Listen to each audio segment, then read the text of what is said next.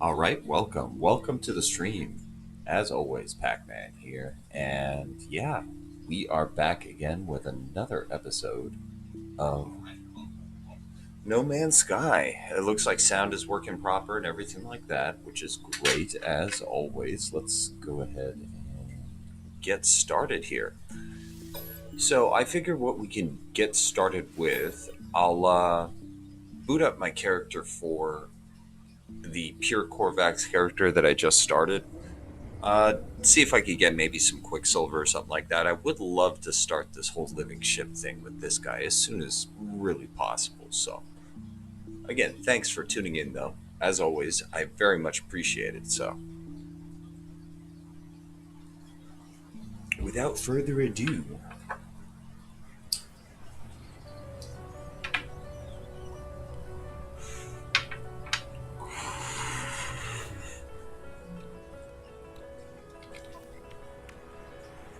okay, I don't need much anymore to finish off the fixes with the ship. I probably should.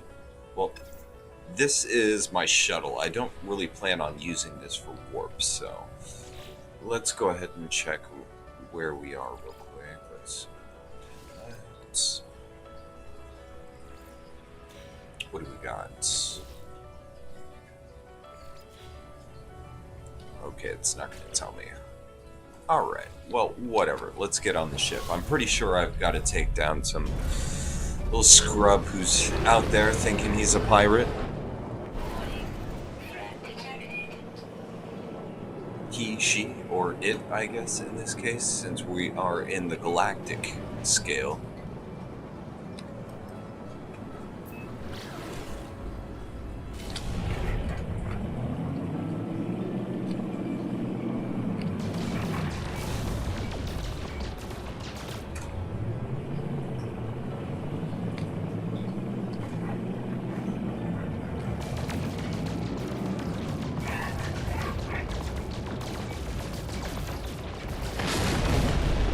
Nice, got him. Okay. Yeah. Okay, yeah, I just had some missions for that. It does look like we are in a fairly new system. Alright. Haven't really explored many of these yet, so I figure we could go ahead and start with that, maybe. We have a frothing planet here. Fantastic. You know what, since the Nexus is here, let's go ahead and check it out real quick. I already did the weekend mission, but there's always the daily Quicksilver mission, so.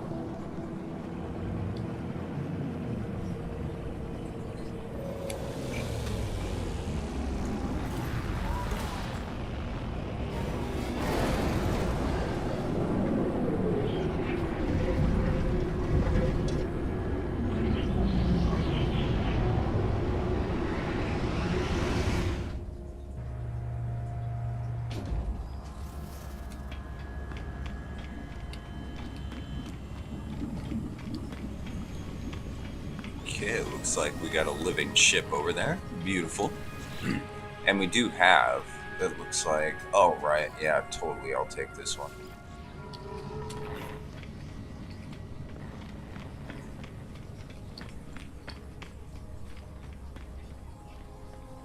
And of course, let's go ahead and check, see if we can get anything from these guys.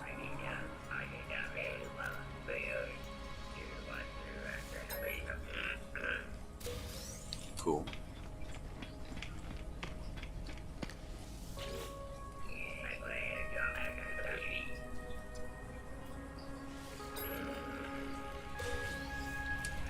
All right, cool. We got another 805. Now, I went ahead and finished buying all the tech back here, so don't need any of that anymore.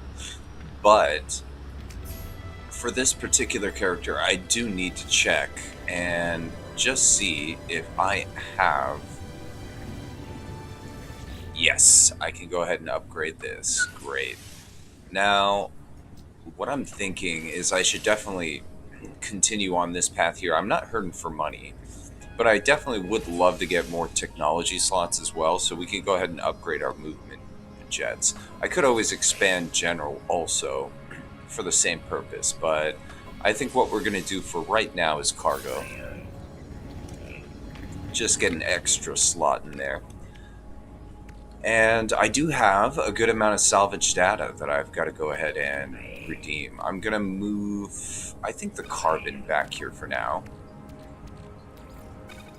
Next slot we'll go ahead and dedicate to the condensed carbon, but let's get some tech. So, I've got pretty much all the major stuff, right? I've got all the mining equipment, stuff like that, so we don't need any of that. I can go ahead and actually start with the farming equipment. That would help me out a lot, actually. I've already done all of these, so that's good. Or I could go for more storage. You know what? Let's go ahead and continue with storage. That is valuable to me. And other than that, let's go ahead and finish with this here. Alright. So again, I already bought all the tech already, so we don't need to handle that anymore. Let's go ahead and start up this mission because, well, it doesn't look like these people want to in on it. I mean, an easy Quicksilver mission. Why not, right?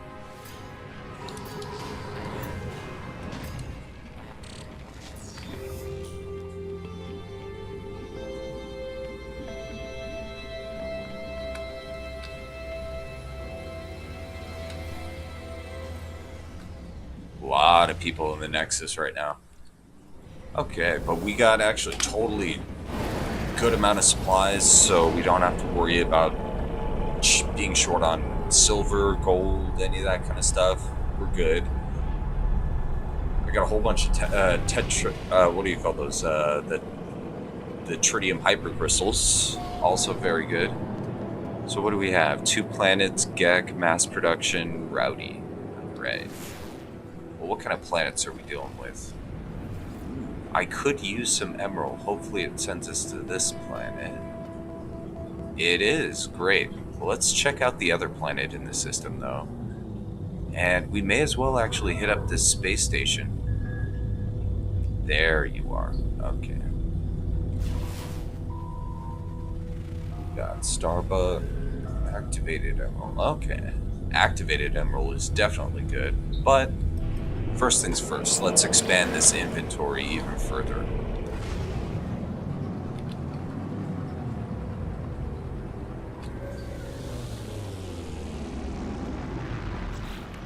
And actually, while I'm here, I can go ahead and turn in a mission that I had completed, that fighter that we went ahead and destroyed first thing when we started up. So let's get our due reward.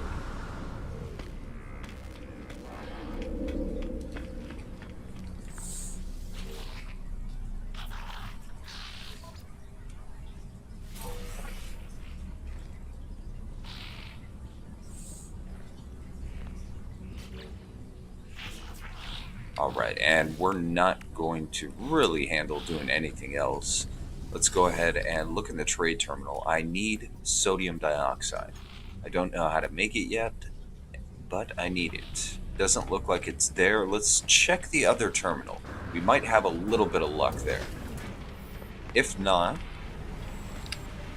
let's check with this guy first. It's always good if these guys show up and you're looking for something to just do it right away, because otherwise you might miss it. And they do carry a diversity of stuff, so nothing I need, unfortunately. Let's check out this guy. Wow, that is a horrible ship.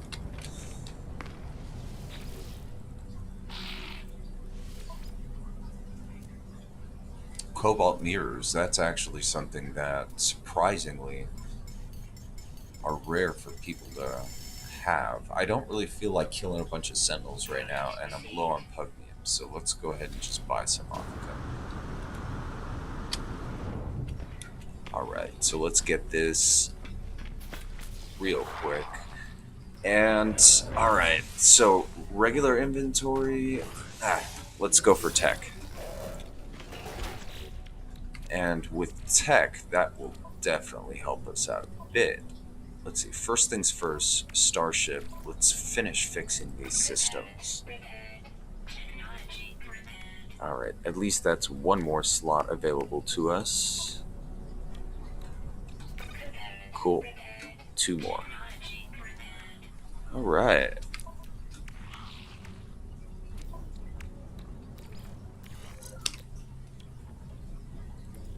So, what do I have? I have the neural stimulators, rocket boots. I definitely want rocket boots, but I can't afford them at the moment. I can immediately do this, so let's go ahead and do this. Cool. Alright. And you know what? Let me grab the carbon in the back room.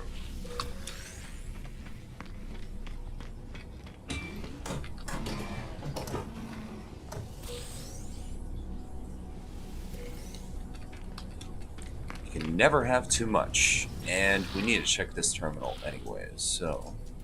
Yeah, they do have a different stock, but nothing of what we need, unfortunately.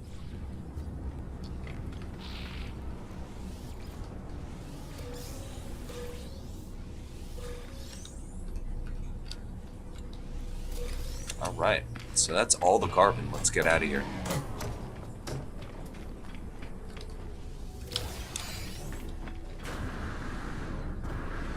Let's see, and that guy just showed up, so let's go ahead and check his stock of items. I really need sodium dioxide. Or, I mean, the sodium canister thing, jiggers. Okay, whatever.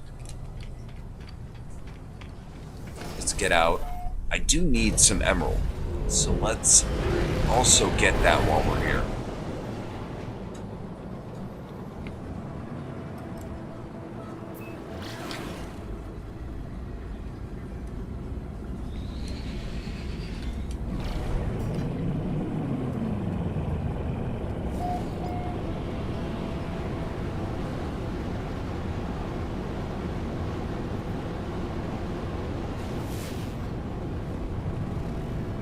What do we have here? That looks like a general shelter.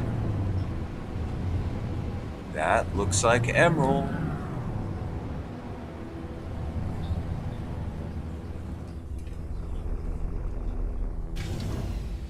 Nice. Okay, as usual, just do my scans real quick. Give me just a moment.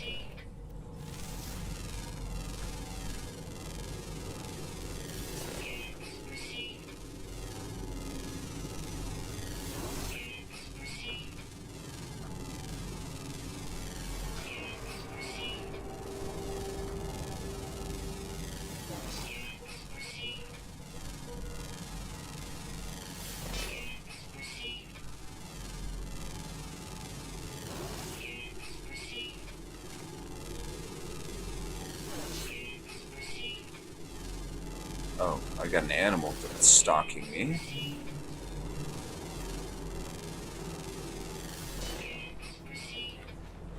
Where are you at?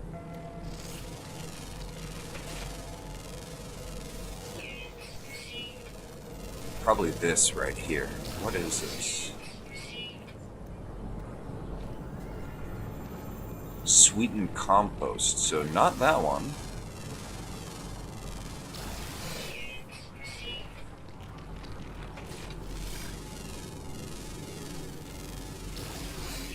Ground meat. Well, unfortunately I don't have all my baits and stuff with me, so we are gonna have to just, I don't know, give him a little bit of room here.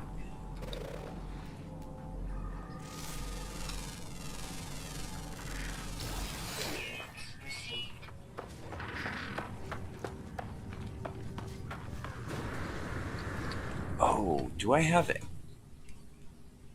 Aw, cute little thing. Look at that.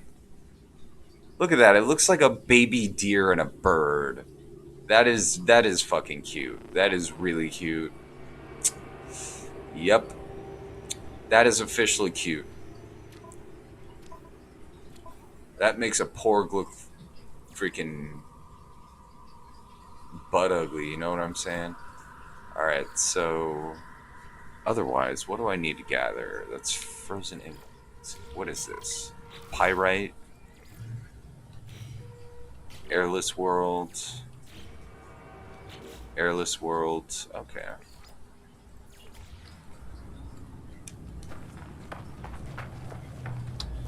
What the hell? Why are you mad at me, fool? What did I do to you?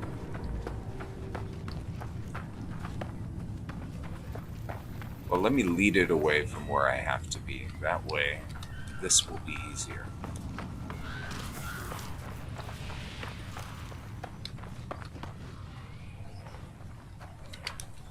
Maybe I should just kill it. Alright, yeah, you're pissing me off. Sorry. All you had to do was leave me alone. Now look at you.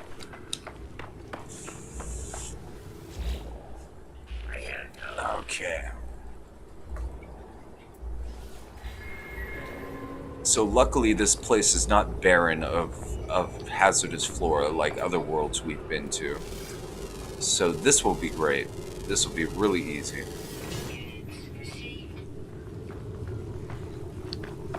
So first things first, let me actually harvest this hexberry over here. Harvest this oxygen. Alright, and what I'm going to do is just get myself a little bit of space. Very interesting looking stuff here, let me tell you. And wow, another one right there. Get out of the way. Oh, there we go.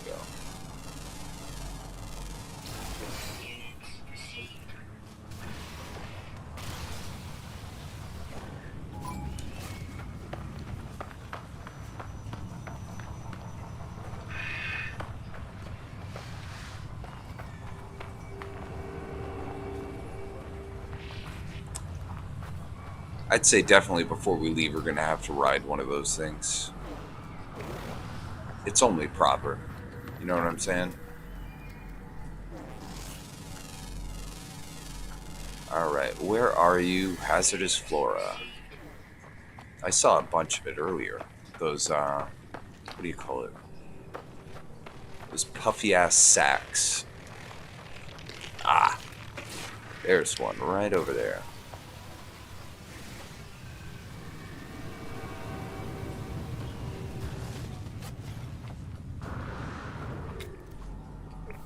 There you are.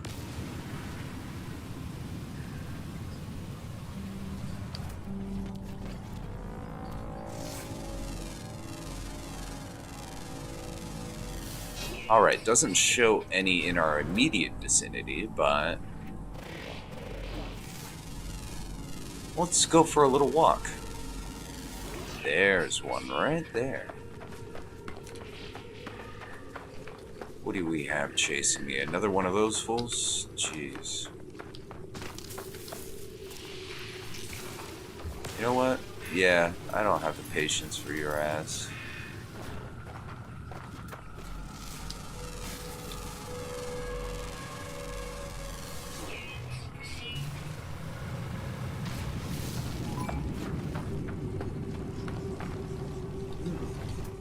Let's check out what's over here. Get the fuck out of there. There we go.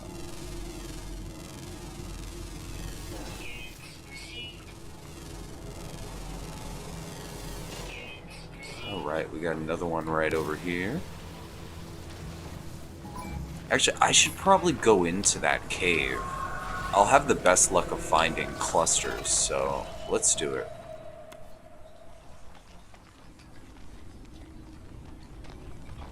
Yep, we've got a lot of them in here.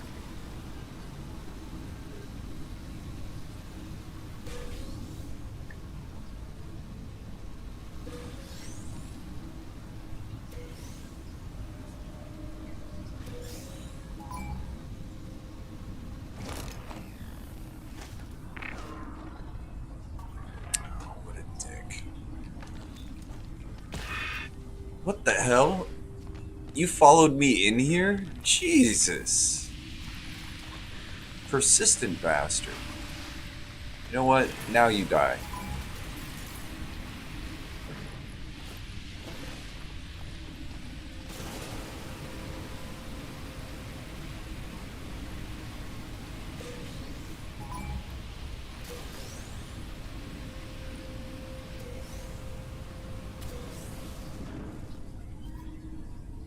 Alright, so what do we need? 2 more? That's it? Alright.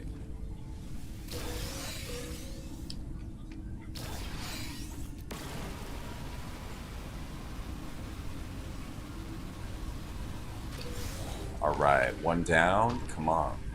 Where is another?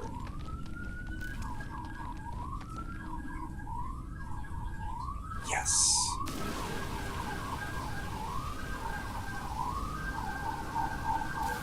Alright, cool. We're done. Let's get out of here.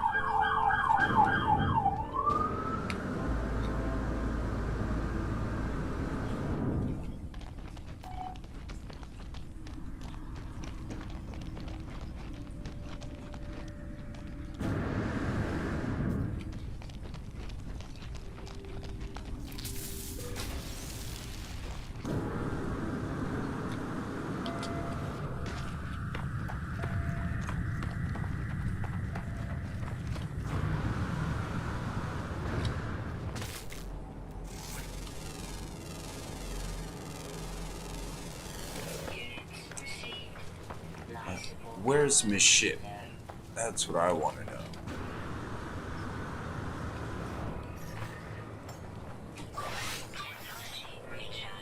There it is. Let's go.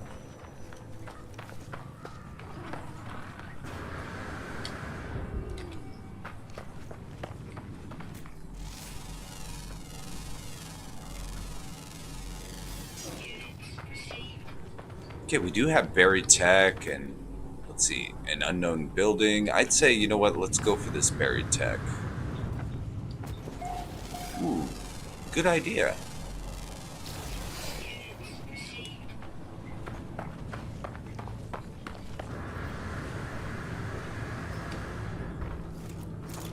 Oh yeah, this jet upgrade is already showing itself as something good. Okay, I'm too far away. Let's see, what can I do? What can I do? I am low on sodium nitrate. Let's go ahead and start processing that, and we'll put that there. And why do I have 1 pure ferrite? Charge there, and... oh, okay. I think that works. So, I'd say we should take one of these things for a ride to our next destination, wherever that is going to be. I would say, let's see. Our ship is right over there. We do need to go to, I'd say maybe another 1 or 2 of these if they're close enough. You know what? That's close enough. 100. He likes sweetened compost. Do I got any?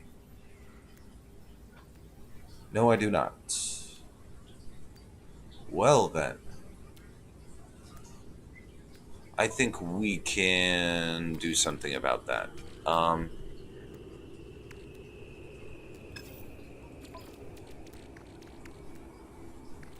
Let's grab that.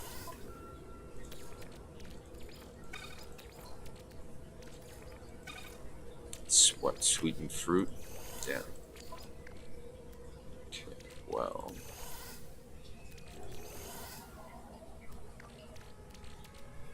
What should I use? I kind of want to keep a lot of this stuff. I guess I'll use the gamma root.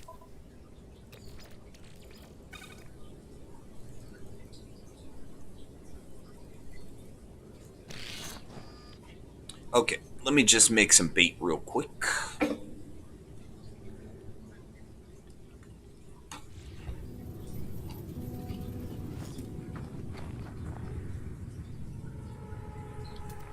And just make sure... oh, look at that.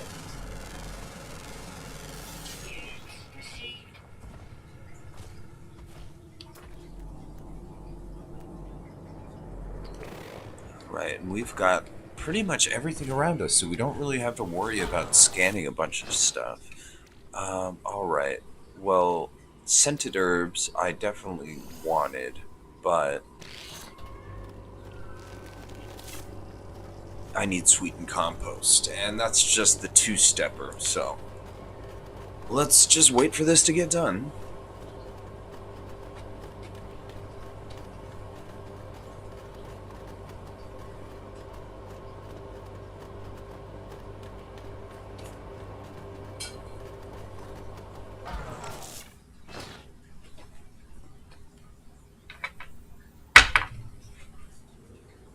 Alright, so next step. Let's go ahead and put those in there, get those there, and bam.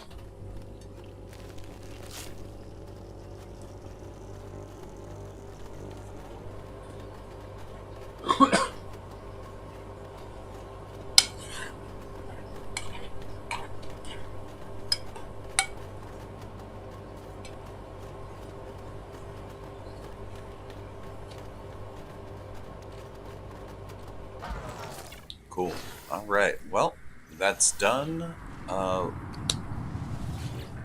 me go ahead and drop these in here. Oh, oops, I need that.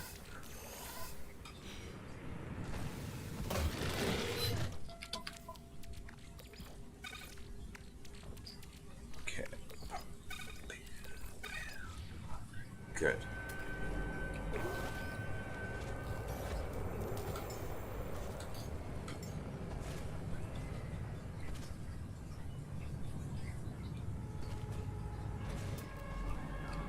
Got those? Oh, wow. This is one interesting looking guy.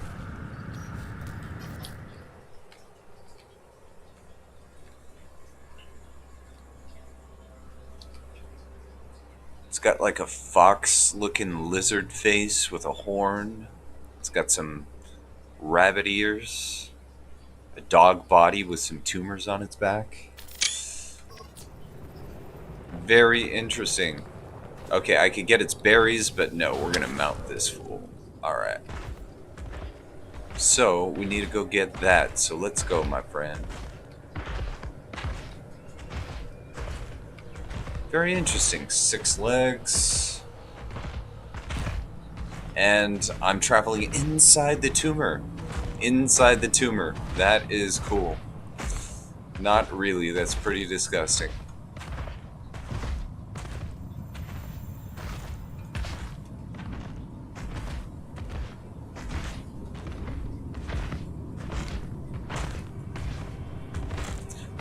Well, my friend, that was entertaining and all. Very cool to get a scenic tour of this place, but I think I'm gonna bounce. Thank you, my friend.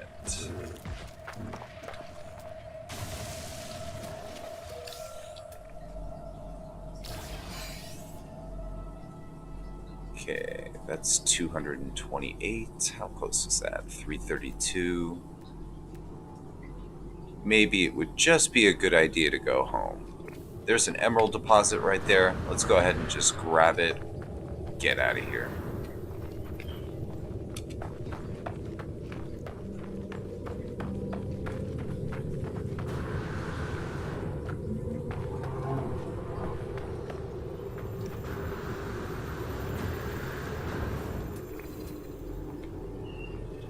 That's sodium.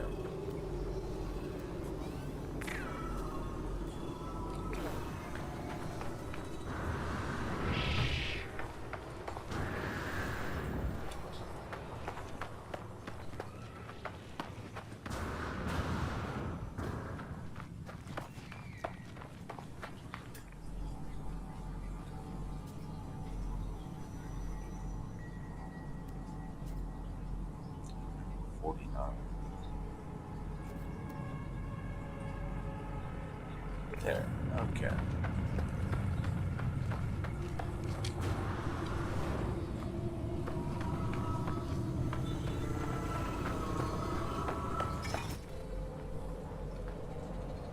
Oh, that's funny. That's funny.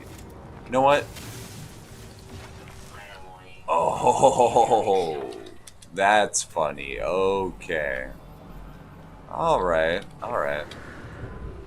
Touche, touche. Where's the next closest one?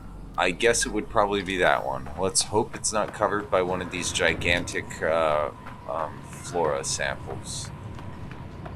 Oh yeah, look at that. That's beautiful. That's a huge deposit.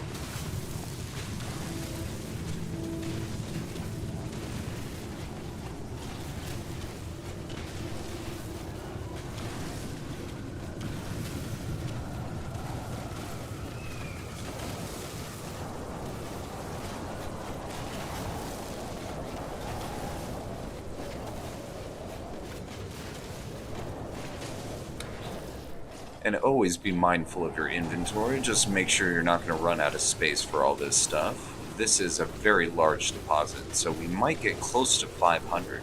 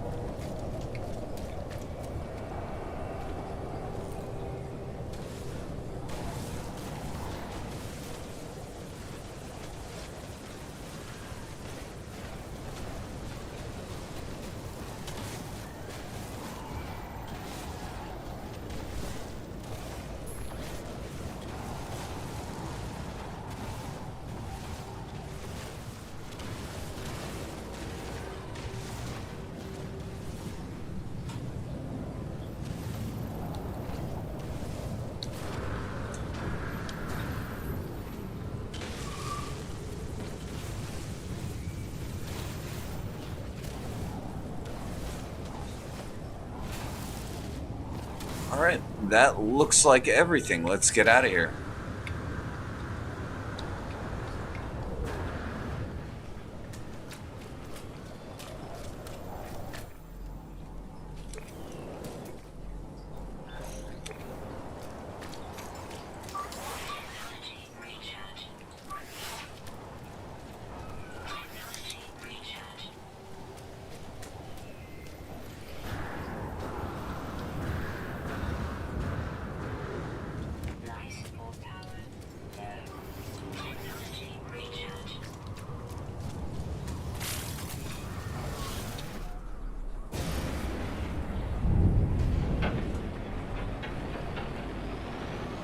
Now I could go to the other planet and get like activated indium or something like that. I mean, activated emerald or something like that, but don't really need it to be totally honest.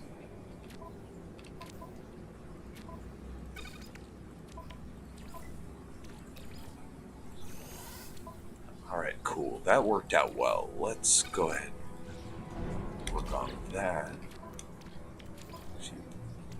Damn it, I lost it. Okay.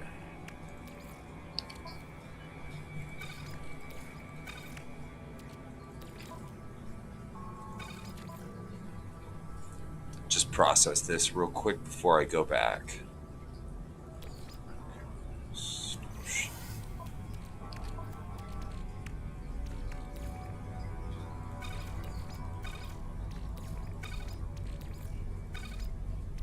Right, I think that about covers it.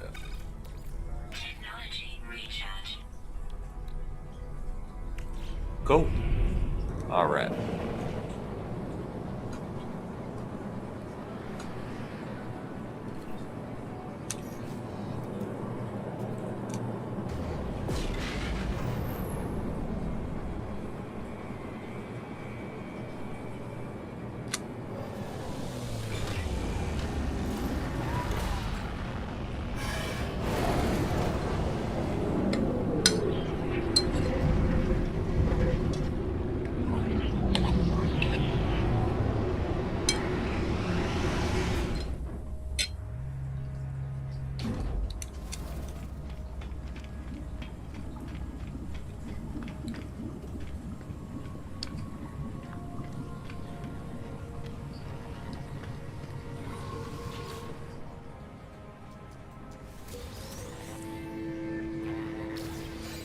Nice. Okay. And circuit board's definitely useful. Definitely useful. I'll go ahead and cache this in upstairs before we leave, definitely. Okay. Let's see what else they got.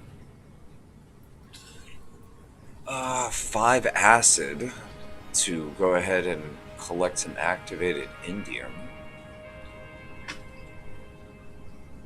That's gonna take a long time though. 943. I'd have to actually literally find like crazy good deposits, a lot of them to do that. And honestly, it'd take a lot of time. But cool, we almost have enough for an egg.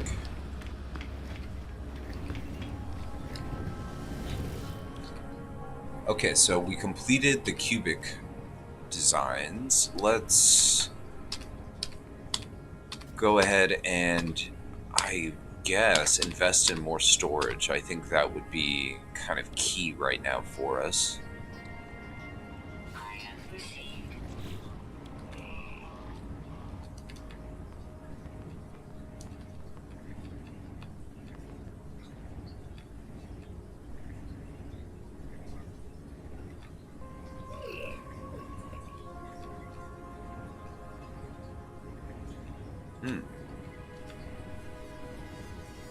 And you know what? Since we're not going to be doing any of the missions to get this stuff for free, I may as well start with that. Cool. That gets rid of at least one thing in our inventory. Let's get out of here. I probably should actually just warp straight back over to our base so I can actually put this stuff away. I could call in the freighter, but honestly, I want to go back to the base anyways.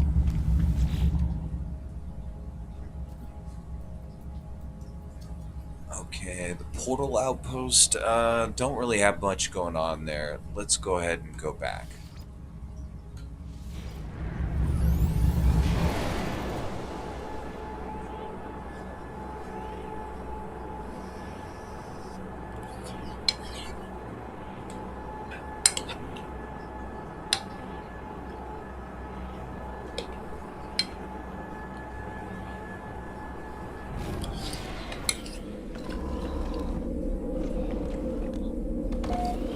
Alright, we're back.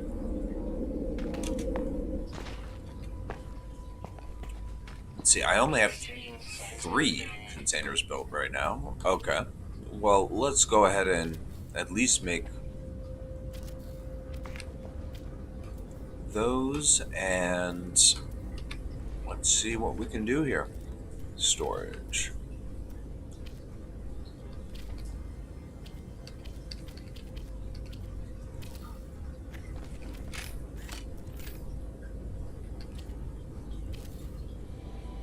And I can make up to storage 5. I probably should do that. Okay. So, structure. Let's make one more. And back to tech, storage, and storage 5. There we go. Okay, so that leaves us with 5. I've got 4 batteries back here. So I shouldn't have to worry about power concerns almost at all. Let me just check what I have in each of these. Do I have any in these yet? No, I do not. I will go ahead and start dedicating this one to these types of things, like circuit boards, any of the, I think, white class items that are more or less the craftable items that you use to make, more sophisticated stuff, not the base element stuff. So we'll drop those back there as well. What I'm going to do with this emerald, though, is I'm going to put it in here so that once we get back up to our ship, we can go ahead and just grab it straight out of the storage. Okay, so that's done. Let's get back upstairs. Okay, so ingredient storage right now is full. Let me, I guess, grab the baits out. So, bloody organ, fermented fruit, enzyme fluid, scented herbs. Okay, that looks like all the bait that I have in there. And I guess let's go ahead and put it over here. That'll work.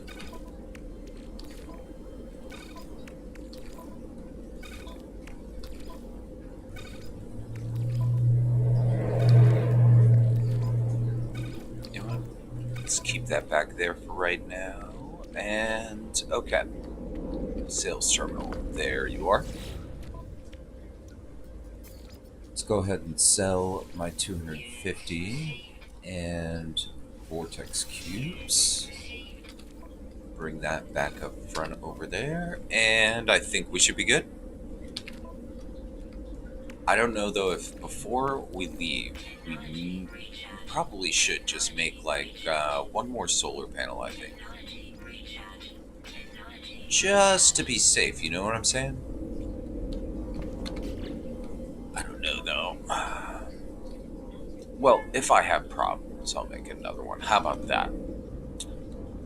Okay, so what was the name of that system again?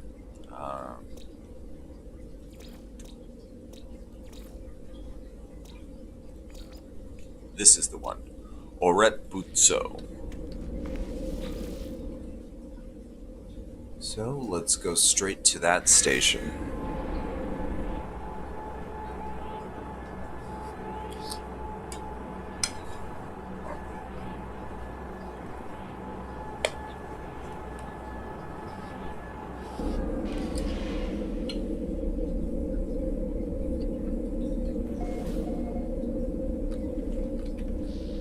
Okay, so I have... Oh, I should have picked up those cobalt mirrors that I ran into earlier. Damn. But I do have one nav data. Let's go ahead and use that.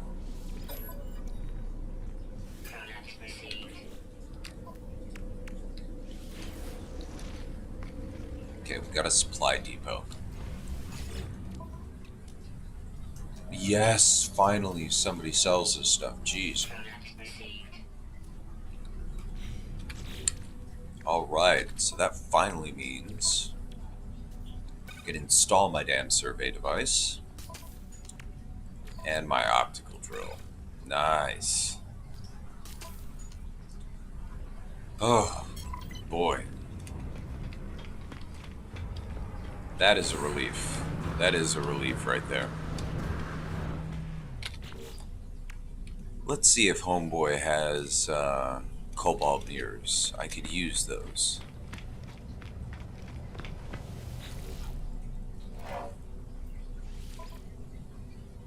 I do need 2 of these. I'll get those off you. Unfortunately doesn't, but that's fine. We're not going to fault him for it.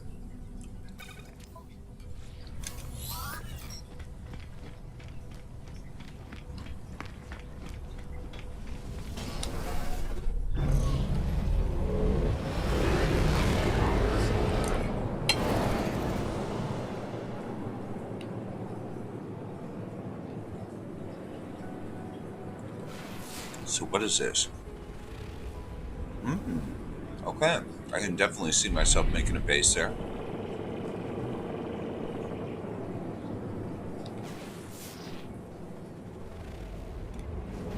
Alright, your basic frozen planet.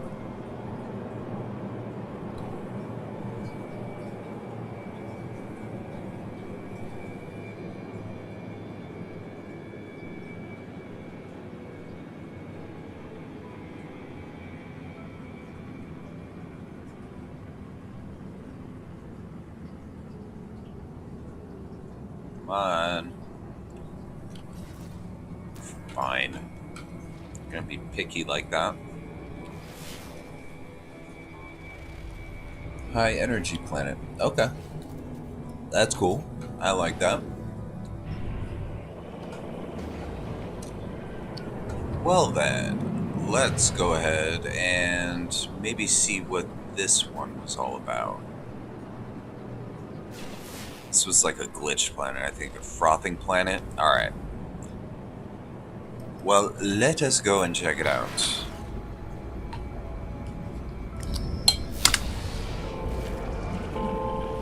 Ah. So this is the one of the freighter crashes that you can actually get something from. As you can see,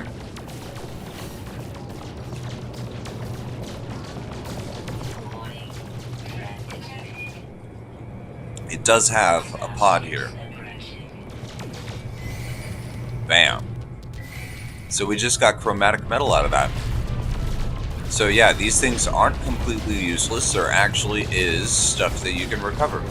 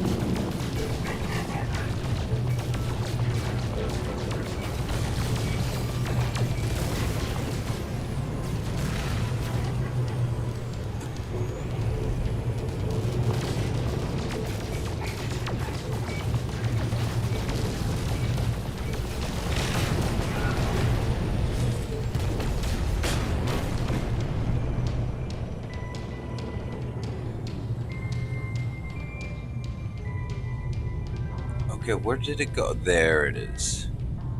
Okay, so as you can see, we were able to destroy a cargo pod and get a little bit of supplies. Let's go ahead and test out this area. Okay, nothing here.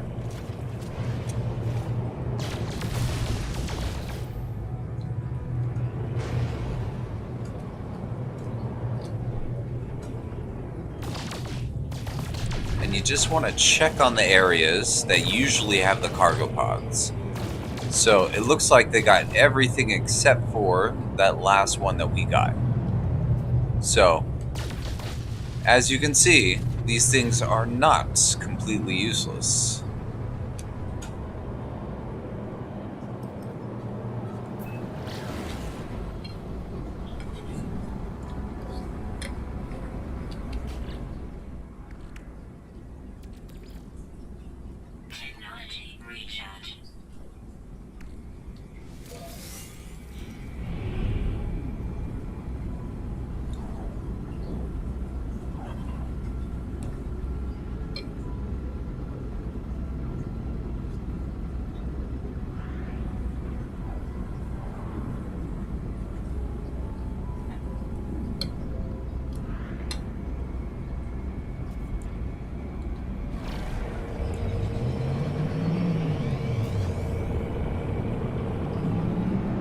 That looks like a boundary separation failure.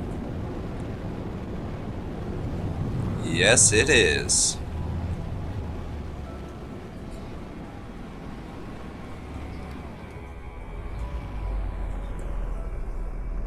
Oh, hey, what's up? What's going on? Nice to see you.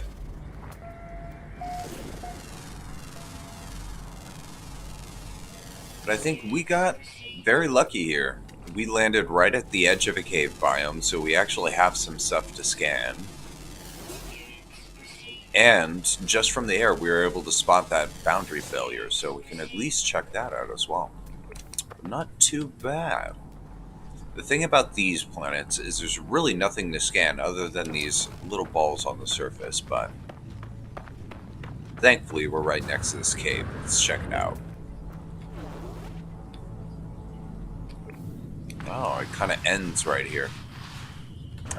Oh well.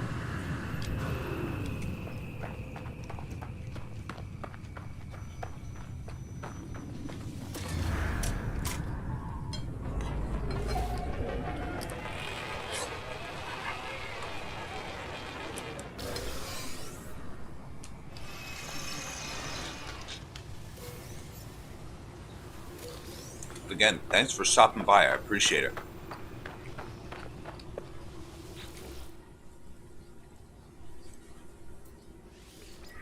Okay, what do we got? Proliferation of Gek-Korvax-Vakeen triad across majority of known realities, recurrence of traveler prophecy throughout life form cultures, blank cultivated from grouping with minimal intervention, yet repeated motif of blank has emerged. Why? What this universe desires? What does it believe to be missing? Hmm, interesting. Well, let's just see really quick. Yes, we got a glitch. We got a glitch.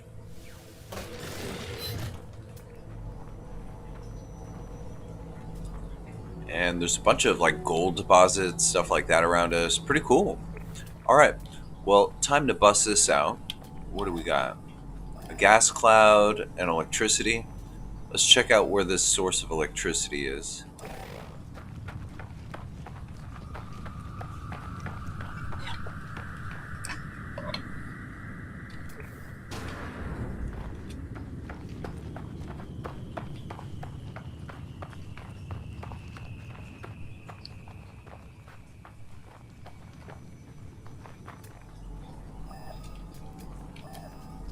Cool. And we ran into the life form already.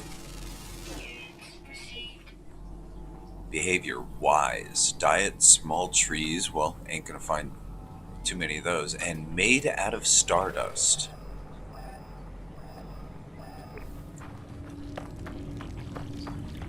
You seem to be leaking there, my friend.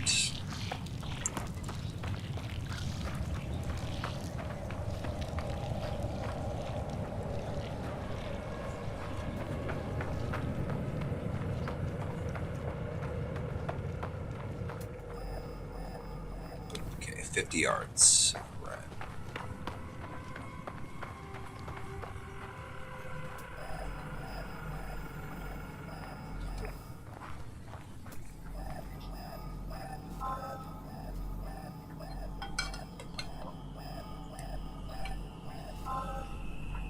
Okay. So, 48%. Ooh, an S level. Let's see what this is.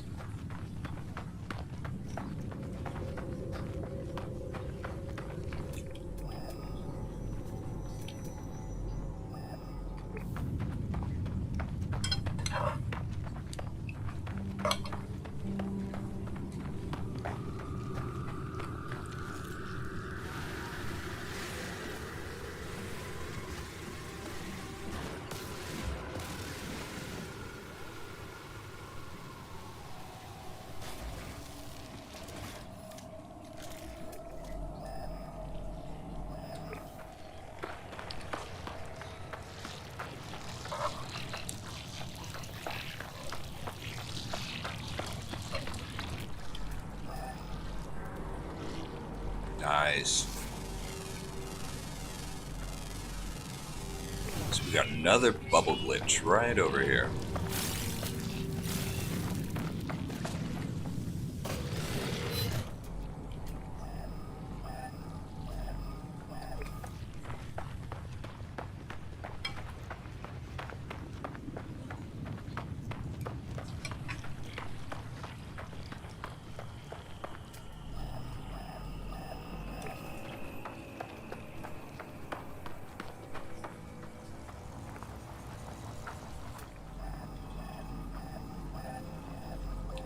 All right, be something good. I hope, at least.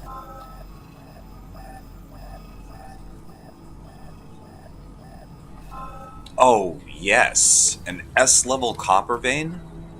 Yeah, oh, wow. This is perfect. Okay, let me just map out where this gas vein is, and we're plopping a base right here.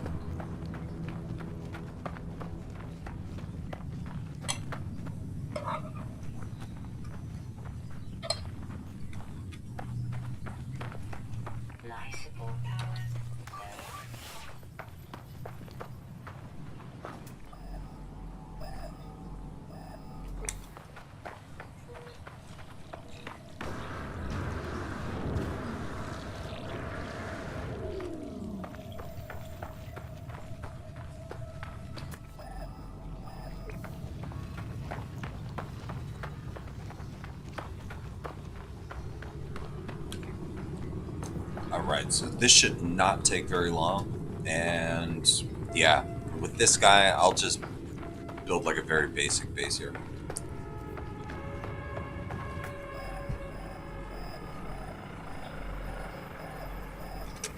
Okay, so 47 this way. Let's go ahead and grab the hex berries. And another boundary separation failure right over there.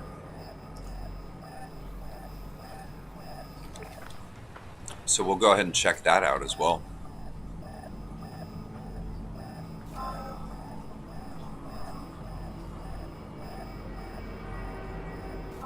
Alright, that is perfect. Copper, oxygen, and free freaking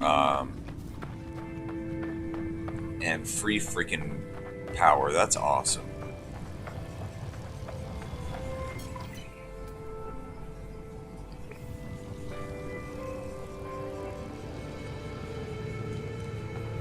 Well, let's go ahead and well,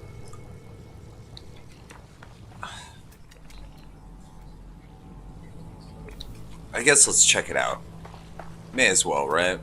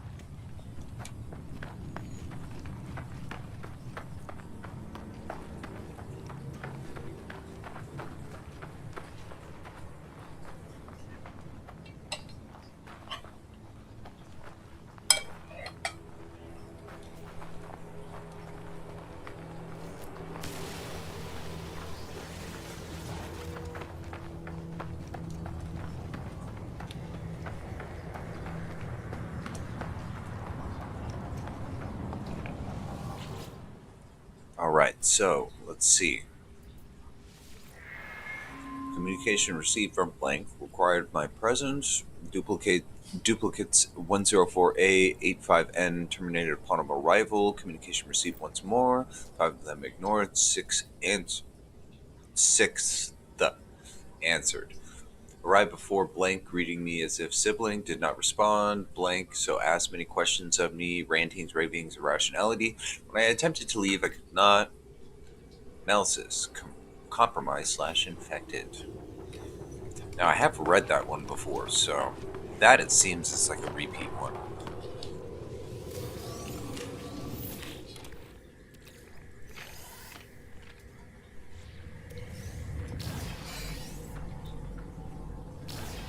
Okay, so nothing interesting there. Let's go ahead and, I guess, head right into the center of those three.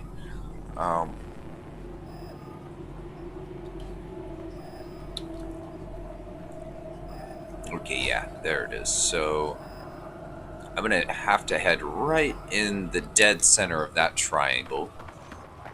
Let's go, though. Just put her on auto run. Luckily, there's no obstructions. And hell, this could even be our site for making, like, a new pyramid with this character. The actual, real big one, Never know.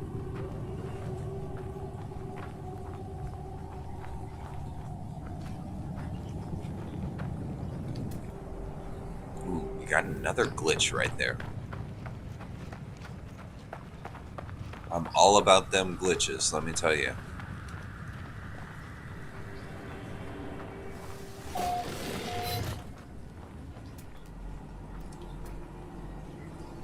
Okay, so how far are we? We are 693, 312, 684. Okay. So we still got a ways to go. Let's do it.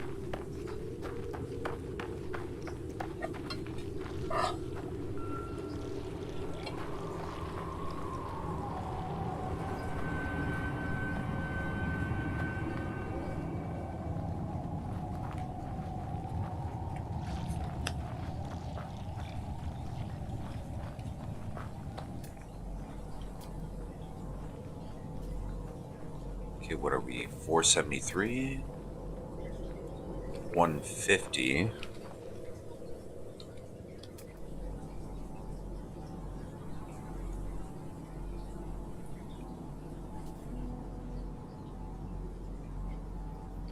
$500. So I need to be like pretty much right over here in this direction.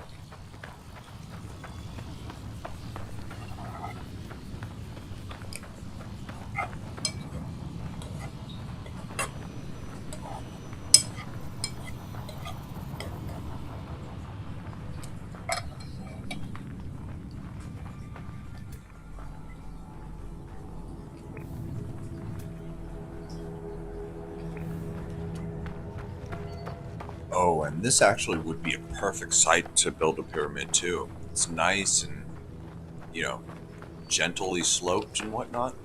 Perfect. So that's 300. That is 286, so right around 300. And 158. So I need to head right in between these two, like right about this way.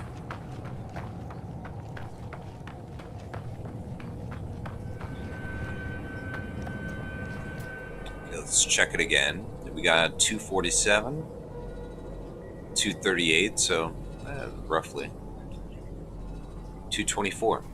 Okay. I would say like maybe right about here. Okay, so that's 220, 235, 245. So I will put the computer right here. I do need to call in my ship though.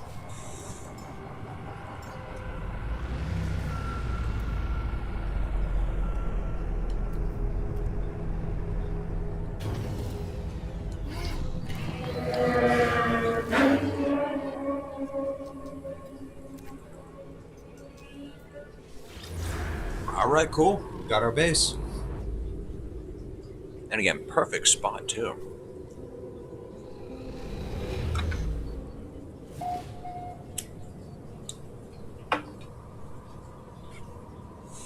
Okay, well let's go ahead and get started with like just a very small base structure for now, you know, just something to live in, you know what I'm saying? Um, Structures, we'll go with a large because these are the most resource efficient really when you're building these. Go ahead and, well, just, oh wow, I'm short on pure ferrite. Well, we can fix that. Yeah, I'll deal with that later.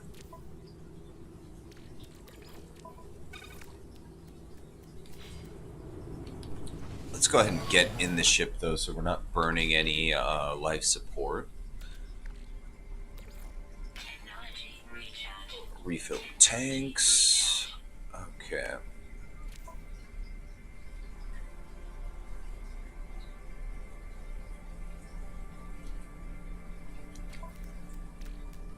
Now I definitely need to start doing that. But hey, we got 3 bubble clusters. Not bad. Not bad at all.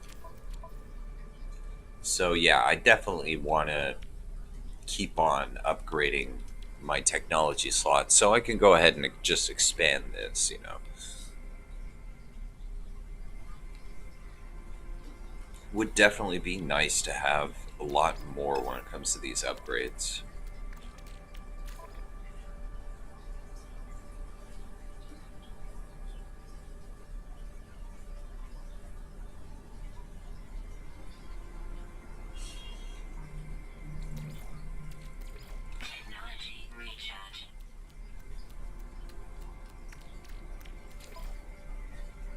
Alright, cool.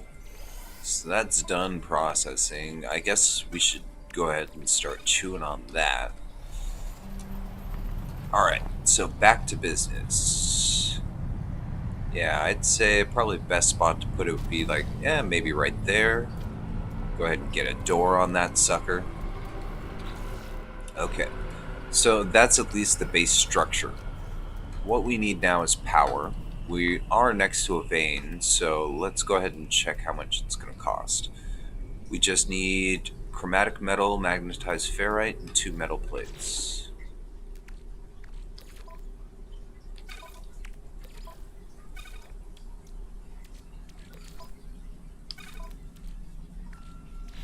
And let's make the metal plates. 2, 3, 4. Oh. Well, 3 I guess is fine for now, and then we'll just go ahead and mine also, whatever we need. There you are. Alright, let's go. Hopefully come across some condensed carbon crystals. I could definitely use some. But let's take advantage of these and get some ferrite dust.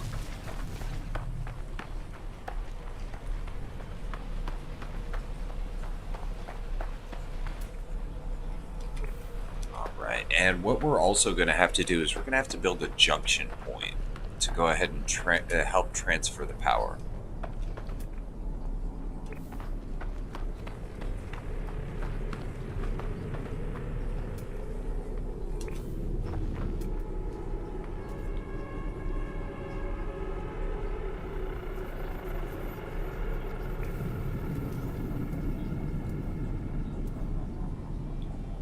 Get one of those right there. Okay, and for good measure, actually, let's go ahead and build a second one. Alright, wire those 2 babies up.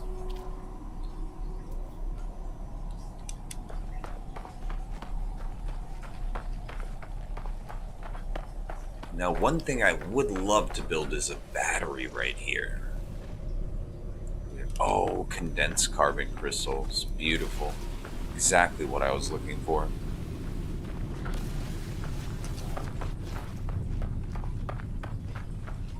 Thank you for the warning. Life support at 50%. Okay, so yes, that put me over the edge. I now have enough to actually build something here. So, I got the 2 power. Let's go ahead and build our junction node right here on top of this hill. Now, what we're going to use for it is we're going to use a battery. Oh, crap. Seriously, I'm out of magnetized ferrite already.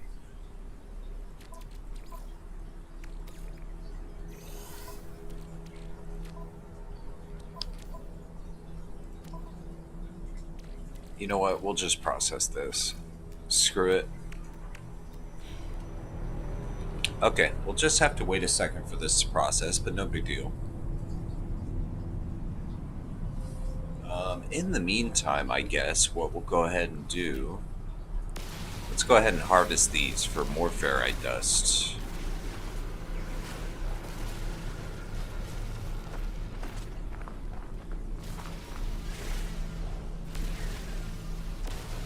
We are going to have to definitely replenish our supplies of pure ferrite, that is for damn sure.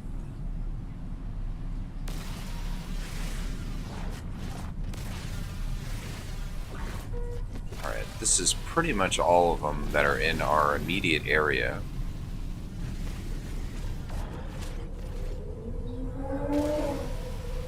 Okay. Well, that's everything in the immediate area. I guess I'll go ahead and mine this while I'm waiting for it to go ahead and process.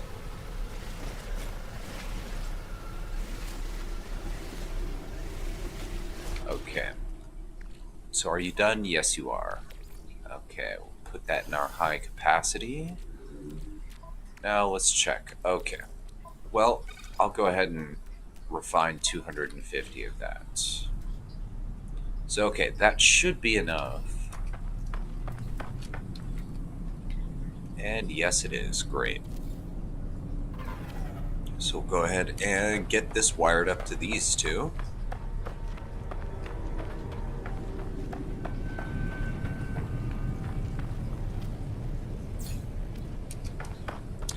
And I try to always do one of these as a battery, just because you never know, you might need just that little bit of stored power to compensate for the nighttime. And then on the other junctions, I do like to use solar panels. If I have to do 3, I'll usually do like 1 solar panel, 2 batteries as the junctions.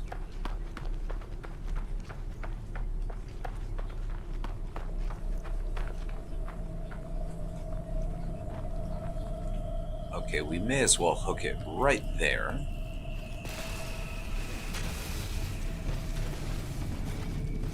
Okay, power taken care of. Fantastic.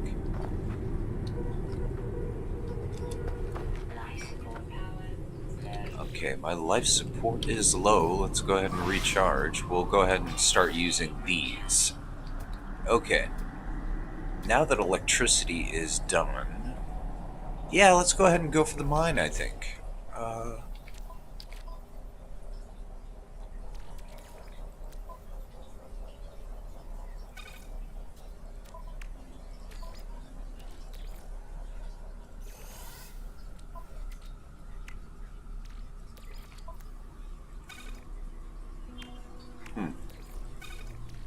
I need more supplies, though. That's one problem I got right now. I need more supplies. Alright. Well, we're in here.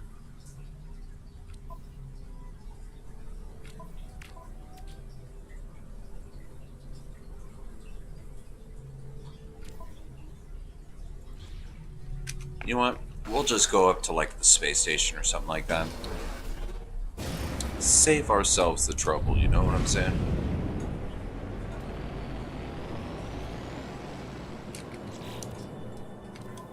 Okay, and one smart thing actually to do right now would be to take this time to go ahead and, well, check out something on this planet over here.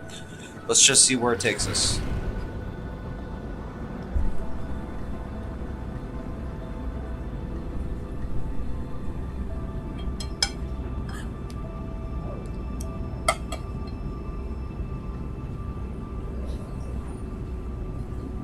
Never know, might actually do like a full inhabitation of this system, like a base on every planet.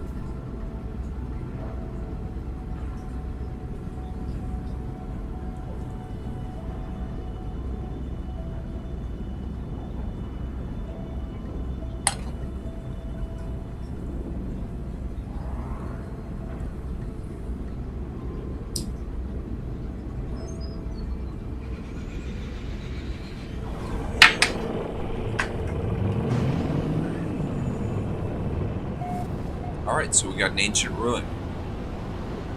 And we have not been to this planet before, so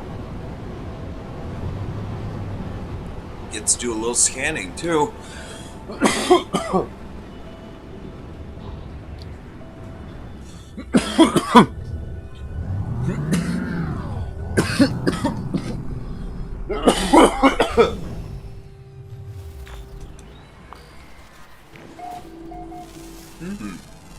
Interesting looking place.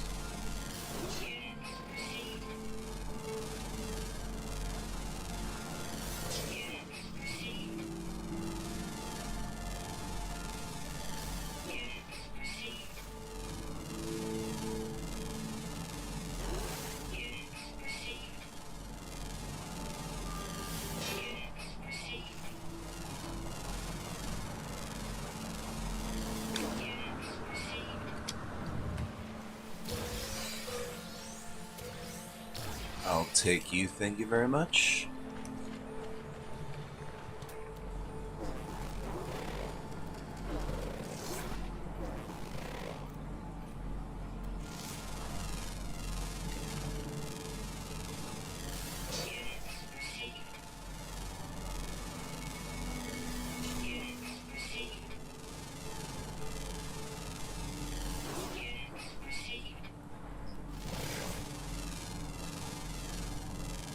Alright, and we are guaranteed to have some interesting life on this planet, too.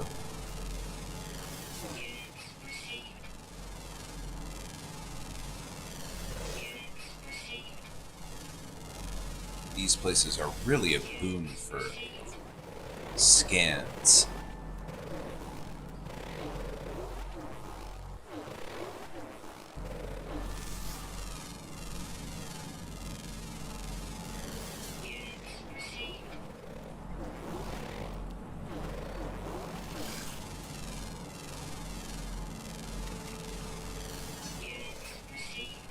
Okay, what do we got here? Fermented fruit. Alright. Good to know. Good to know. That looks like pretty much all the major stuff around us. Let's get these animals. Okay, enzyme fluid for you. Alright. Okay, well that seems like pretty much everything of interest around us.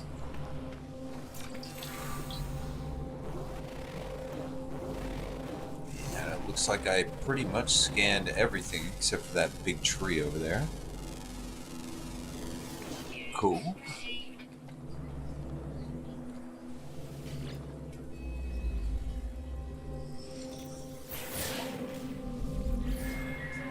Alright, cool. We got a dig site.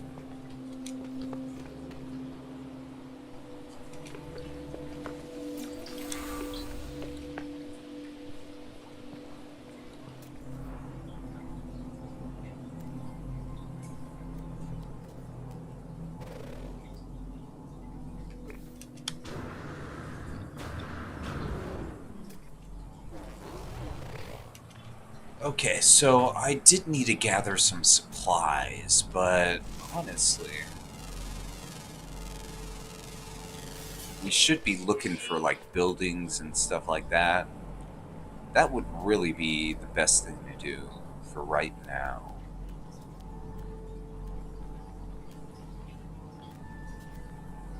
So what I'm going to do is I'll go ahead and go for this buried technology module over here.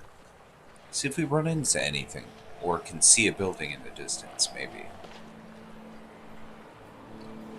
Oh, nice. Okay. Rusted metal, definitely.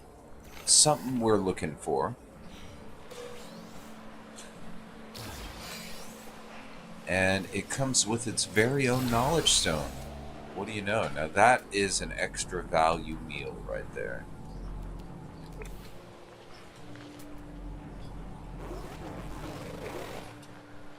Okay, we got some impulse beans.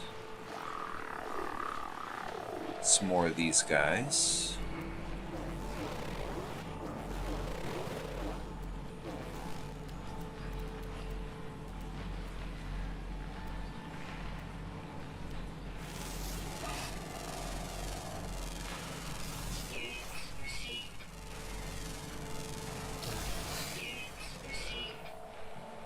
Interesting.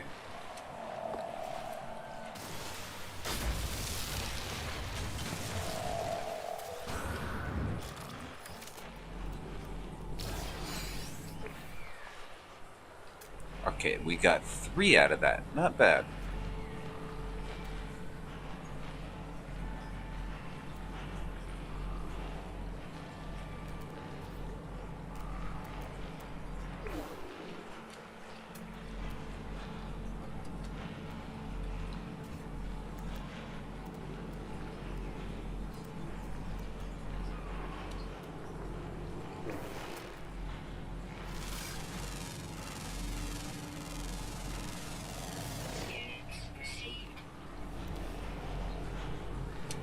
Alright, so let's go back to the ship.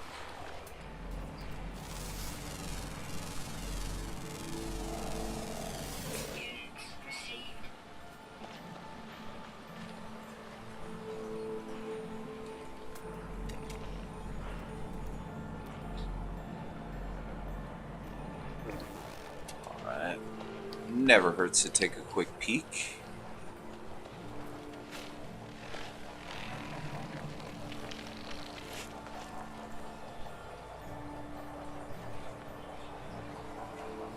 But yes, a very beautiful planet.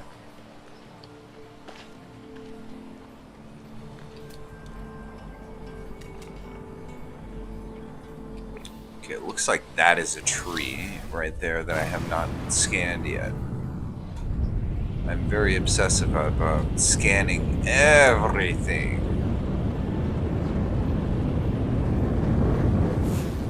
Ah, well, hello, sir. Why, yes, I will stop here and see you. Hello.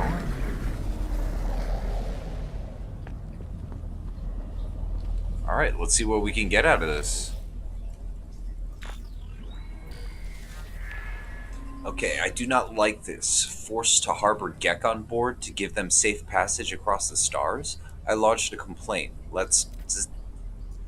We encountered remnants of the Vakeen Expeditionary Force, their ships decimated, fragments of flesh and steel floating through the asteroid field.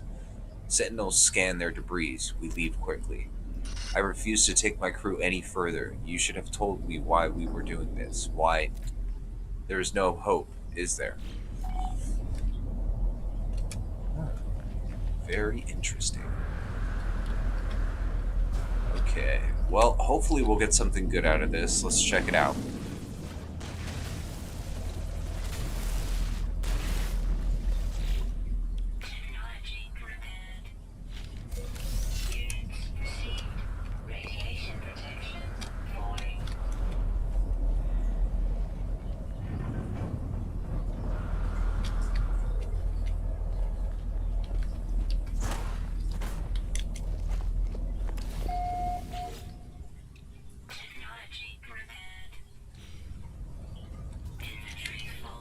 Ah. The curse of the ever full inventory. Okay. Well, what can I dump actually in my ship real quick? Yep. That's about all that can fit.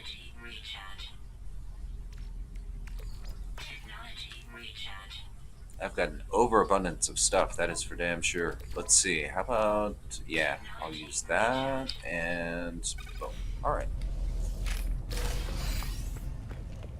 Cool. Warp cell. Definitely use that. In fact, just a free inventory, let's go ahead and give that thing a full charge.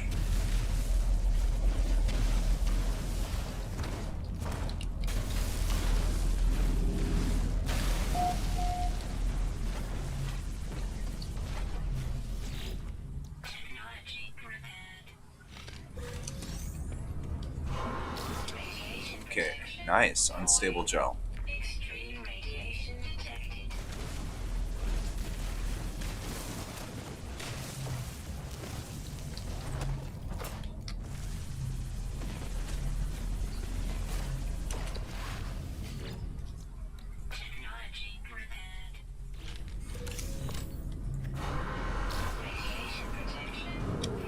Nice. Okay, that's the last one that I needed to go ahead and install the teleporter module on the starship. So I will go ahead and do that immediately once we get back.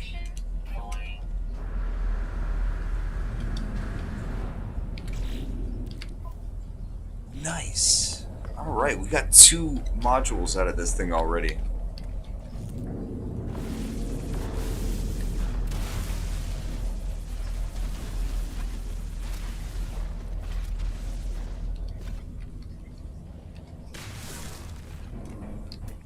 Where were you? Somewhere over here. Ah, there you are. Digging in like the complete wrong spot.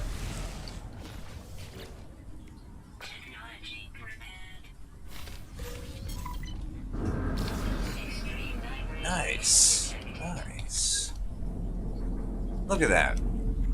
We got upgrades, we got a full tank of gas. I mean, what more could you ask for? We got valuable components, we got money. I mean, I'd call that an all-arounder right there.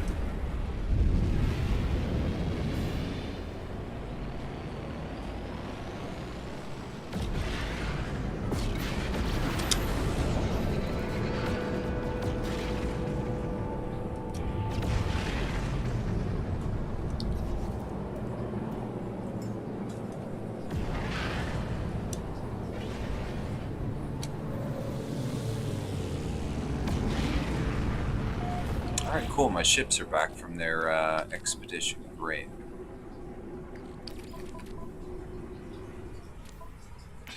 You know what? Yeah, fill up the tank on you. Why not? Okay, 1 second here.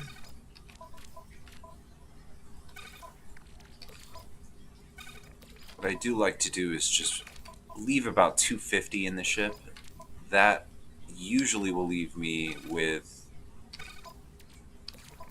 more than enough for any construction needs or anything like that. And then just put the rest inside the ship. At least that's what I do. But okay, let's grab you. And add a gas.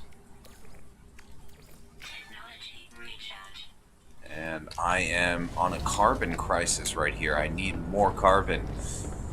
More carbon, damn it. Alright.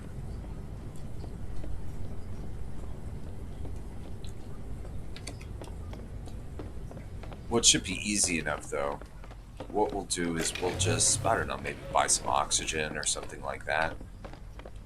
That should do it. Okay. First and foremost, let's check the mission board and just see real quick.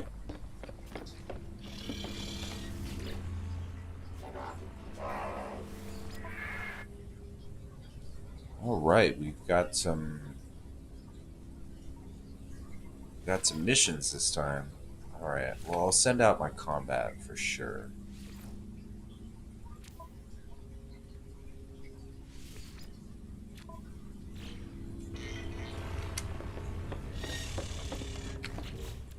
And what does that leave me with? That leaves me with 150 tons of fuel. Okay. Very, very good.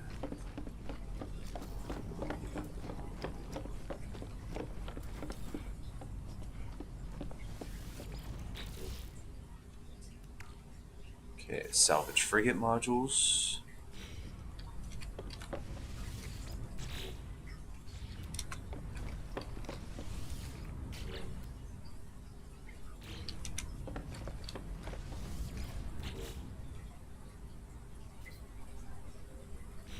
No, okay.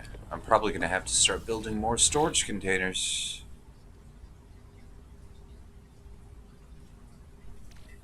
You know what, I'll just dump those in there. I already have these glitches here, so let's just drop those there. Drop these in here. I'll need these. I'll need these. I don't think I'll need anything else. Okay.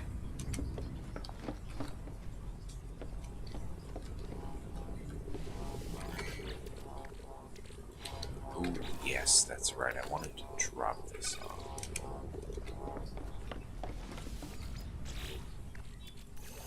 Bam. Alright. Now let's get these containers.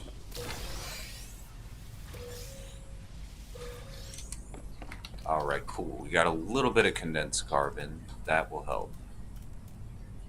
Alright, we got storage 5. I am out of magnetized ferrite. Let's refill you. There.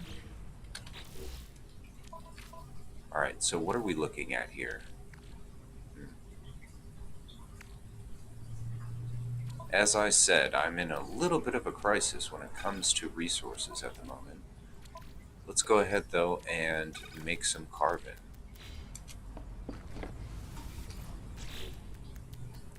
Okay, so I'm using that to store kind of food products. Let's put it this way.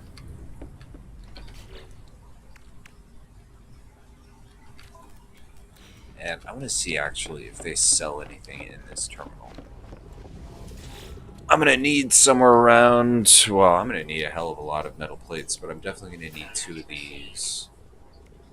I'll take all of the ferrite dust. I'll take all the oxygen. And you know what? I needed to refill on uranium too. Okay, first things first. Put that there.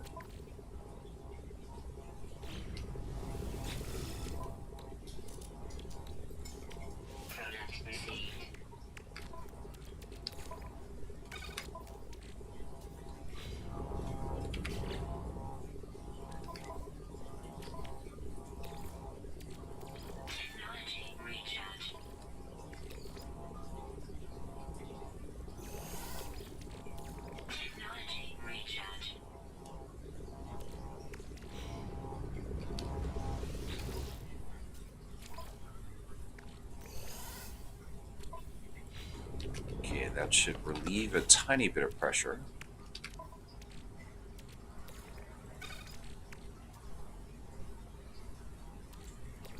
Okay, I'll definitely need these. Let's go ahead and drop these in the ship. I'll definitely need them.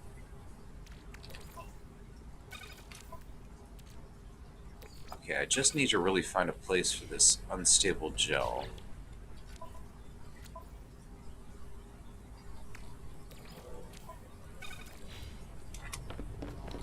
Okay, I think that ought to do it for now when it comes to that. Let's buy metal plates. I've got enough room for 40. That's not going to be enough, but it's a start, I guess. There we go.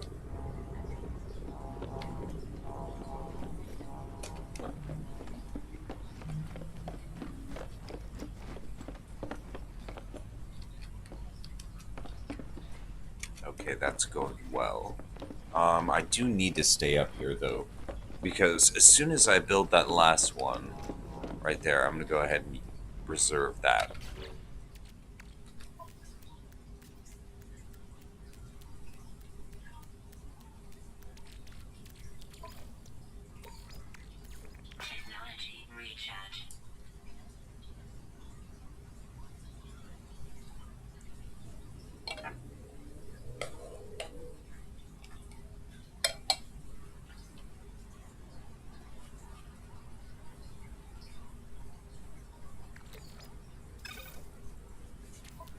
Alright, so that should work well. Let's go ahead and research that teleporter.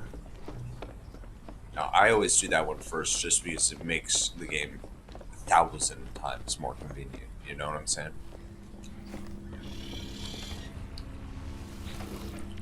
Alright, so matter beam. Cool. Now, we could start going down this route right here, but I'm not going to do that. I do like to get all the warp drive things because you can actually travel really far in these freighters. So, let's see. I've got one left. Let's drop it off. I am going to keep the salvage data, though. You know what? I'll just store it back here for now, and then we'll redeem it later. You know what I'm saying?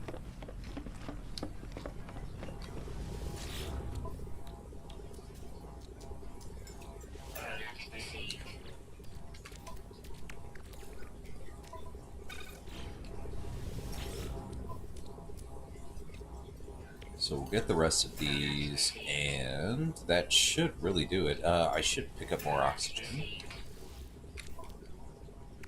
Alright. I think that ought to do it for us. We've just gotta wait. There we go. Boom. Get that back there. Alright, and now we just need to build storage 5. And cool. So that's in there. We got everything else we need. Let's go ahead and bounce. Oh yes, before we leave, what is it going to cost to put in this whole teleporter thingamajigger? What do we got? 5 antimatter, 3 sodium dioxide, and 10 wiring looms. That is a lot of stuff.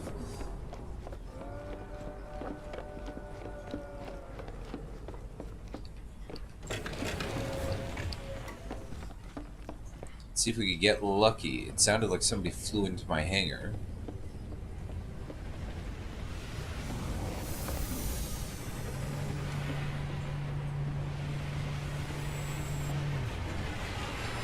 Let's see what you got for sale, buddy.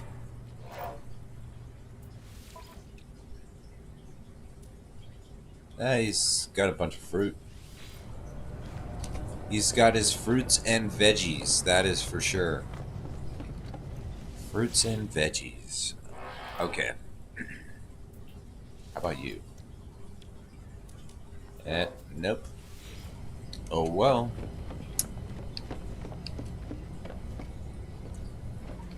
Well, we do got one more guy we can check right here.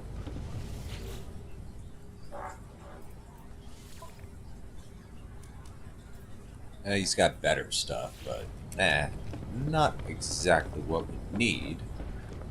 Okay, you know what? Do I got a warp cell on me? I do not. Okay, good. Let's go.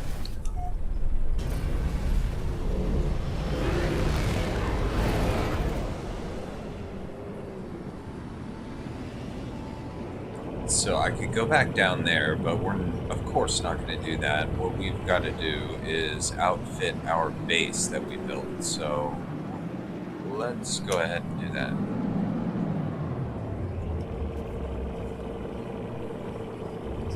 Okay, where's the base computer icon? I know it wasn't this planet. We did it on the ringed glitch planet. I just need to find it. There it is.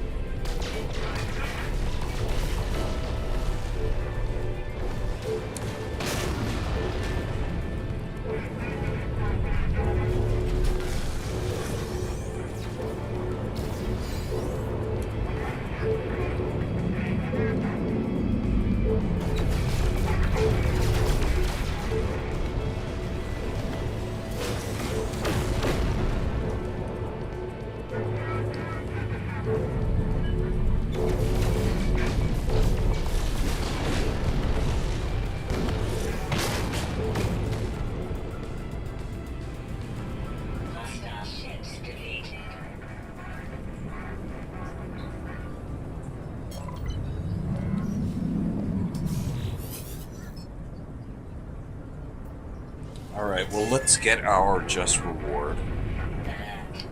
Navigational data received. Okay, where is the capital ship? Am I, like, right underneath it or something like that? Yes, I am.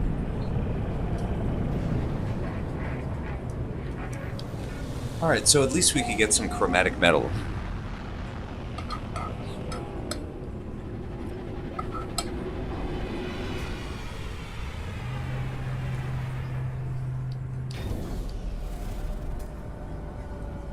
What is this? A B-18-5. Okay.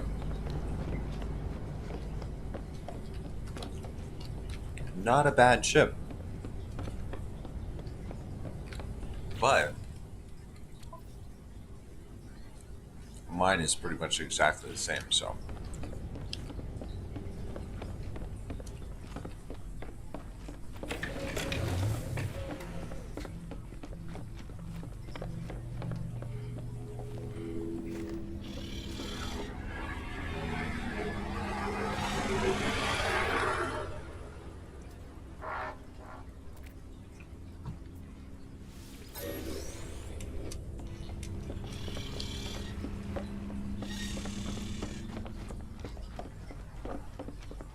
Okay, before we leave, of course, loot their cargo hold in the back over here. Oh.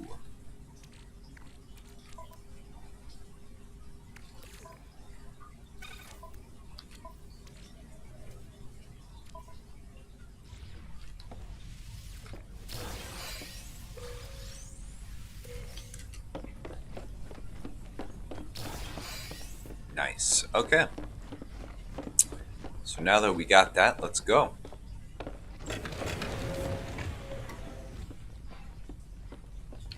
But hey, as always, it's great to get free chromatic metal. Yeah, I could actually probably make all of the antimatter that I need. Well, I do need more condensed carbon though, so.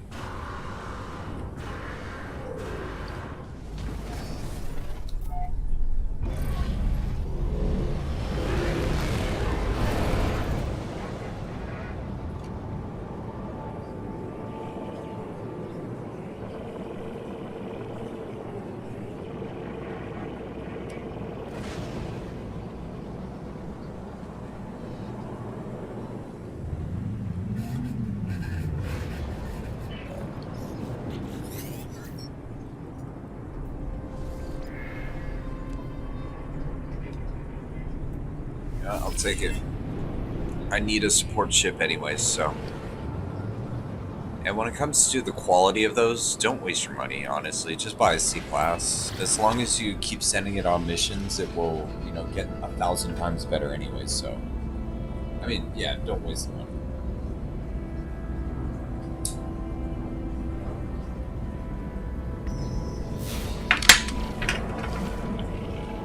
Oh! Great googly moogly. Look at this sucker.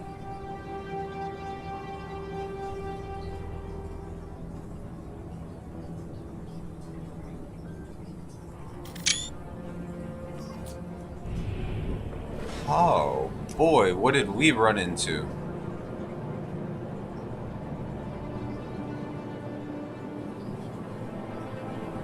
What the fuckity is this? Wow, check that out. It's like a giant Gek. Oh, yeah, it's a Gek statue head. That is crazy.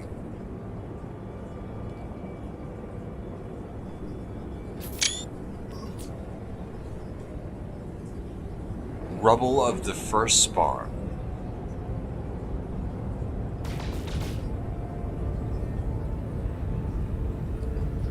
Whoa.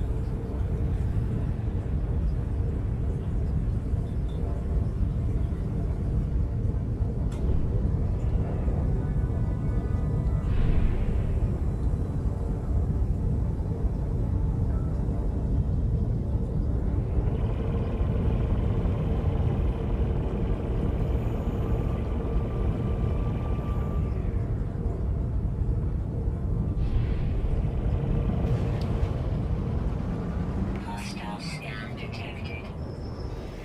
You know what? Let them come. I'm checking this shit out. Wow, this is pretty cool. Threat detected. Hostile ships approaching. Bring it, fool. Bring it.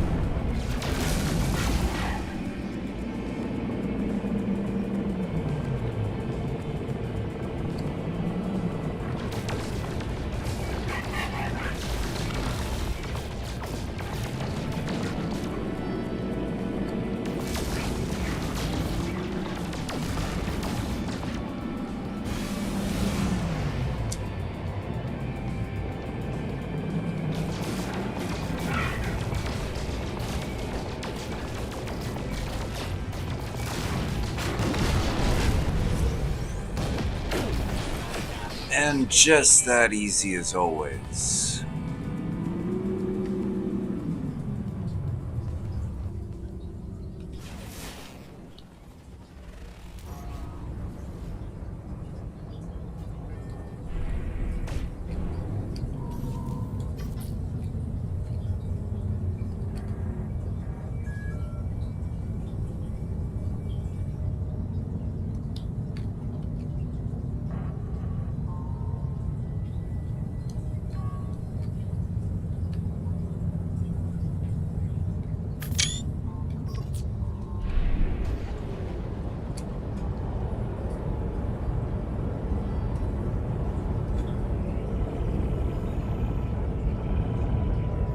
course, gotta check to see if the head is hollow.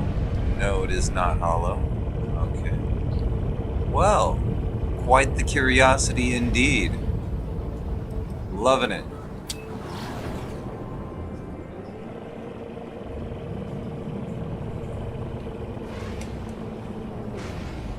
We do gotta check the whole superstructure of it, though.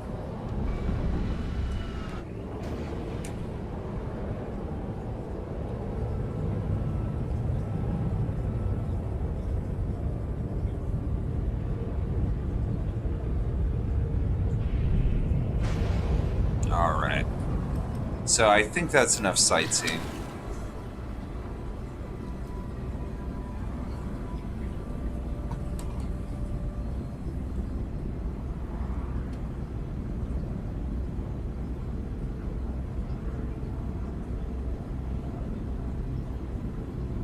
Of course, our attractive little shuttle.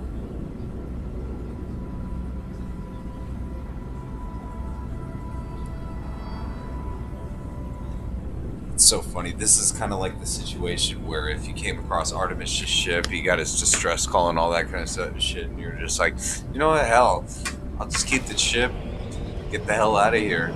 Lates. Artemis is just like, help, help, help, help. What? Did I hear something?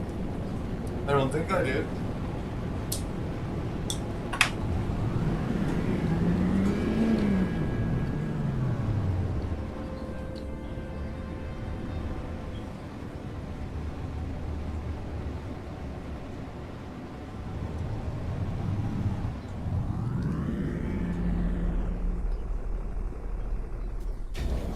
Okay, so power system up and running.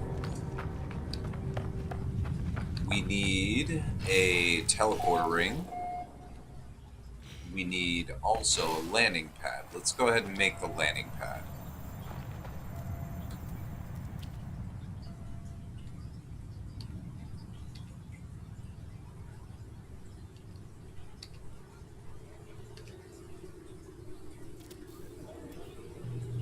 Alright. And we need a door. Let's go ahead and take care of that.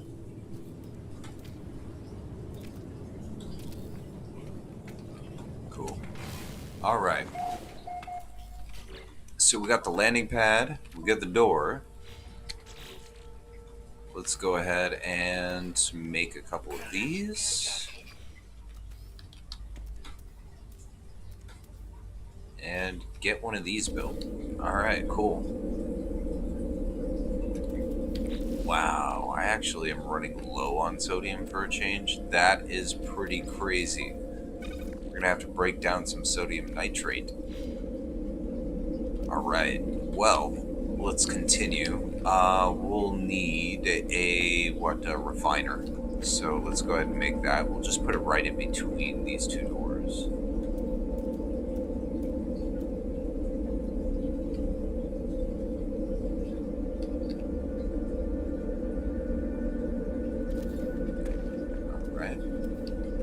So refiner is done. How about a... Oh, we are out of magnetized ferrite. I swear the stuff just disappears from my inventory. I don't know what it is.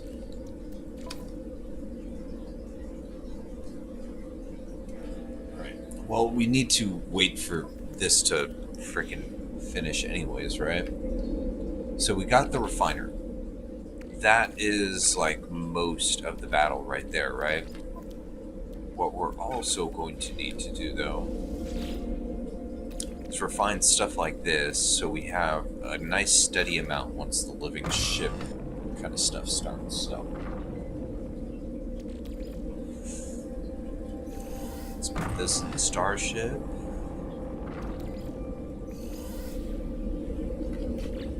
Okay.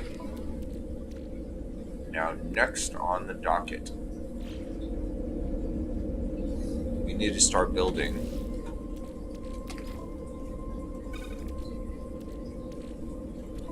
a lot more stuff, but as you can see, ferrite counts are not doing well. So, we'll go ahead and take care of that on the way.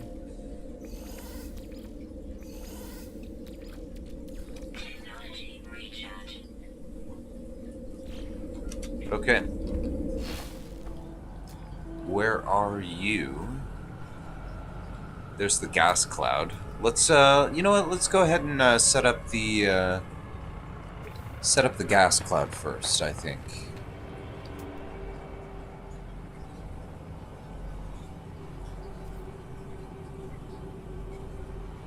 And you know what?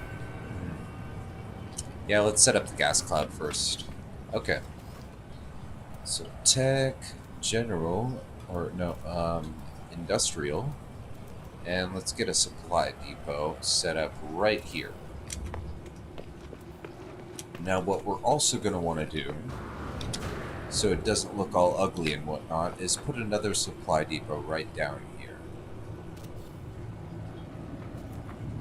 Let's connect those.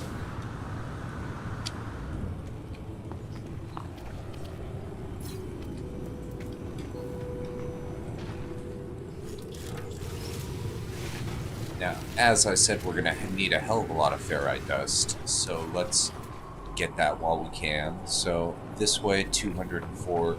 Let's go.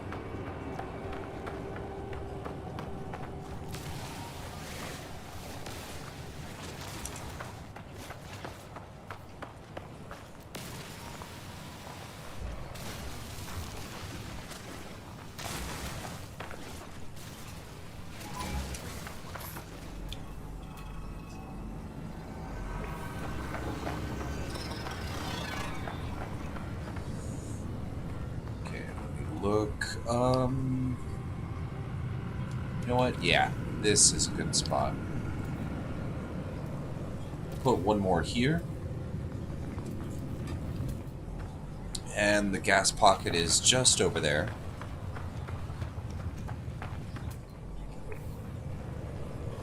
Pick up that bubble cluster, of course. And let's get this set up. So it is right here. Bam. Gas extractor. Let's get the pipe set up.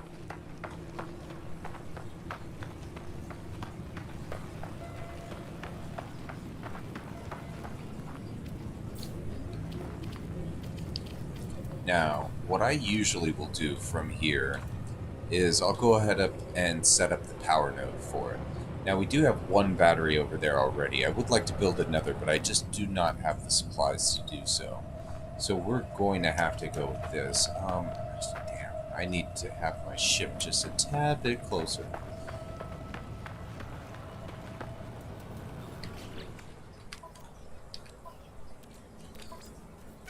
There we go.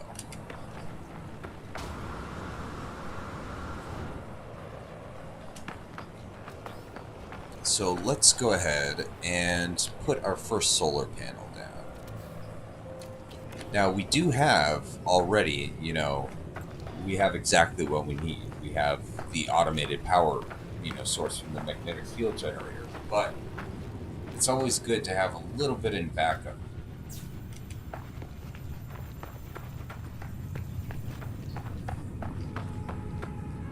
That way, if you're just below what you need at night, the solar panel and the batteries can compensate you.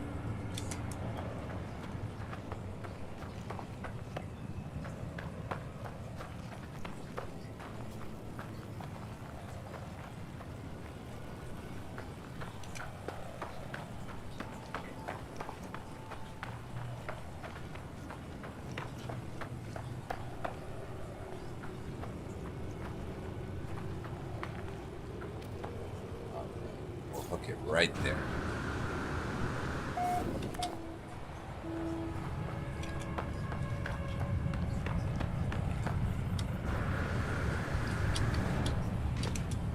Alright, and that looks fine. We could put like another junction right down over here. Oops.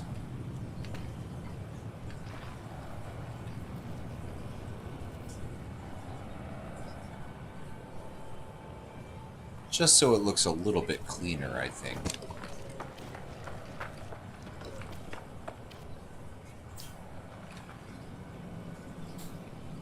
Alright, so we'll get rid of that one. But let's go ahead and wire this up.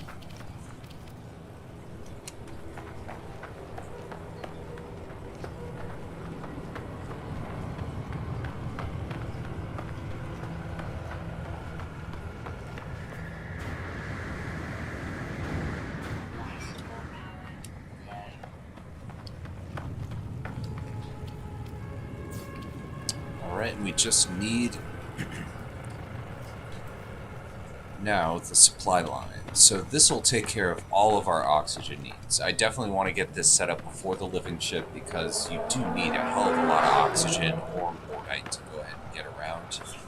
Oxygen to me is the easiest one to go ahead and get because honestly it's on almost every planet you'll go to. Alright, so that is all set up. Next is just the S-level copper vein. Now, how am I doing on metal plates? I have 5 more, which is not going to be nearly enough. I need definitely enough to go ahead and make all of the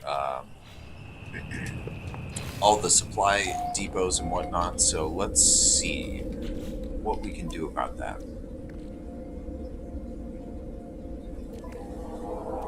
As you can see, not the most in resources, but let's go ahead and get at least some magnetic ferrite going. That way we won't be totally screwed.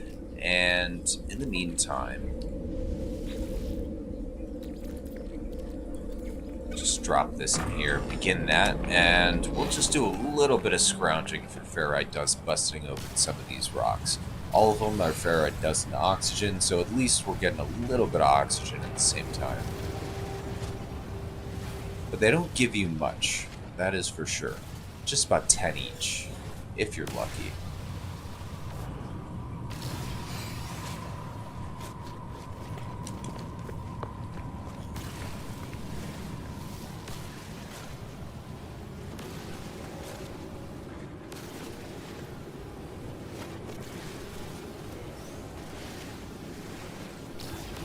Yes, we did get a geode, though. That is good.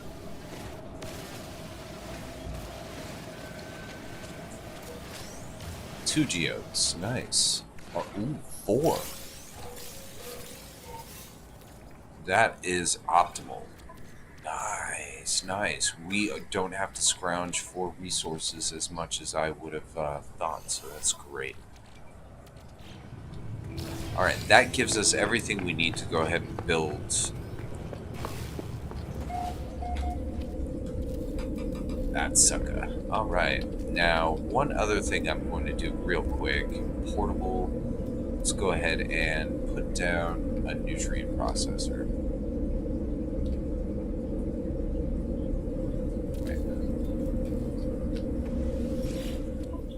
Okay, so what do you have for sale that I need? I could definitely use more of that, more of that. Chromatic metal, hey, I'll take it. And they have 37 metal plates. Good. Alright, I've got to clean up this a tad. Just process that for the carbon and use that. Alright, that should give me enough space, and I do have this one bubble glitch in my inventory. Let me just put it down.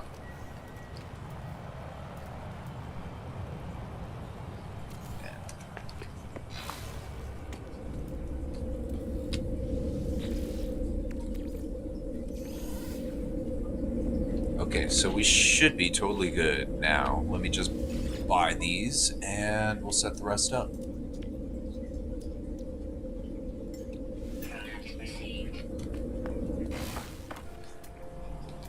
Alright, so there's power. There it is, right over there. Now that is an S-level vein, so that should grab a lot of copper per hour.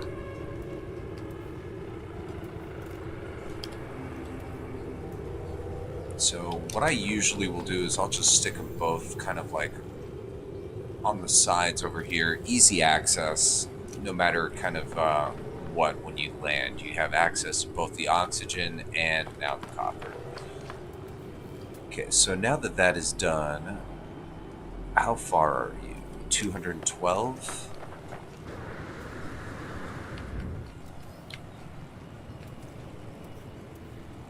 Now I do want to store a lot of it, so I'm going to just spread out a couple of these over the distance as well.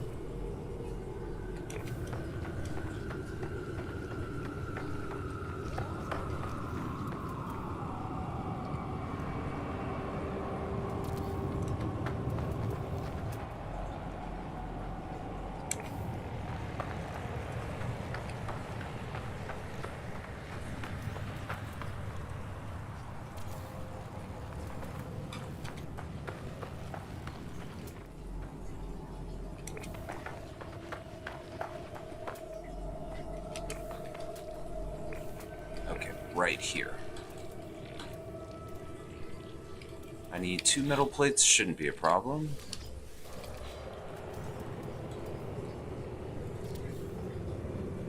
And voila.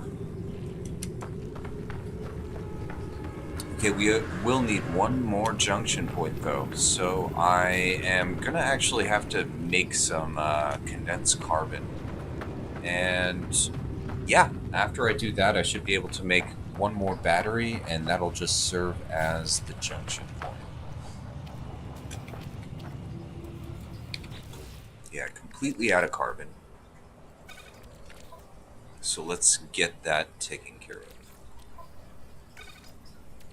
Now, what I'll usually do is I'll just start breaking down my oxygen. Especially in this case, since we actually have an oxygen mine here, I mean, may as well, right? I will have to make one more of those damn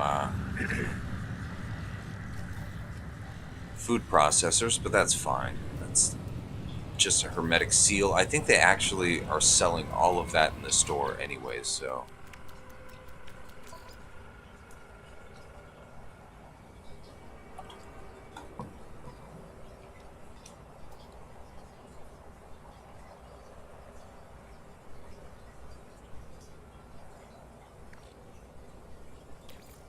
Great. Put all that back, and we should be good now. There we go.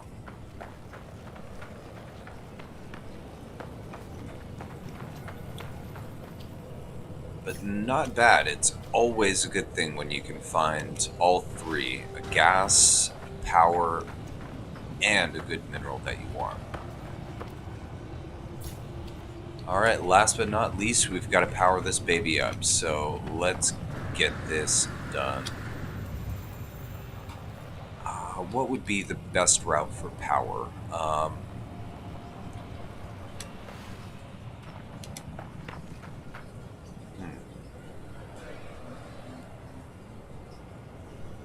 Probably wouldn't be a good idea. You know what? I might be able to if I stick a battery, like, right there, I think. Yeah, let's do that.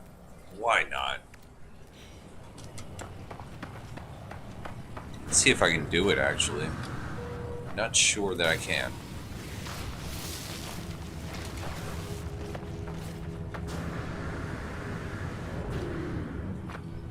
Let's see, I'm gonna have to find the halfway point, though, between these two. It's 180 and 210, so roughly right.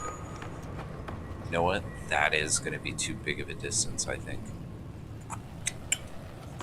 Okay, scratch that.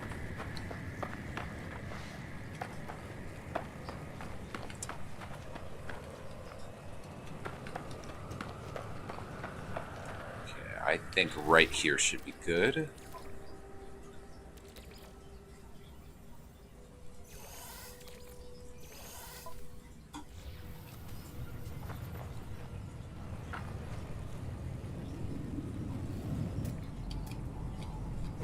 So if it's right there, yeah, okay.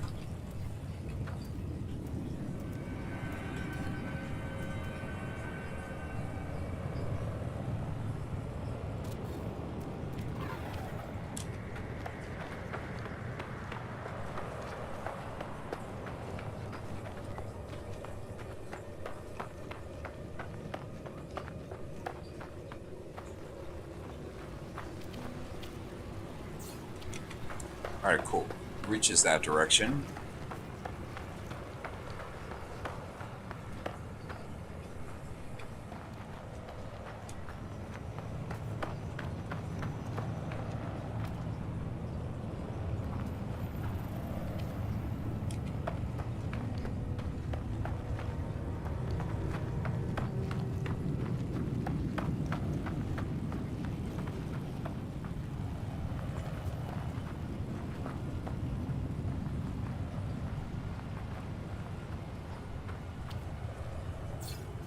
Alright, cool. That's everything. Everything's powered up, everything's wired up.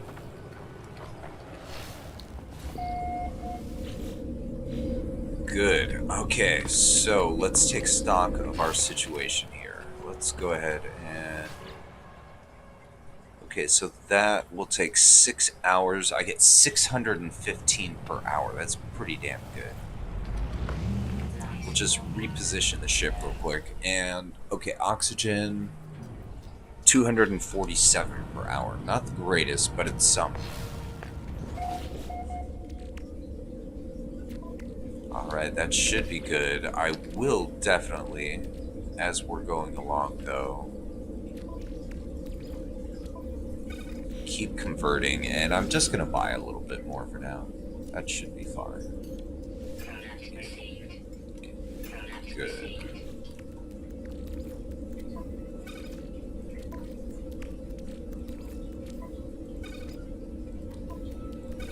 Alright, good, and I can start making some more pure ferrite. Great.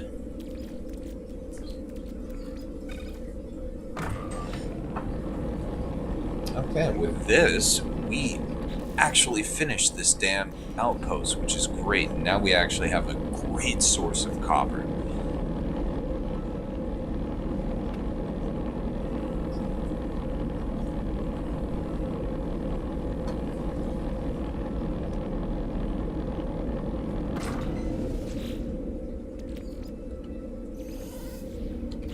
Alright, that's done, and so is this. Great.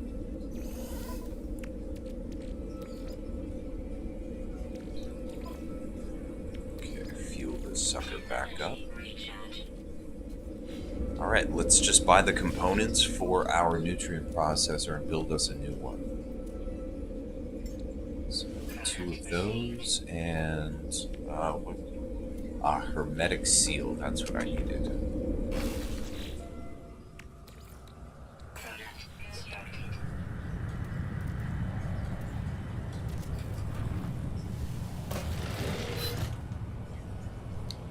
Okay, now all that's left is to rename it. Okay, so...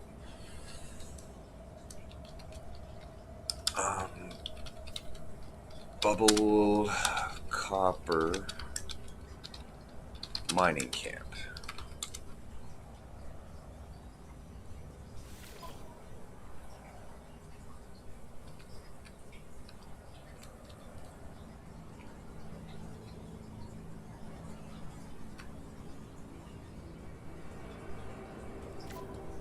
Alright, I think that looks good. And with that, we're all set. We can get out of here. Cool. Definitely like it when everything comes together and you can finally finish even the smallest of projects. So I've got a lot of markers on this world over here. I should probably check it out. As you can see, haven't done all that much right here. Give me just a sec to, take a bathroom break or something like that. Should be like 3 minutes.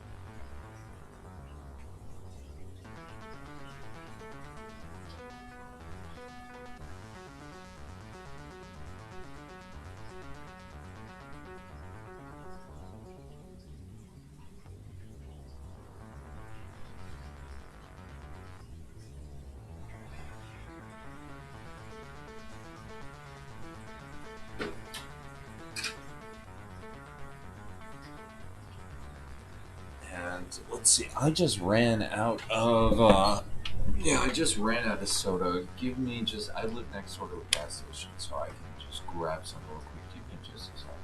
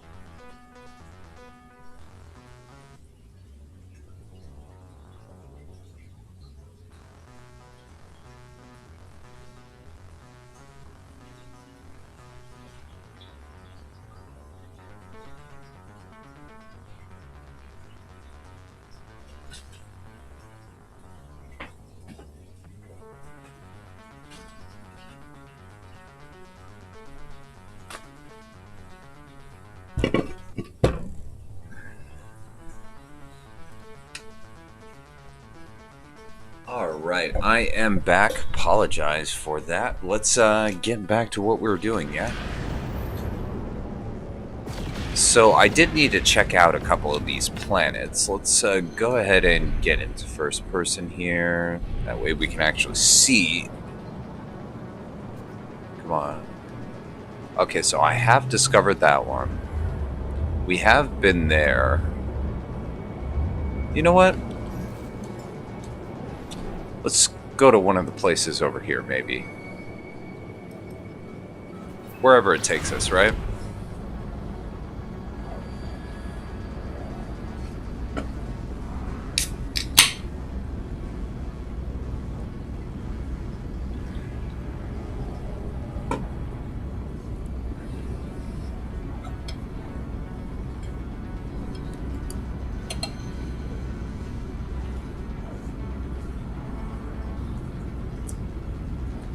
But pretty cool. We got to see some, I guess, the aftermath of the fall of the Firstborn. That's pretty cool. So it looks like it's taking us to that observatory.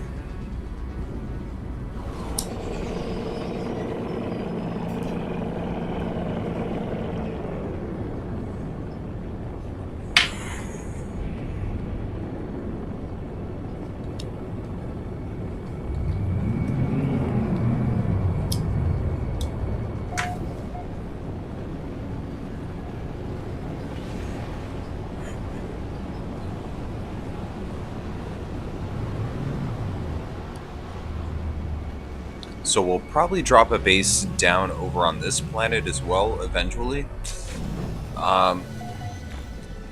Perfect place to set up a base to get like paraffinium or something like that, you know?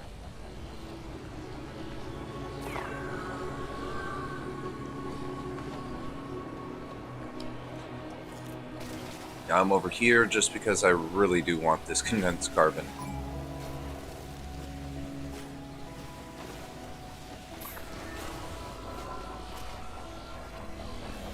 Alright, just let them scan me. And we'll just keep doing our thing.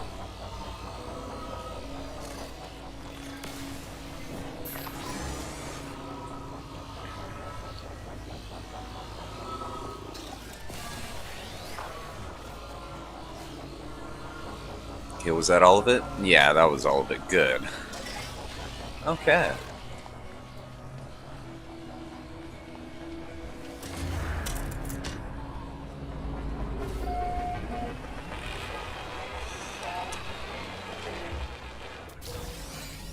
And there is that tree that I could not see from the earlier angle. Great. Okay. And it looks like there's a little shelter connected to this place. Always good to pick up nanites, all that kind of stuff, so. Let's see, where is the entrance to this place, huh? There it is. Okay, so always loot your containers. No point in just leaving them, right?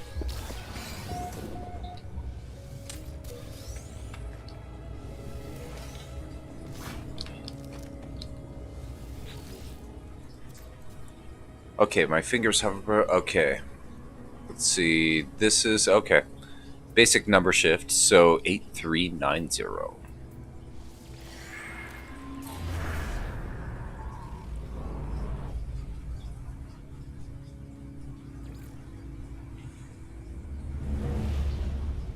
Alright, cool. That gave us some alien cartographic data. Great. Let's get out.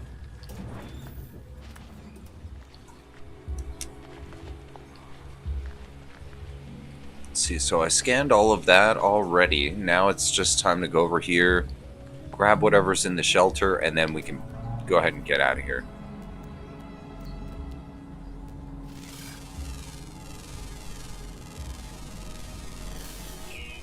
And unfortunately, does not look like any buried technology right over here, but that's fine. Can't get it every time, you know?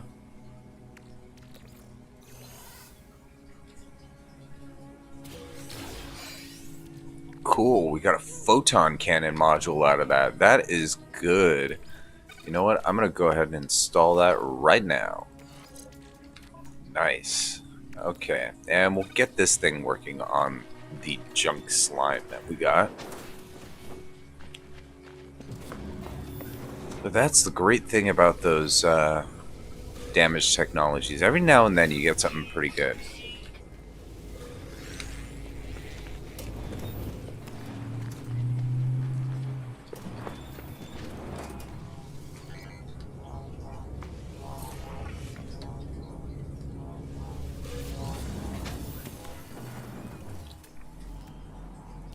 Okay, anything of interest around us? We've got a lot of buried tech around us, that's for sure. It may be worthwhile to go ahead and do a little bit of that right now. Let's check the rest of the perimeter here. We've got, looks like some 300 away, 275, 241. Okay. So I'd say probably our best course of action would be to go to that one right up there and then head around that way and then come back over here. So let's do it.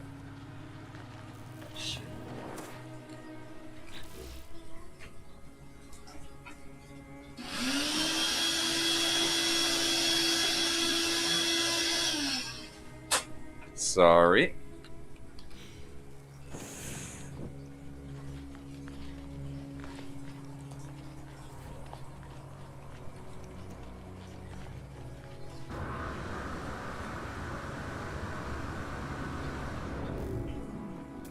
Alright, so that last upgrade definitely did help us out a lot when it comes to the distance we can now go with this thing. Again, definitely want these carbon crystals.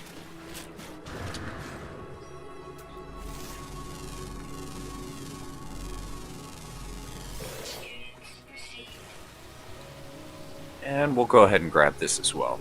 We are mining oxygen now, but always good to have more. And surprisingly, we did run low on that, so we may as well get that as well. Okay, that's 92. What is that? Okay. So those are all pretty far away except for that one, but we're going to get that one over there in just a sec.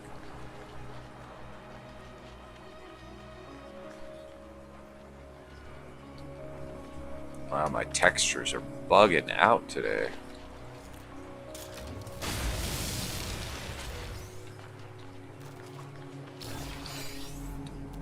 Alright, now we get this one.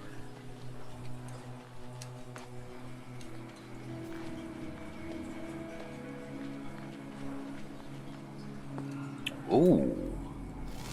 Good to see. Now, again, these are always a separate species from the individual instances, and you know what? You could get a lot from these little deposits, like over 500. It'll actually tell us, because I'm going to do this very rapidly without much gap, so it will all add together.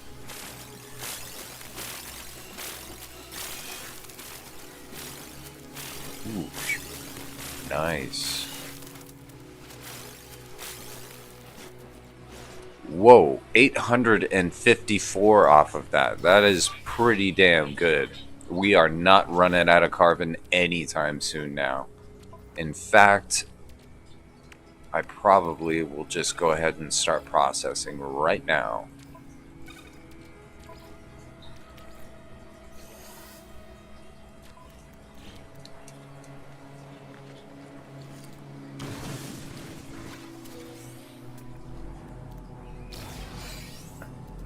Okay, so where's the ship? The ship is over there. It looks like there's a knowledge stone right there. Ooh. Hello, friend. Okay, we'll go ahead and grab that one right over there. But first and foremost, let's prioritize, get that knowledge stone right there.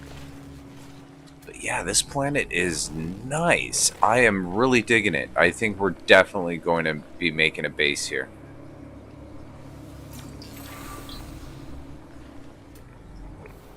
Alright. Ooh, nut. Ooh, that was close. We almost fell in a hole.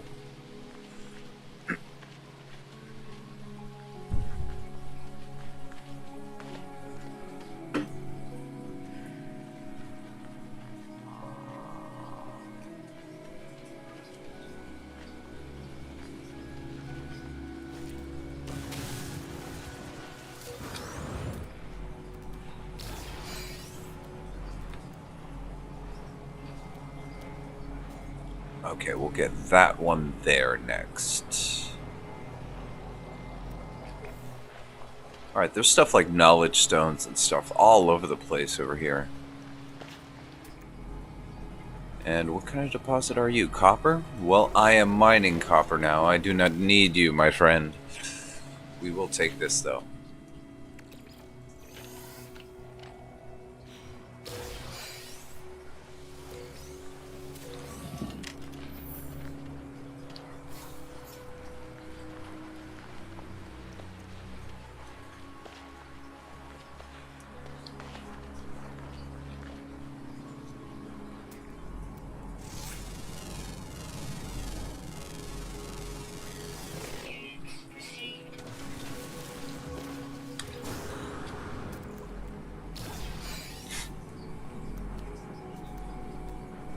Ooh, we got more buried tech over there pretty close. So, let's see what we gotta do here.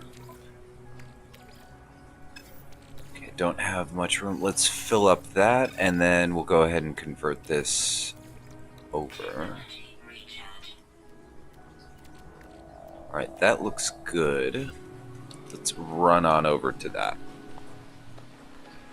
But yeah, I'm definitely setting up a base here for sure. I mean, look at this place. It is beautiful. And it is very bountiful. I mean, knowledge stones everywhere, buried tech everywhere, carbon crystals. Absolutely. Oh, damn. You see, I even filled up my damn inventory. I got so much stuff just from this little tiny run. So, yeah, we're setting up here.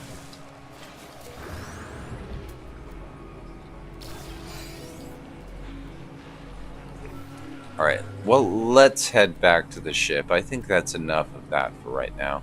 That one is really close, though. Okay, I do have 15. I have a full complement, so I can't do everything, but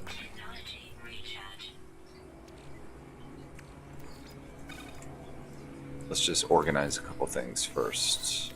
Free up space. We don't want to waste anything either. Okay, so we'll get that running. That gives me a little bit more space to work with. Okay.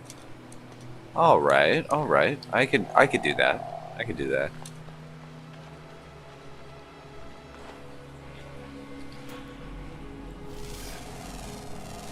What do we have here? Fermented fruit.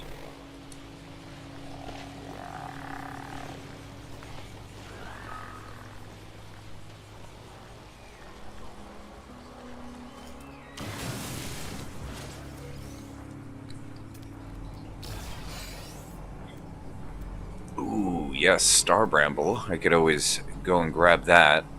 Damn, so much buried tech around here. Damn it, stop being so bountiful. Alright, we'll just turn that straight into nanites. No use in holding on to it since it's an even multiple of 5, so we can get rid of it all.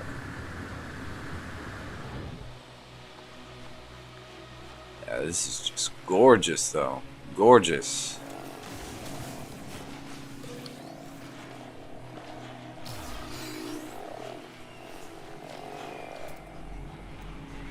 Okay, I guess we head back now.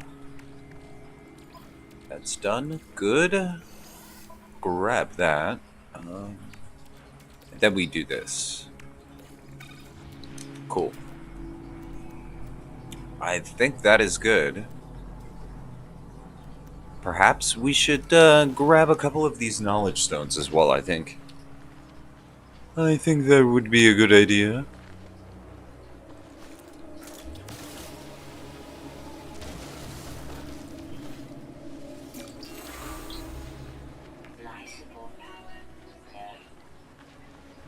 Okay, not too concerned with that right now. Let's go ahead and get that knowledge stone down there, though.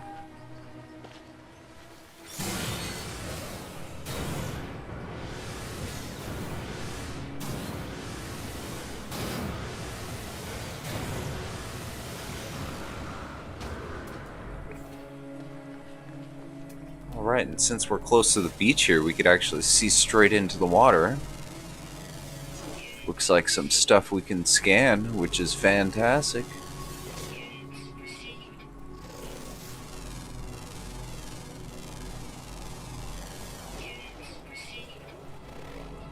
Alright, at least we were able to get a few of those.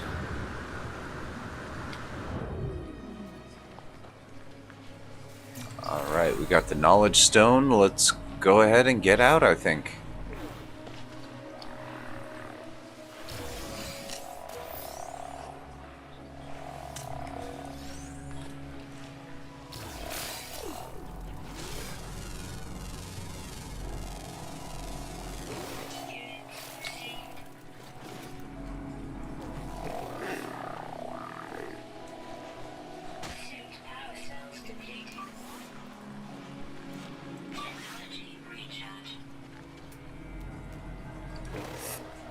Okay, and we've pretty much scanned everything too, so our job is damn near complete.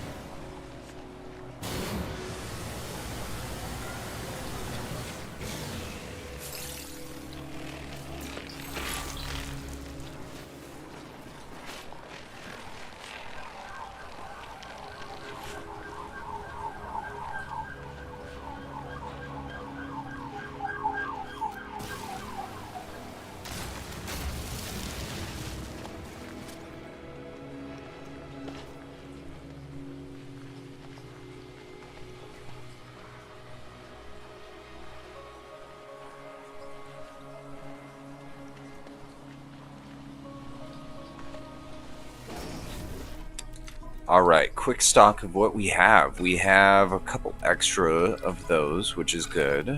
We've got a whole bunch of spare oxygen, which we'll definitely need. We've got a whole crap ton of data, which is definitely great. That was productive. Let's get out of here.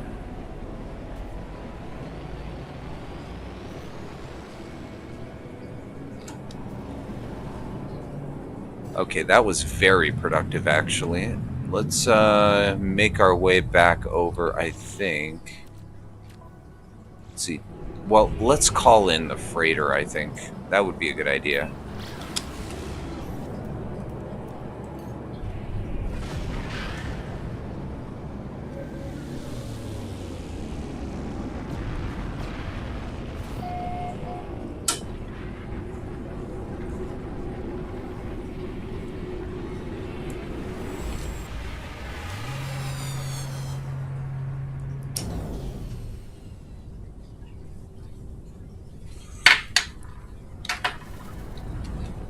Alright, back in one piece. Fantastic. Let's go ahead and drop this in the freighter. Just get rid of all of our extra. I will actually put this spare oxygen back there.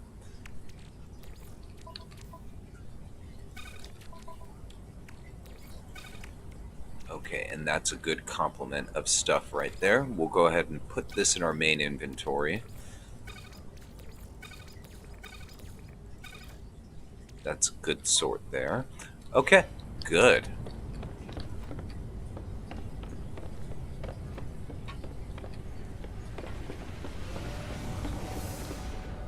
And I should actually have enough condensed carbon to go ahead and make that antimatter I need.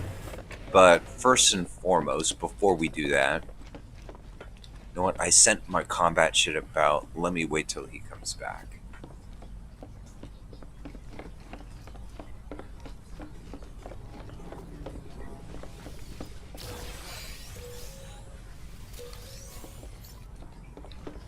Antimatter housing. I could use the actual antimatter in itself, though.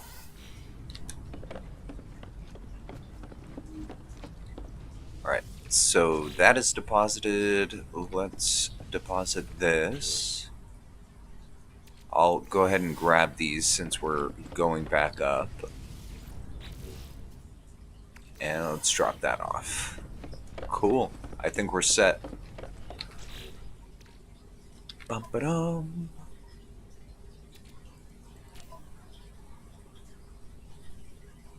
Yeah, look at that. Such a low amount. I'm not used to that. Technology recharge. Alrighty. Well, I think we're as ready as we are ever going to be. I'm going to go ahead and check on our combat vessel here, see how long he's got. Oh, he's already done. Nice. So I got 125,000 units out of that. Not bad. Not bad at all, I would say. Alright, so what do we got? Combat 2, balanced. Let's see balanced. Let me see if my whole fleet together will be balanced enough for this. No? Okay. Well, instead of that, then, what I'll go ahead and do is this. I'll send my combat along with my support. Good. Alright.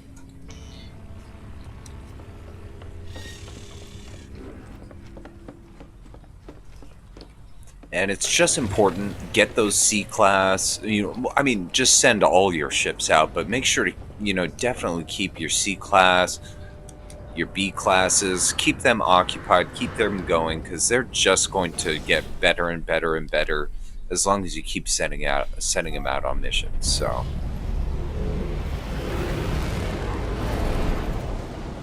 Alright, we got a whole lot. Let's go ahead and call in the Nexus, yeah?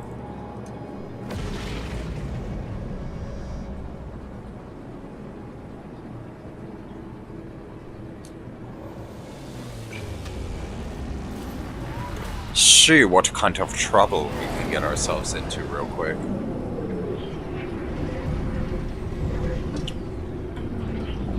PT Psychic.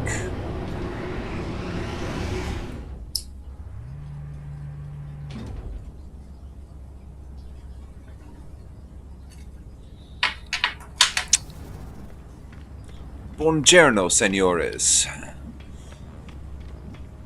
Buongiorno.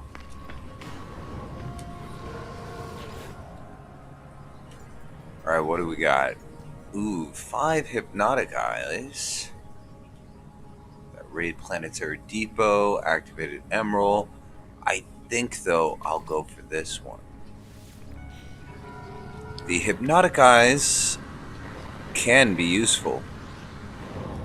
I mean, they'll give you a whole lot of slime and all that kind of stuff, but they're also cooking items, and, they have a lot of uses, so.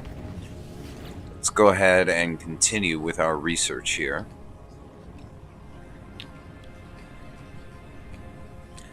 So I probably should start getting these done right here.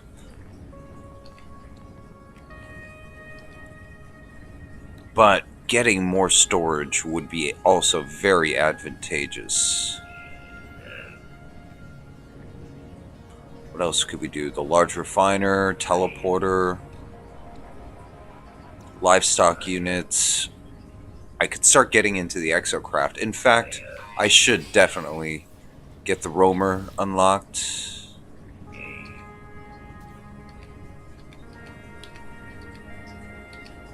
From there, we'll go ahead and I think unlock the hydroponics tray.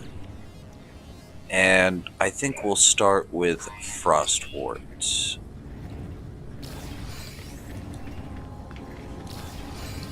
Okay, that's all of that.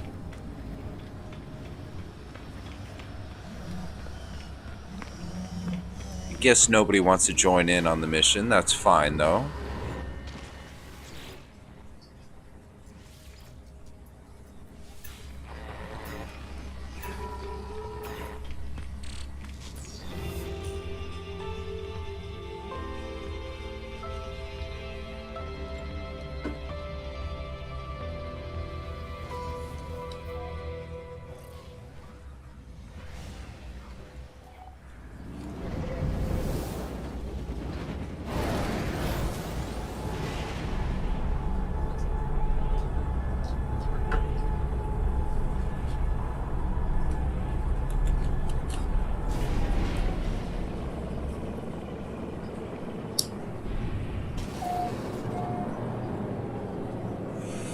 Okay, so I have been to this place before. It looks like the exact same place that it keeps sending me, actually. Yeah, this toxic anomaly. Well, oh well. Let's handle it.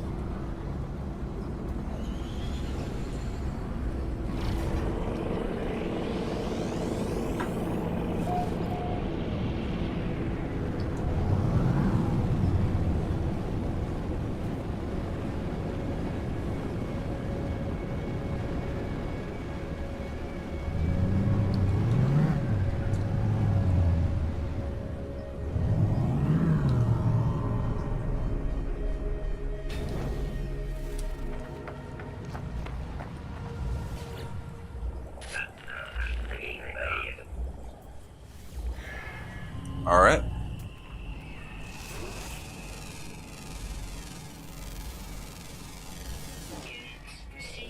And of course, since I didn't scan these things previously, get it done. Alright, good. Okay, I didn't miss a lot the last time, so...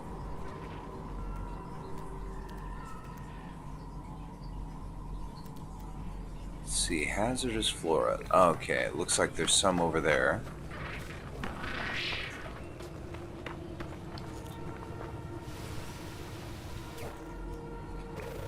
Wow, I actually did not scan it before. That's amazing.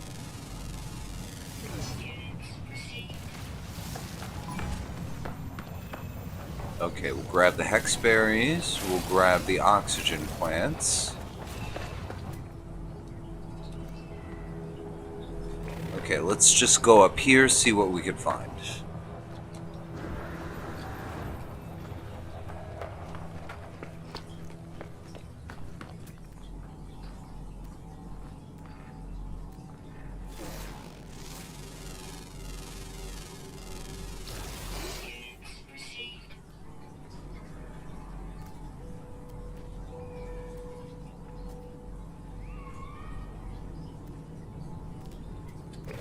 Okay, nothing. Let's keep going.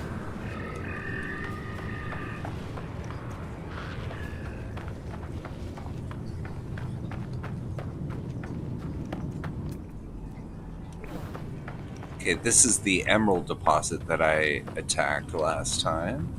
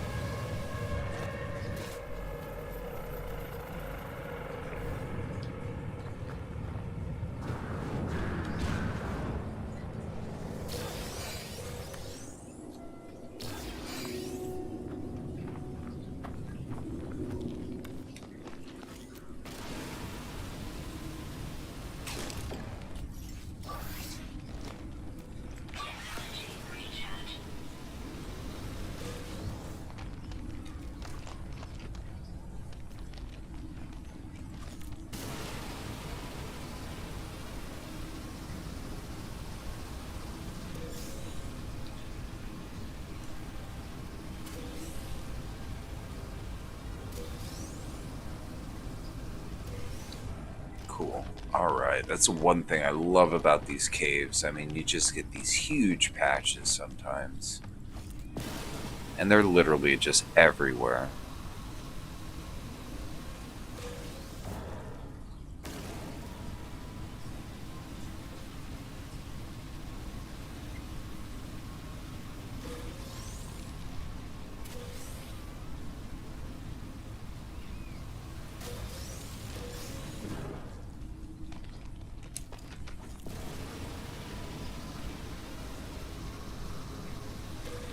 Alright, just one more. One more.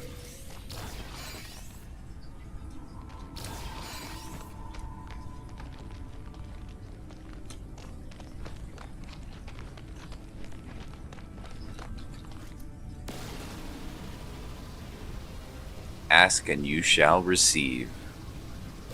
Alright. So that finishes that quest up. Let's get out of here.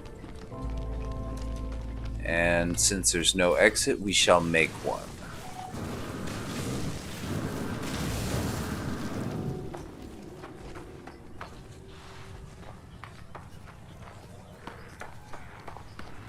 Okay, so we were able to harvest some emerald last time. We don't necessarily need to get some this time around. So let's just get going.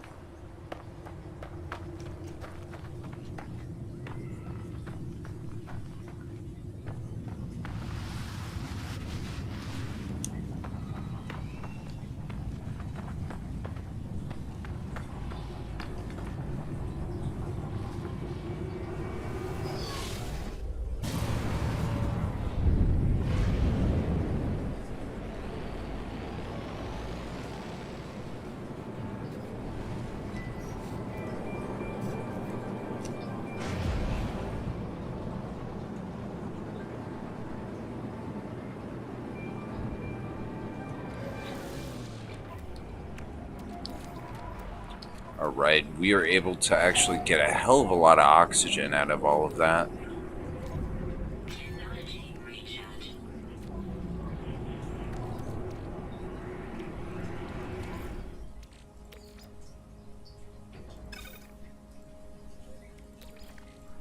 Technology recharge.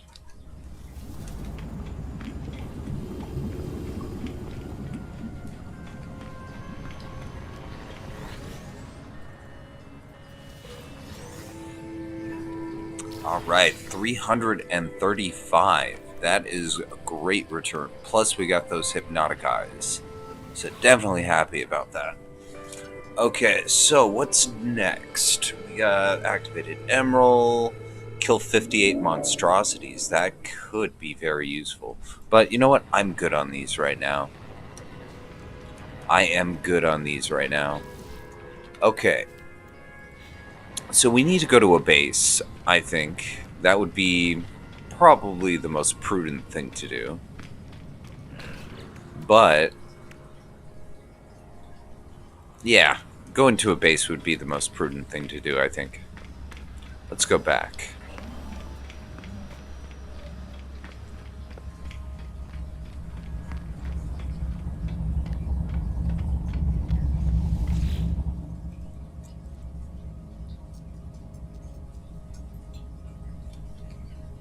Okay, I got the portal outpost. I got the bubble copper mining camp. Let's go back to this one. This is our first base.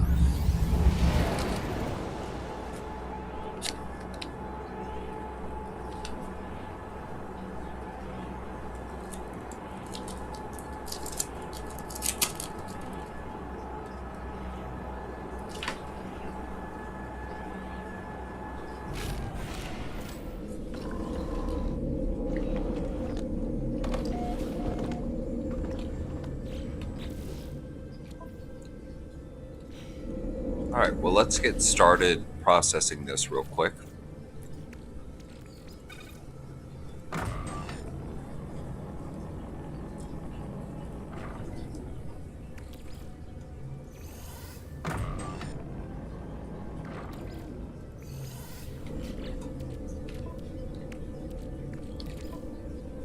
Okay, we're definitely selling those as well. This is just extra.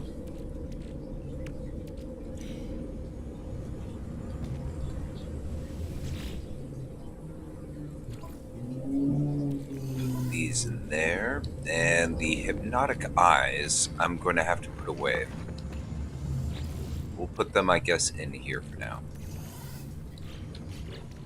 And one thing I did want to do, actually, instead of selling this stuff, let's go ahead and put some away just in case for a rainy day.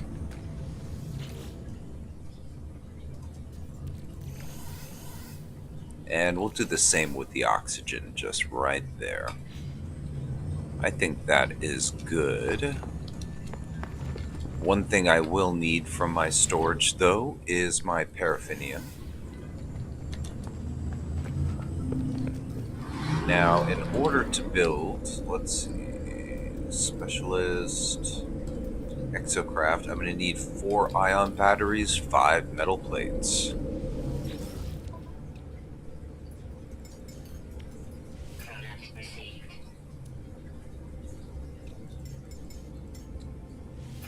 And, ooh, they sell cobalt mirrors here. I'll take 2 of those. Thank you very much. And you know what? Let's just make the antimatter.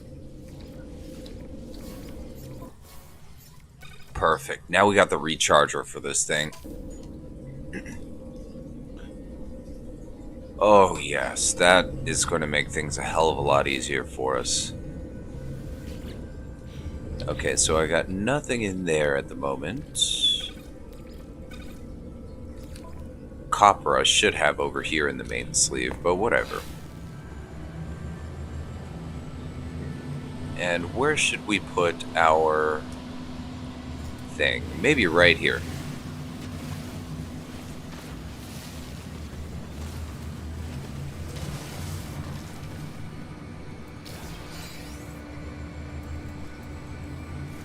Okay, I do like clearing the area just so... I mean, I need this stuff anyway, so there's no use in letting it go to waste.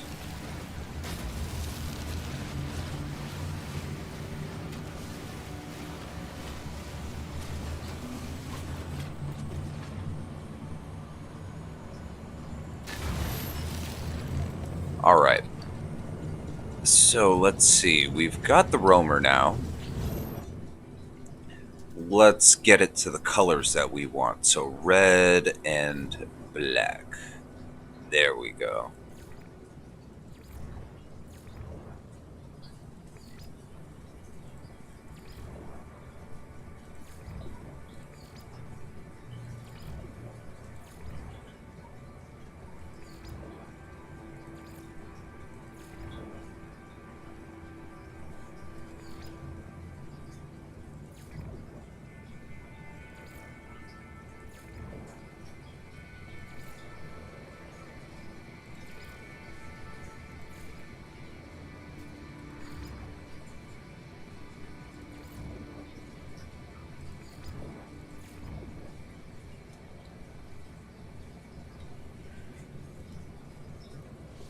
Alright, I think that's good.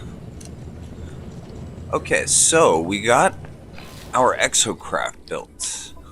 Now we can start adding some stuff to it. So let's go ahead and add the tech. We need just some microchips for that. Looks like we just need a little bit more when it comes to microchips here.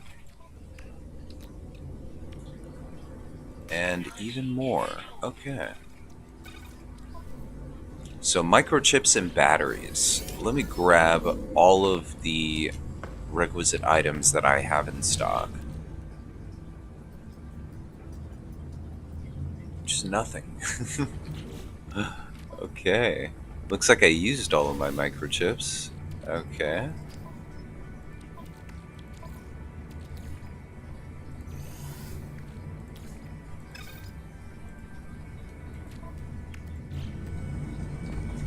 Alright, so we're gonna have to buy them. That's fine. What exactly do I need? I need 3 microchips, 2, 4, 3 microchips, and 4 ion batteries. Product received. Product received. Alright.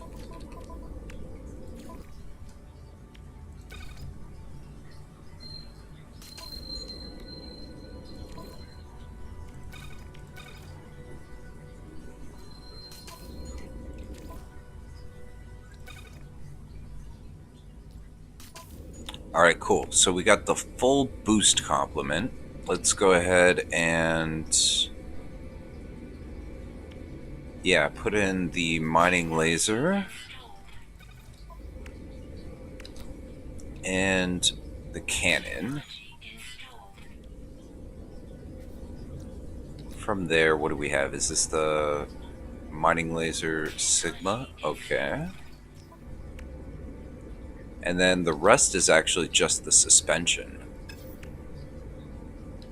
In fact, I'm going to move that there. And then let's go ahead and install the suspension.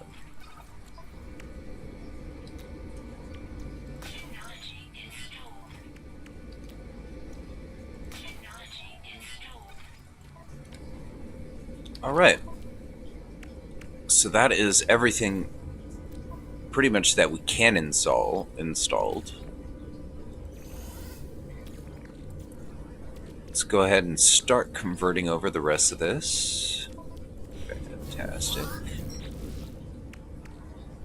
Okay. So I will have to grab this back from the ship, but that's fine. And what else are we going to actually need to finish this? We need 5 antimatter and 3 sodium dioxide. All right. Well.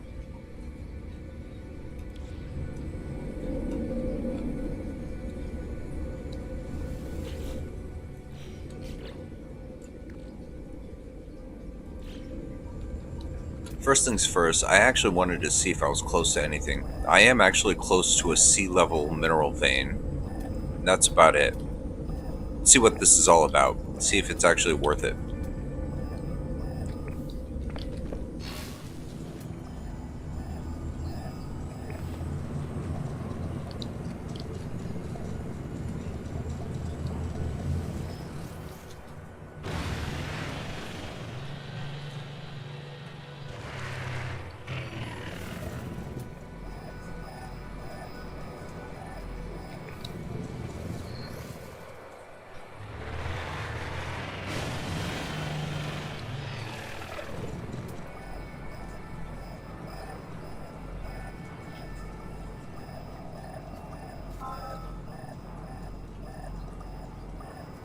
What do we have here? Paraffinium. Okay, that is pretty damn useful, actually. It looks like we're going to be mining. Okay, do I have enough, though? Here, let's see. Tech, power and industry, industrial. So, I don't have enough chromatic metal on me.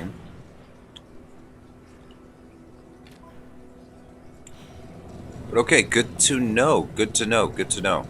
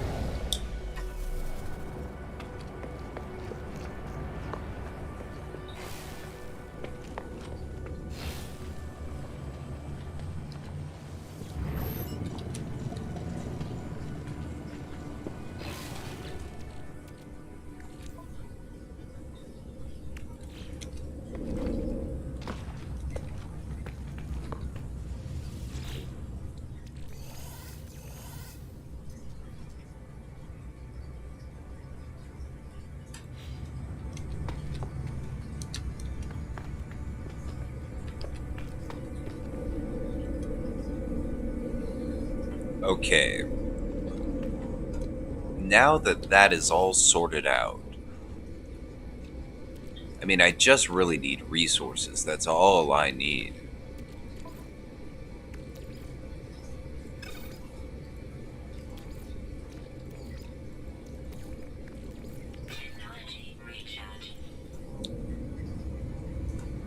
Alright, well, I guess we should go back.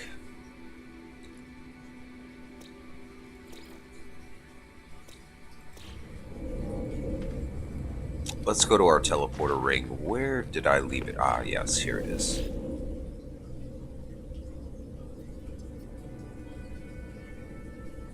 So this is, I believe, the system. Let's go.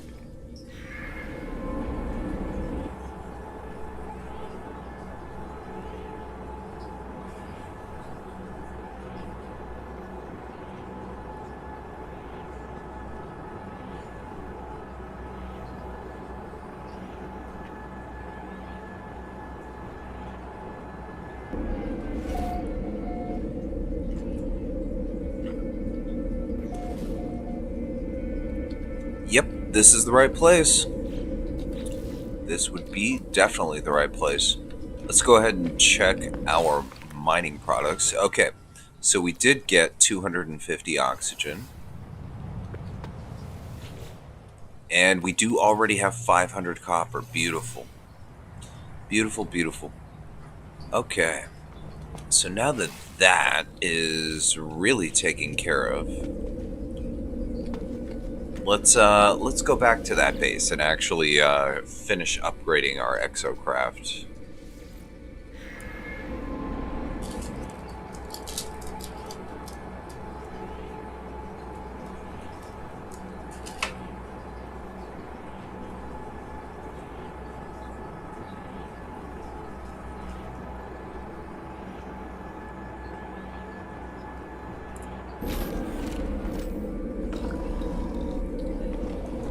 Okay, back.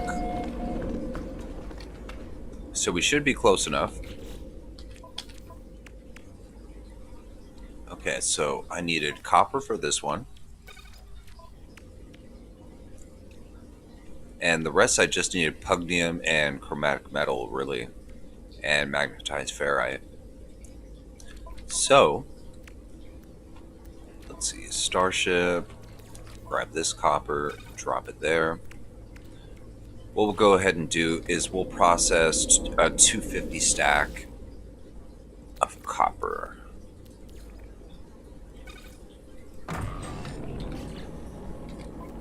But that right there is exactly why copper mines are very, very useful. So again, that is surplus oxygen. So it would be best for me to actually put it away.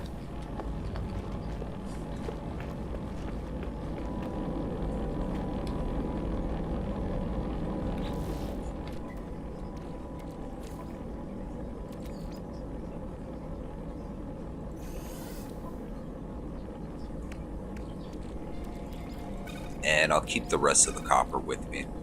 But okay, so that frees up some chromatic metal. I mean, some magnetized ferrite.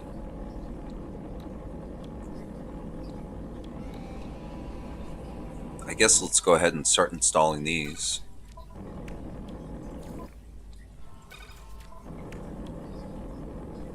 Ooh, I'm 5 short. Well, 5 short should not be a problem. Let's go ahead and process that. I'll just process that stack all the way up.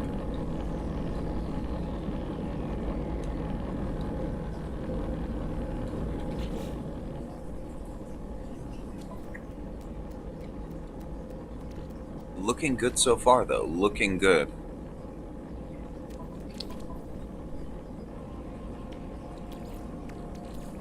Technology recharge. Technology recharge.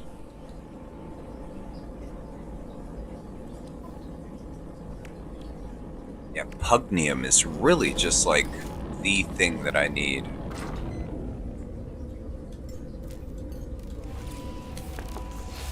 Are there any sentinels around me? Yes, there is.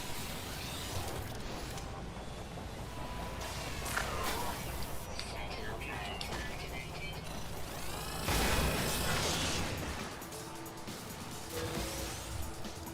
Thank you.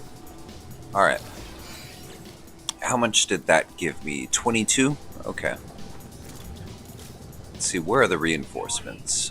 Sentinel combat unit deployed. You see, most of the time they deploy and they're completely out of range of me, so yeah, they're way down there.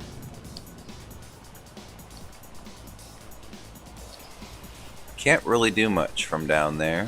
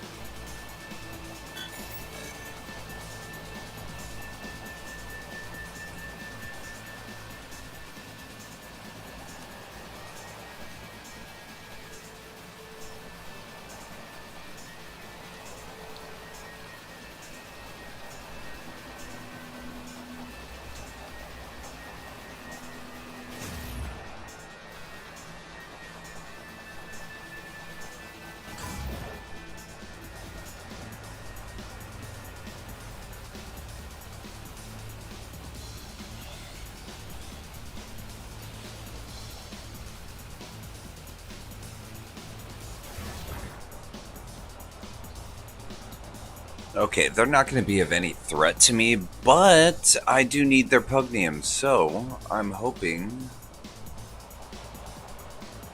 that they will disengage in a sec and get into, you know, just a more favorable position for me to actually shoot them. You know what I'm saying? Yeah, it's looking like it.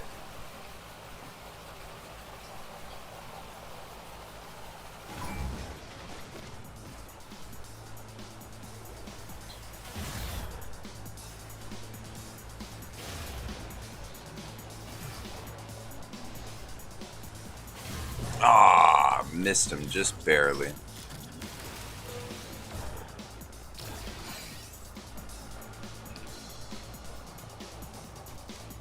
Okay, how much do I... Oh, almost fell off the edge there. How much do I have now? 36? Yeah, I kind of want that last guy's pugnium. That's the thing. Okay, we will get him. Let's just wait for him to get into a spot that we can aim for. Hey, how's it going? How's it going? Welcome back. Welcome back. Right now I'm just... I'm harassing a sentinel that can't get to me right now, so...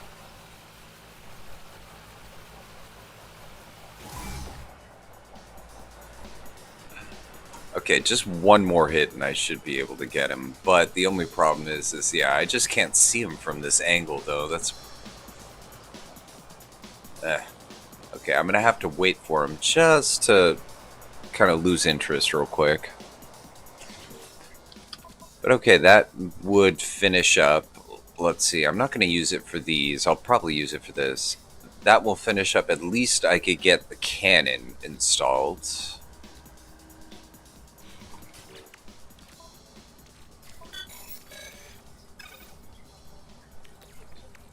Technology recharge.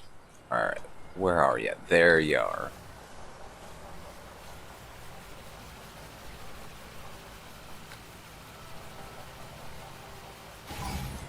Nice, got him.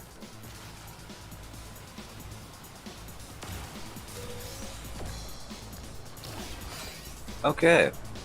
Well, let's wait for the reinforcements, and what's going to happen is same thing. They're going to either spawn inside there or out. Yep, they spawned inside, and they can't get to me. All they can do is kind of just hover against that wall right there. So, yep, that is the plan. Just grief everything I possibly can. All right, so 51. That is just enough. Let's go ahead and finish that up.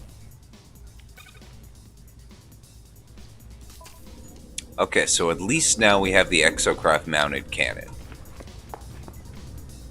Definitely should help in our endeavors.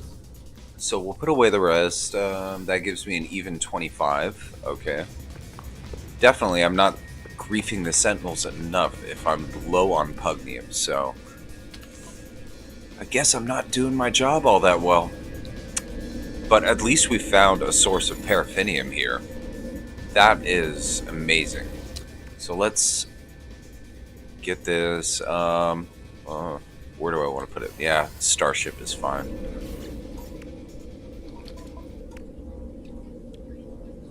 So I could use it to just do this. Actually, you know what? I will. I will.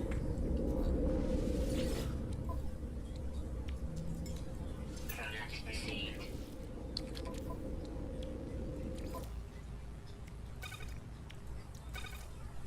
Alright, so that is the mining laser. I just need 50 more pugnium for the upgrade to it, but that will definitely help our prospects just a little bit. Now, is 50 going to be an... Oh, wow. So it looks like I'm going to need at least one more solar panel. Well, that's going to take up exactly what I needed for the mining, so unfortunately, it's one or the other, and I am going to pick this.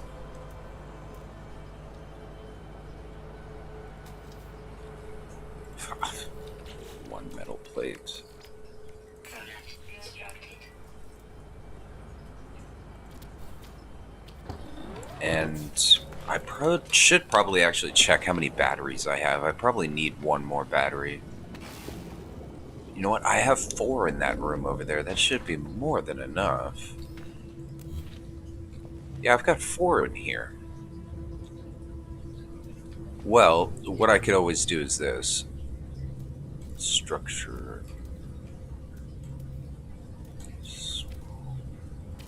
Let's build another room right there.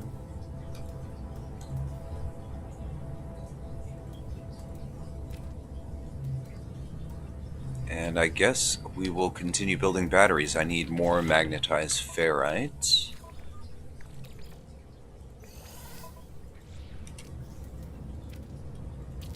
Alright, so 1 additional battery should be fine.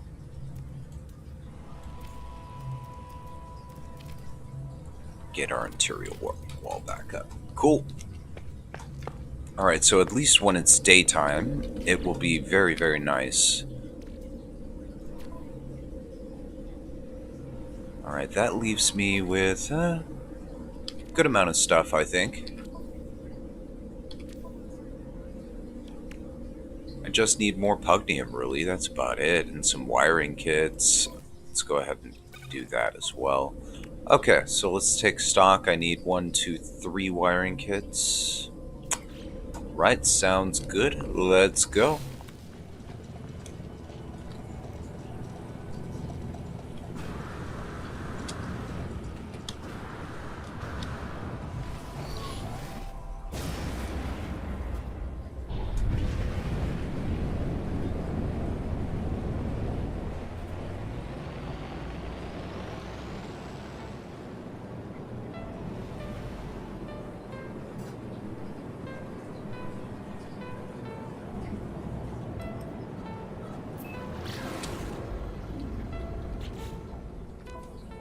Alright, and I should have plenty of stuff, so I'm not too worried.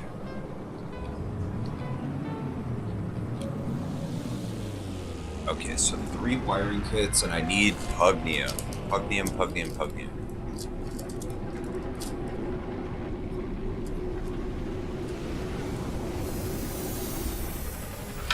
Well, I try to get a lot done.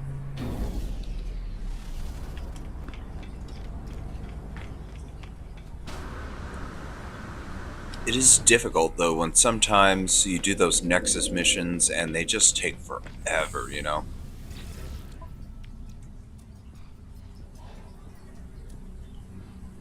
Okay, so I definitely needed 3 of these, right? I may as well pick up some chromatic metal while I'm here, too. Yeah, that's good, whatever.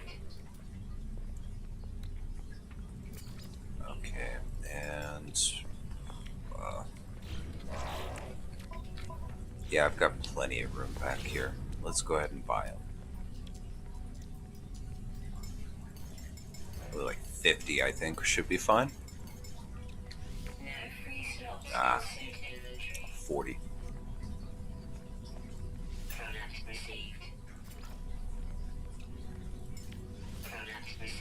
Alright, that's everything I need.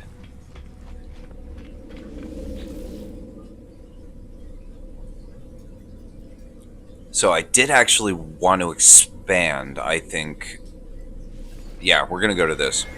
So what I would definitely want to do is, this spot is the perfect spot to build a friggin' pyramid, so I think I'm going to actually build one here. This isn't, the same character as the others, so hey, But anyways, it's a nice flat spot, and then on top of that, I'm right in the middle of actually a good trifecta once I get the living ship done. Because I do have an S-level copper and a C-level oxygen mine here. So that should help me out quite a bit. I should save, or I should make a lot more supply depots. Probably for the oxygen especially.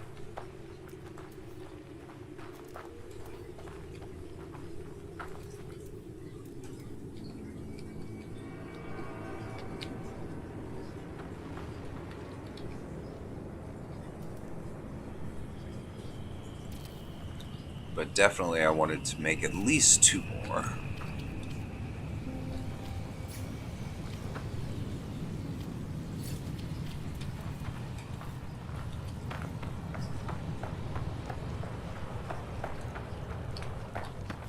Okay, it looks like my power infrastructure is working, so that is good.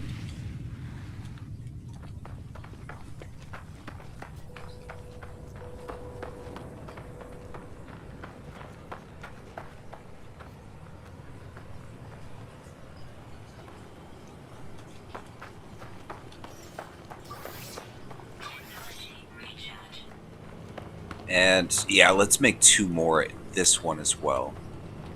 And I mean, oxygen, honestly, it wasn't something that I would really save up a lot on before, but now with this new update, I mean, it's kind of advantageous to set up a good infrastructure for this stuff.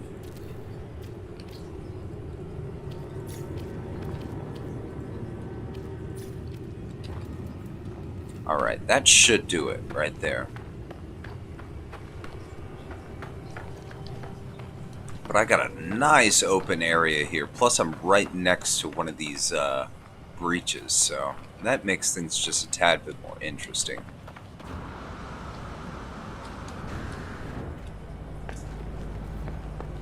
Okay, double check again. Ooh. That's the great thing about these S-level deposits. I mean, 615 per hour. That is just so freaking efficient.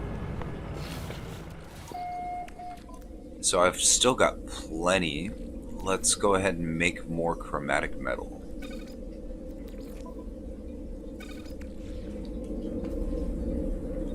Alright. I think that's good for this base.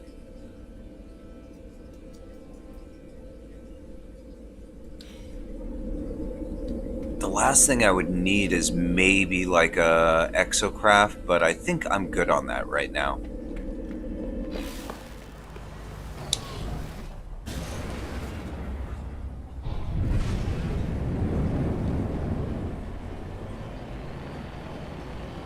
No, I haven't. I'll check it out. Especially if it's like, if anybody's got any videos on it on YouTube, yeah, for sure, I'll check it out. But no, can't say that I have.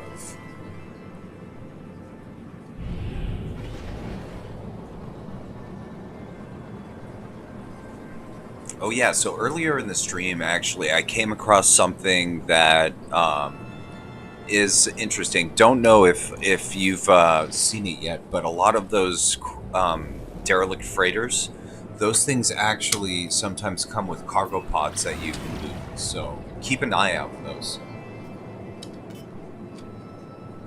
Oh, okay, okay. Yeah, I'm kind of obsessive about building, like, building a good infrastructure. Okay, we're gonna go ahead and check out this place.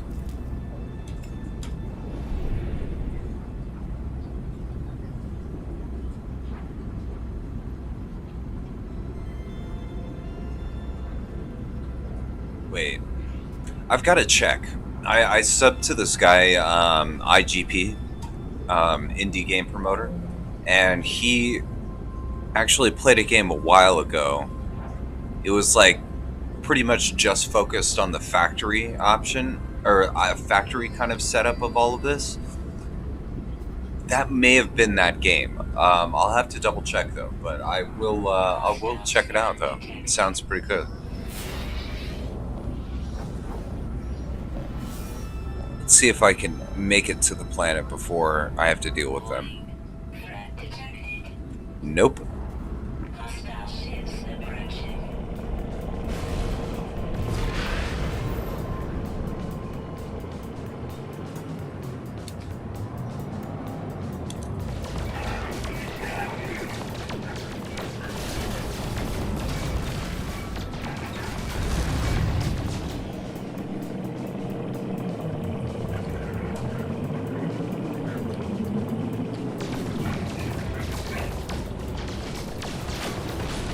Alright, got him.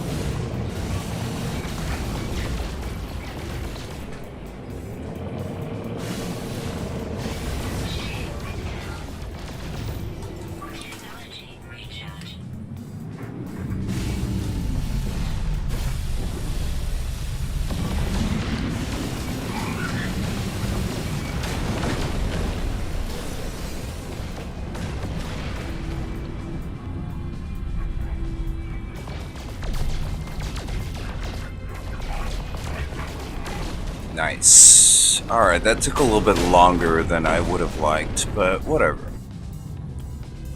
Where is this planet? There you are. Okay, let's check you out.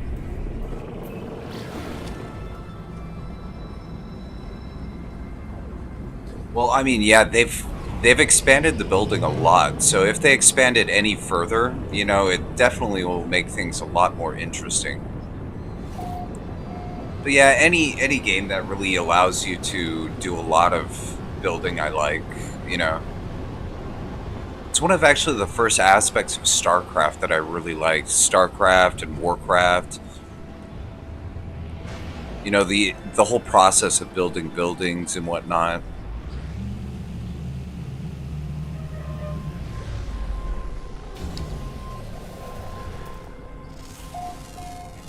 So we did land. That's a little bit far, but at least we landed within proximity range of one of those. Radiation protection. Ooh, that one is a lot closer. We'll go for that one. But of course, let me just get my initial scans in.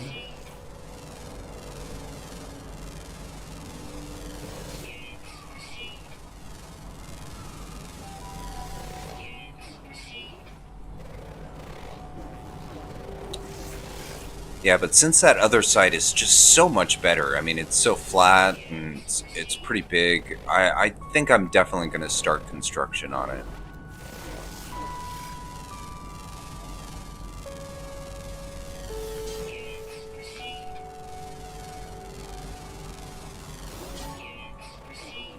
But surprisingly, with this character, without doing any of the main story so far, I've unlocked all of the blueprints from the Nexus. I've been able to, you know, build a good base and everything like that. And I'm already starting with the, you know, automated mining. So Radiation protection. less than 20 hours with this game, at least you could pretty much get to the point as somebody who's already completed the entire main story, you know?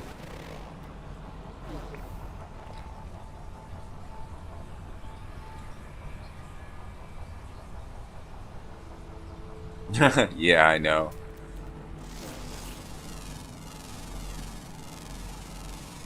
Now at least you have the Atlas Rising thing, and you know, trying to figure out who Artemis is and the whole Traveler storyline. I mean, now at least you have all of that.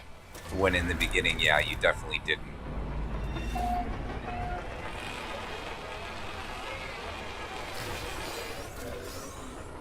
Radiation protection. Void.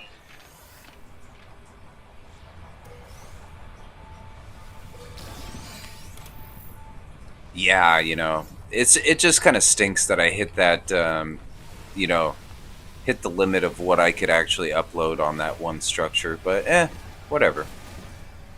It's my own fault, I guess, for not really paying attention to the size of the build, you know?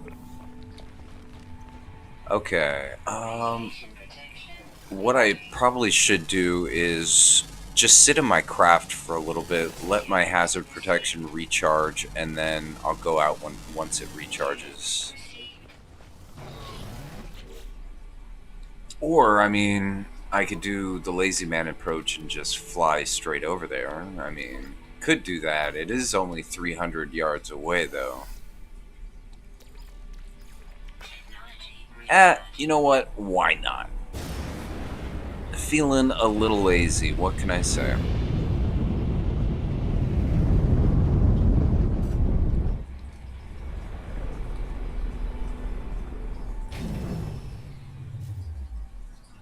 Yeah, I guess true.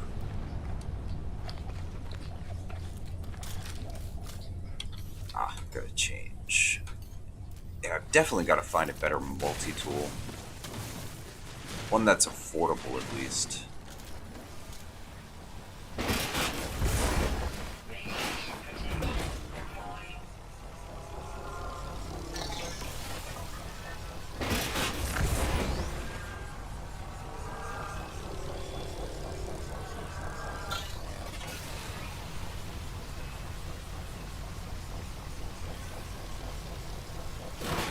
Oh, nice, we got a rare item. Okay. Now, those are usually worth a pretty penny, so I definitely am stoked about that. And you know what? That wasn't even the salvage container that I was looking for. The salvage container I was looking for is right here. Radiation protection falling. That's pretty awesome. Units received.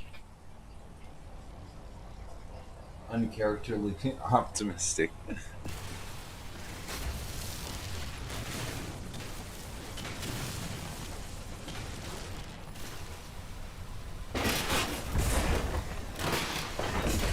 Radiation protection falling. Alright, so that's going to be a common one for sure. Let's check. Yeah, that's a common one. Ooh, I picked it up right before I ran out of inventory space. Beautiful. Okay. So I'm just going to do a quick check, see if there's anything else around me. That one is at 850. Yeah, screw it. We'll get it. Why not, right?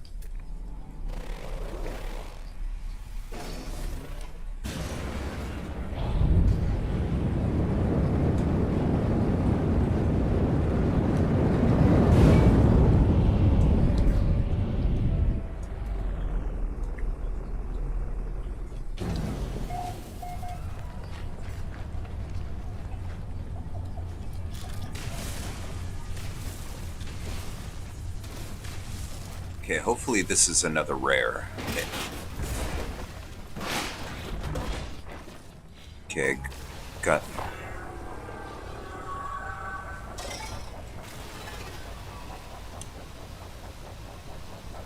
Radiation protection falling. Alright, cool. We got it. We scanned most of the major stuff already. Let me just make sure there's nothing else easily scannable around us. Yes, there is. There's birds. Units received. Radiation Alright. protection Looks like everything major is done. Let's go ahead and get out. I don't have space for anything else anyway, so...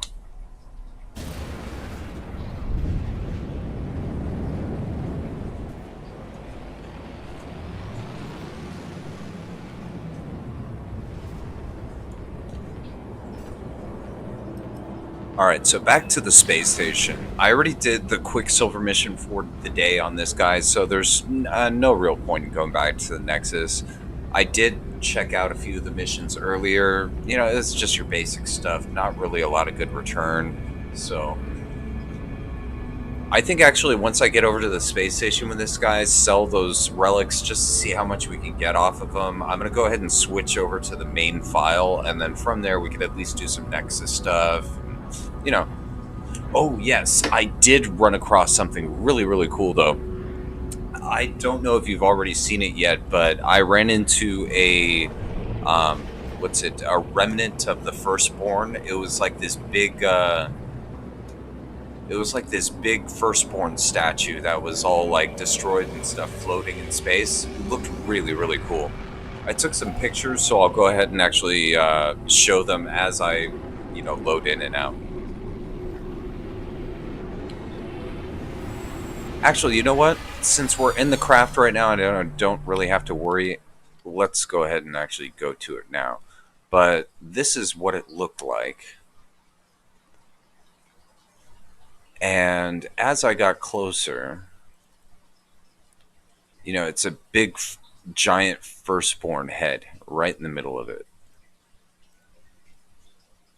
But I didn't find anything inside or anything like that, but pretty damn cool looking, I must say.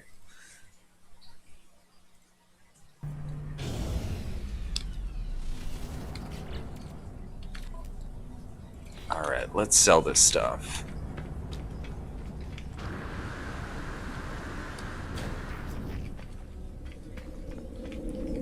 And yeah, those freighters, I mean, again, some of them actually have stuff that you can get from them. So I think that that's pretty cool, at least.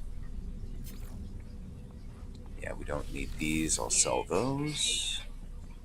Sell this. Okay, so 833. That's, okay, I guess. 120. Received. Units received. And we got 200. Received. Could be worse, right?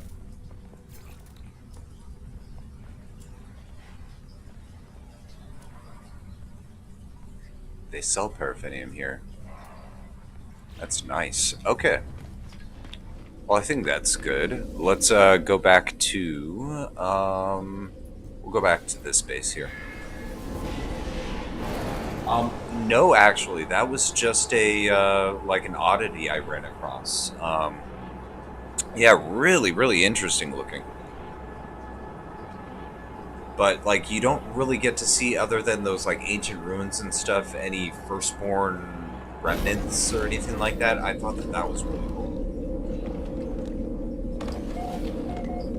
Okay. So really quick, let's go ahead and install these wiring kits.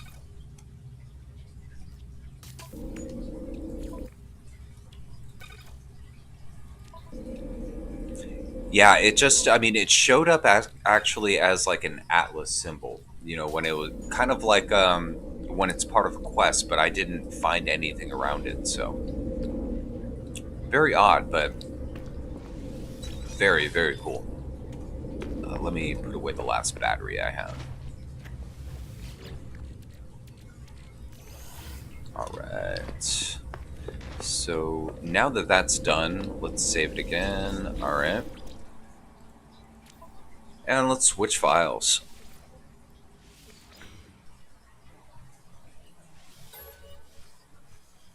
Okay, this is the main.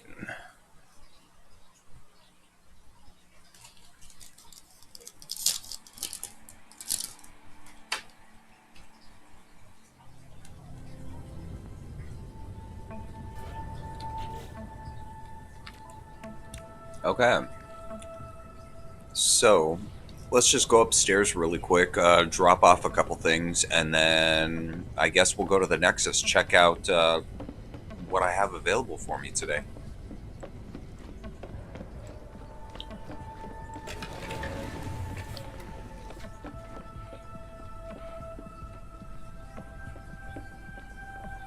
And of course, we got to hit up our farm as always.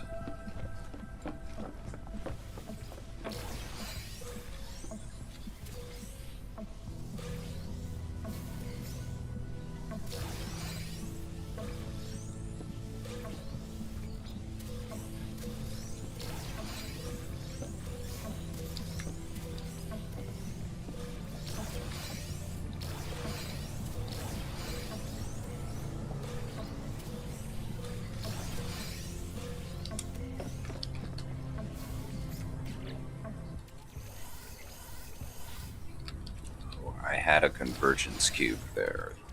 Yep. All right.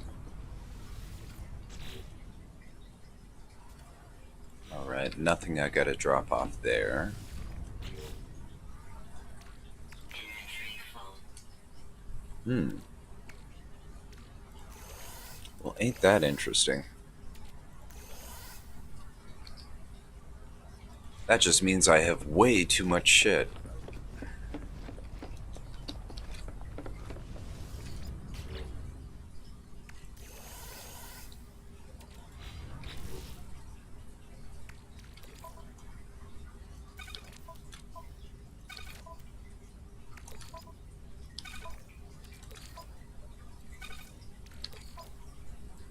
Oh, yeah, that's right. I was keeping that back there for a reason.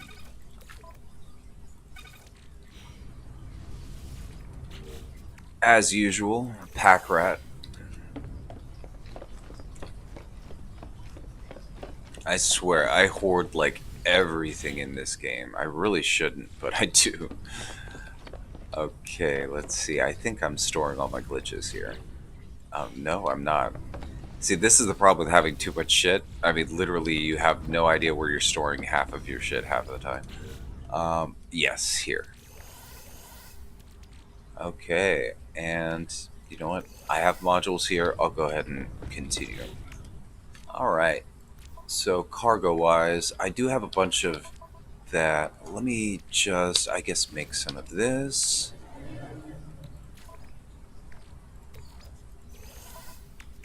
Go ahead and process those.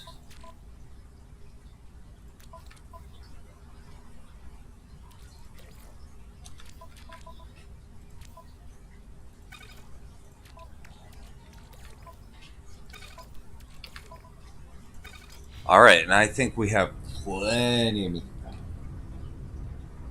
of. Seriously, like, if there was that's another parody thing I should do. Extreme, like, was that like there was that show? What was it called? I think it was called Hoarders. But yeah, I should totally do a little parody of that too. Be hilarious. I am like the worst hoarder in this game, though. I keep like everything for no particular reason. Well, I have so much damn ferrite dust now that, it would be stupid of us not to go ahead and do, what's it, the pyramid build. So I guess we'll go ahead and continue with that.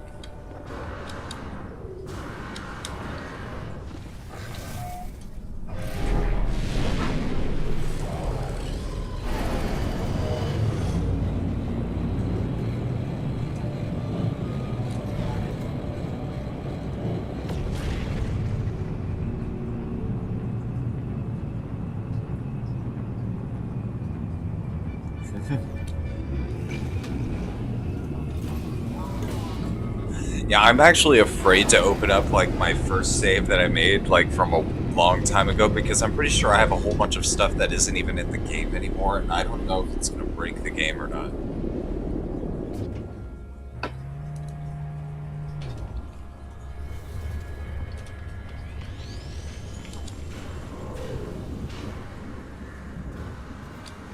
Like, I remember there used to be a bug where it would give you... Oh, hell no, I'm not constructing an outpost. Fuck that. Storm crystals, eh. Liquid explosive, you know what? I will go for that. That is fine. But hell no, I'm not constructing an outpost. That is like one of the most time-consuming quests that there is in this damn game.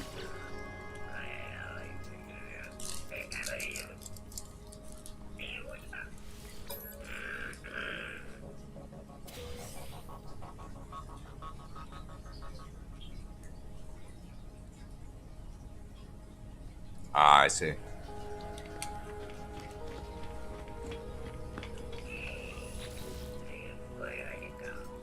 Yeah, install times suck. That is for sure.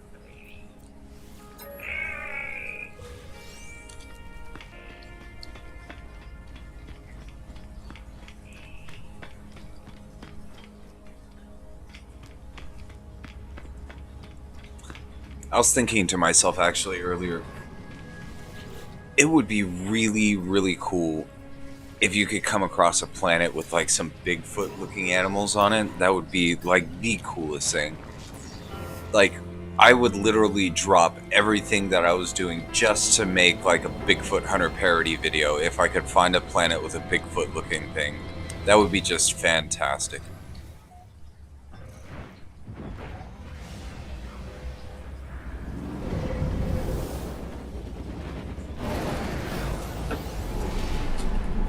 It'd be so hilarious. Like, yeah, I mean, it's all procedurally generated, so I mean, randomly, technically, there could be one out there. If you know what?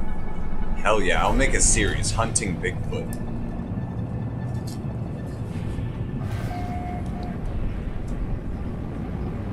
New system, okay.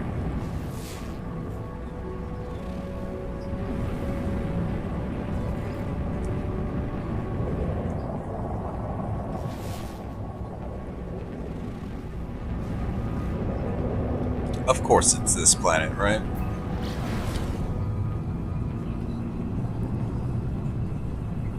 No, it's not Bigfoot, it's the Squatch, yeah. No man Sasquatch.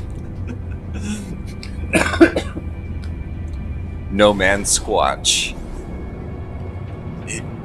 You hear it in the background, it's just like... Be like one of those redneck ass fools, it's just like... You hear it? That's the call of the Squatch.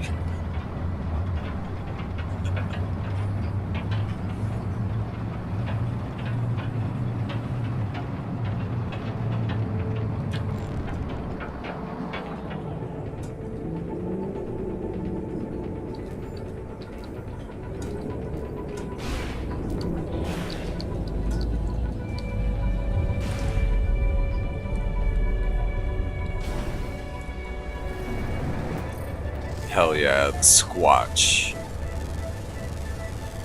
That's it. That's my next mission. Before, it was hunting dinosaurs, because now you can actually find, like, dinosaur-looking creatures. Next, Sasquatch. You will be mine.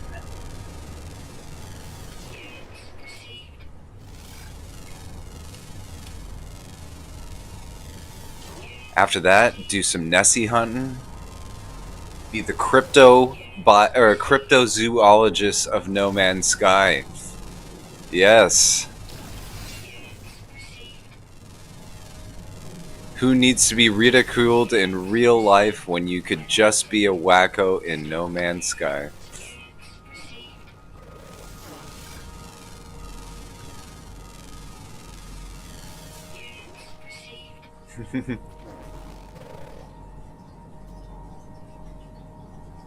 Oh, hell yeah. Hell yeah. Or like, okay, so you're like this, right? And then you go like this and you see a shape, right? In the background, and then boom, you zoom in, and yeah, it's that, what is it? Gimli, it's something. The two guys' name. One guy was Gimli, and I forget the other guy. Yeah, but the Gimli tape. Have it just cut right to that, right there.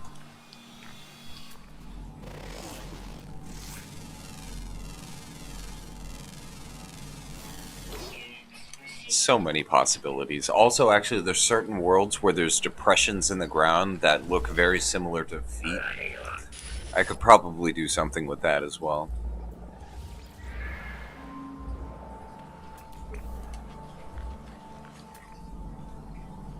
Yeah, searching for the Squatch in No Man's Sky. Alright. Well, this already isn't looking very good, considering the fact that there is no hazardous flora anywhere near us right now, so let's, I guess, do a little running. What is that? Gravitinos. If I could find any of these that are like subterranean relic, that would be perfect, but oh well. Let's move to a new area, see if we can get any of this stuff to spawn.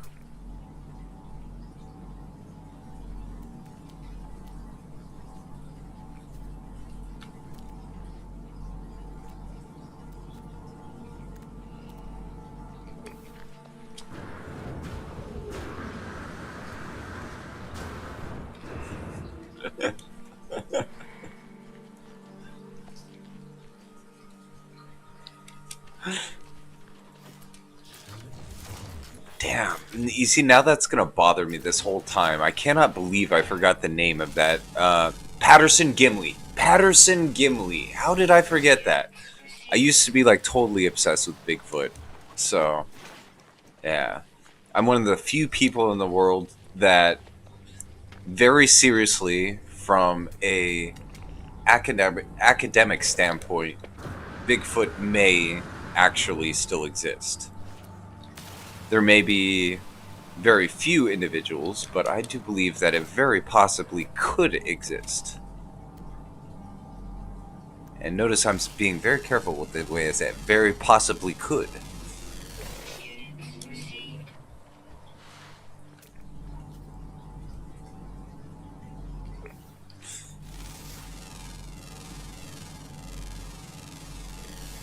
Patterson Gimli. I cannot believe that I almost forgot that. That is like the most famous piece of Bigfoot evidence, quote unquote, that exists. So, and honestly, if you look at like the stabilized, zoomed in, enhanced, best footage that you could possibly find of that thing, it's actually a pretty legit video. I mean, honestly, it doesn't look like it was faked in any way, shape, or form, which really intrigues the hell out of me.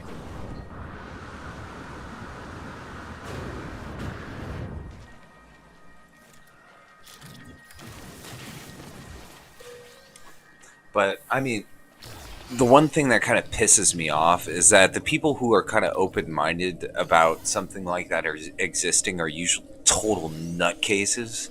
And so the second you say it's just like, oh, Bigfoot, that's so cool, people look at you like, all right, this guy's a fucking weirdo. All right, so the conversation got into Bigfoot. Great.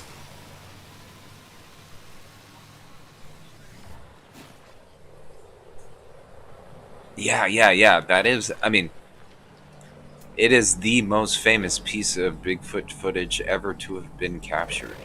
And it's actually the one that, is still argued to this day whether it's real or not. I mean, that's how good of a video it was. So even if it's fake as hell, it's still so well done that every expert on Earth will not give you a like answer. But yeah, I think it's totally real. I mean, just the fact alone. I mean, in that video, whatever the hell that was that walked across the screen had breasts, and especially in that day and age, that wouldn't have been something that somebody would have put on an ape costume. I mean, it's just too strange.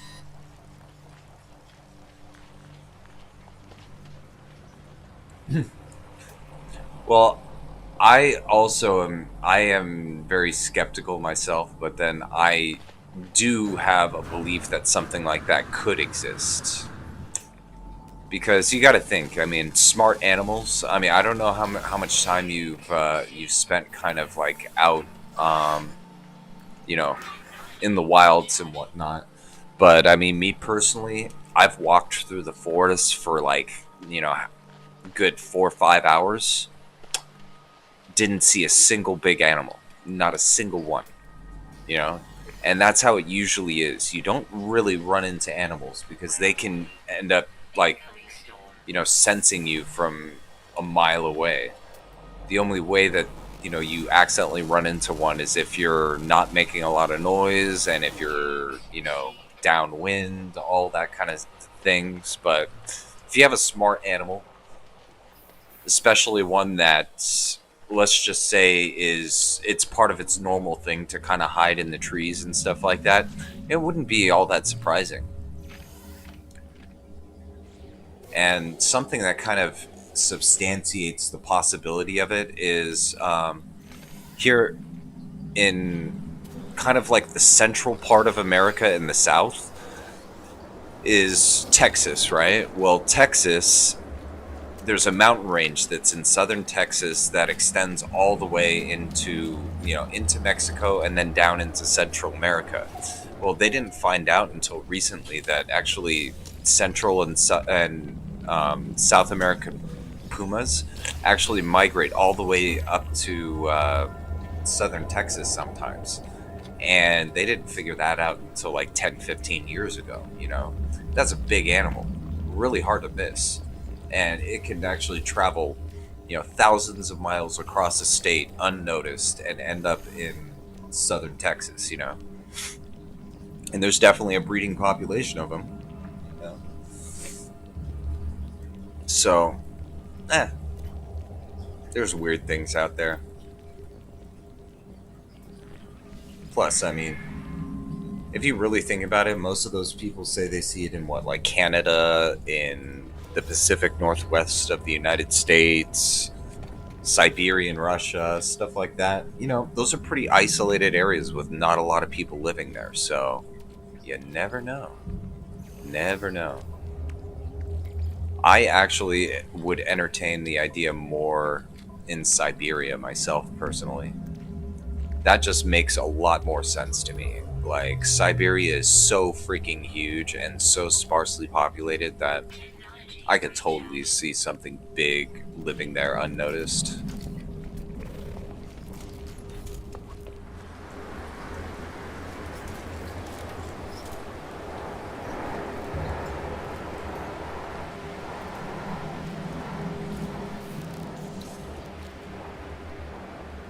Okay, why am I getting sidetracked here? Okay. I was just about to harvest all of those eggs, but you know what? I really am getting sidetracked. I need to get this flora.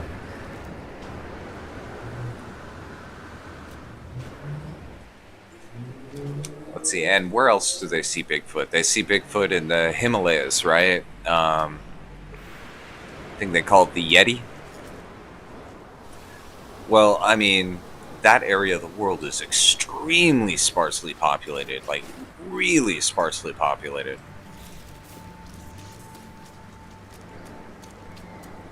So you never know.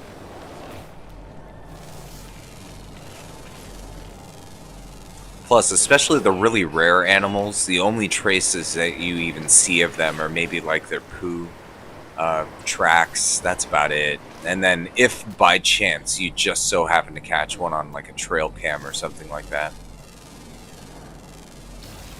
Wow, that is a big boy. Oh, the bogey?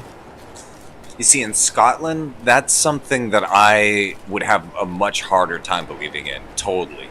Because, I mean, Scotland is not really all that big. And, I mean, people killed pretty much every wild animal that that lived in that area. So, that one's kind of... I would be totally skeptical about that, but... I mean, if you just think Canada is humongous, and the entire western end of Canada isn't even populated, so...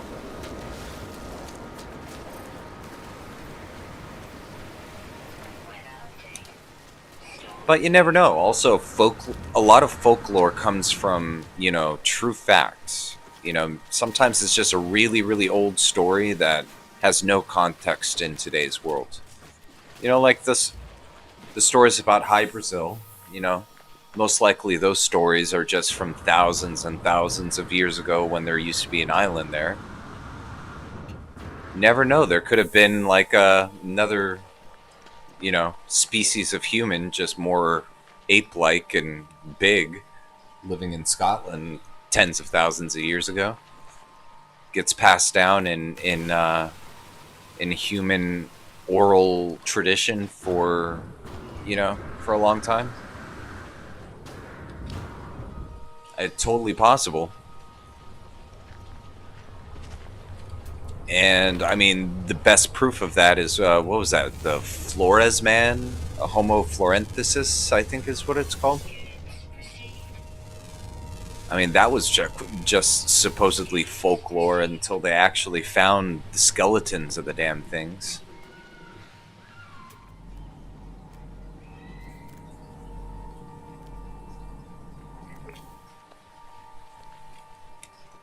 That one is trippy as hell. I mean, they literally had folklore that there was these, like, you know, midget people that were more like wild men that, you know, would steal their children and stuff like that. What do you know? There actually was a race of 3.5 foot tall humans that, you know, lived in the caves in that area. Okay, just need, what, like one more? Yeah, one more.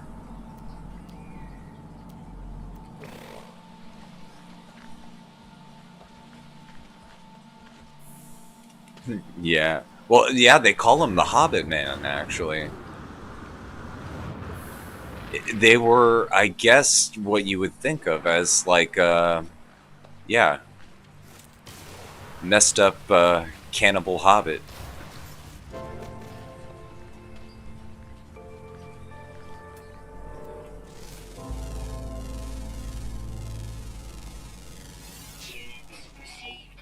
Yeah, most of them are probably all extinct, but you never know. There's probably a few of them still out there. Like like some of those things are just totally stupid, though. Like, I do not have any belief in like Nessie and stuff like that. I think that's a bunch of horse shit.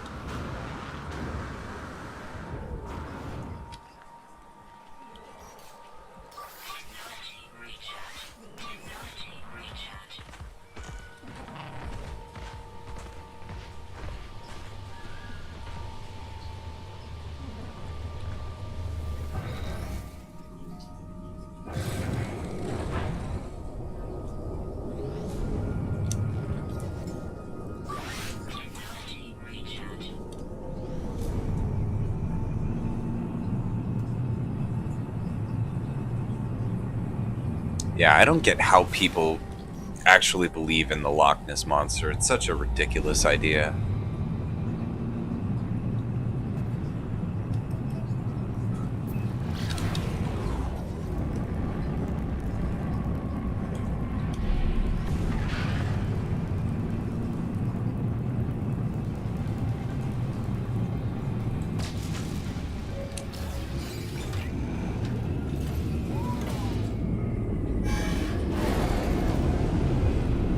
Okay, this is a bit of a tangent, but do you ever think to yourself that the way species are classified, human and otherwise, is a lot of bullshit? Well, I mean, the thing is, I mean, scientific classification these days, I guess they do it all by genes, you know, which, I mean, it's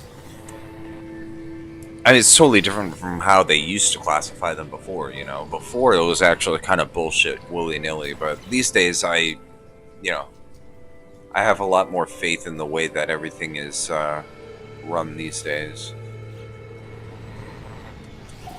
I have less faith, though, in pretty much, I mean, we're a species that's very young. I have less faith in our story of history than most other people, I guess.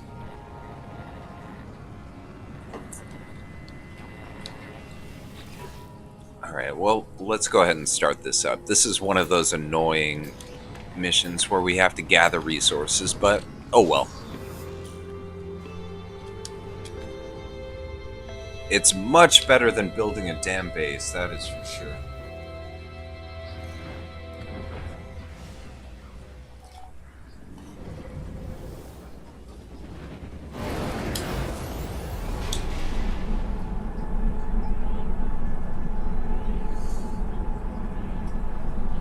Yeah, with DNA and stuff like that, I mean, they just kind of look at what it closely correlates to, more or less, and then you have to look at like taxonomy and stuff like that to fine tune stuff. But you know, it's a, well, I guess you could say I don't really have an opinion on that.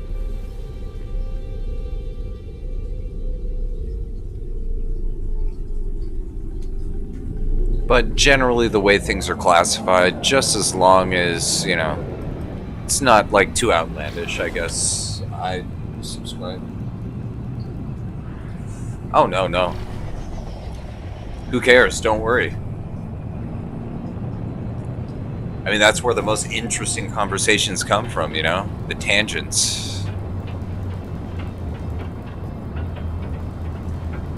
Like, I remember, before, any time I used to get together with my family, we'd always just end up in these just huge, weird tangent conversations, especially when you involve like me and my brothers. Like, yeah, totally just getting off on the weird shit. Like half the time, actually, our conversations at the like Thanksgiving table would usually devolve into like ghost stories and stuff like that, and, you know, talking about like Bigfoot and shit. Like, yeah. It's actually hilarious seeing people's faces, like, you know, like, what the hell are you guys talking about, you know? If you're just a guest to the table. Alright, so right now what I'm doing is just doing a flyover to see if I could see any good pockets from up here. Usually you can see a good enough resource pocket from the air. Like that, right there. That looks good enough. Let's go ahead and try it out. See what it is. Hopefully it is what we're looking for. Come on. Bullshit, landing area isn't clear. Land.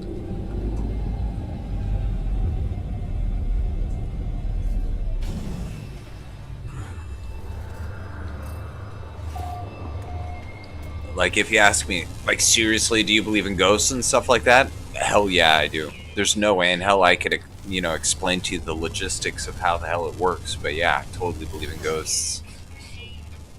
And that's not just through, like, secondhand crap. I mean, I've seen some really weird shit in my day. That is for damn sure.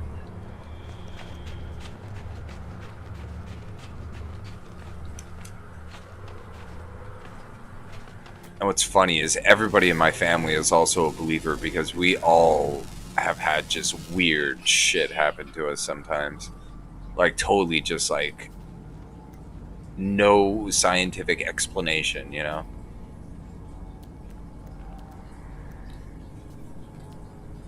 What happened to the deposit? I could have sworn I landed right next to one, right? Okay, it's a dioxide deposit. Eh. Okay, we're gonna have to find one, highlight it, and then fly to it. But unfortunately, there is actually none around us at all.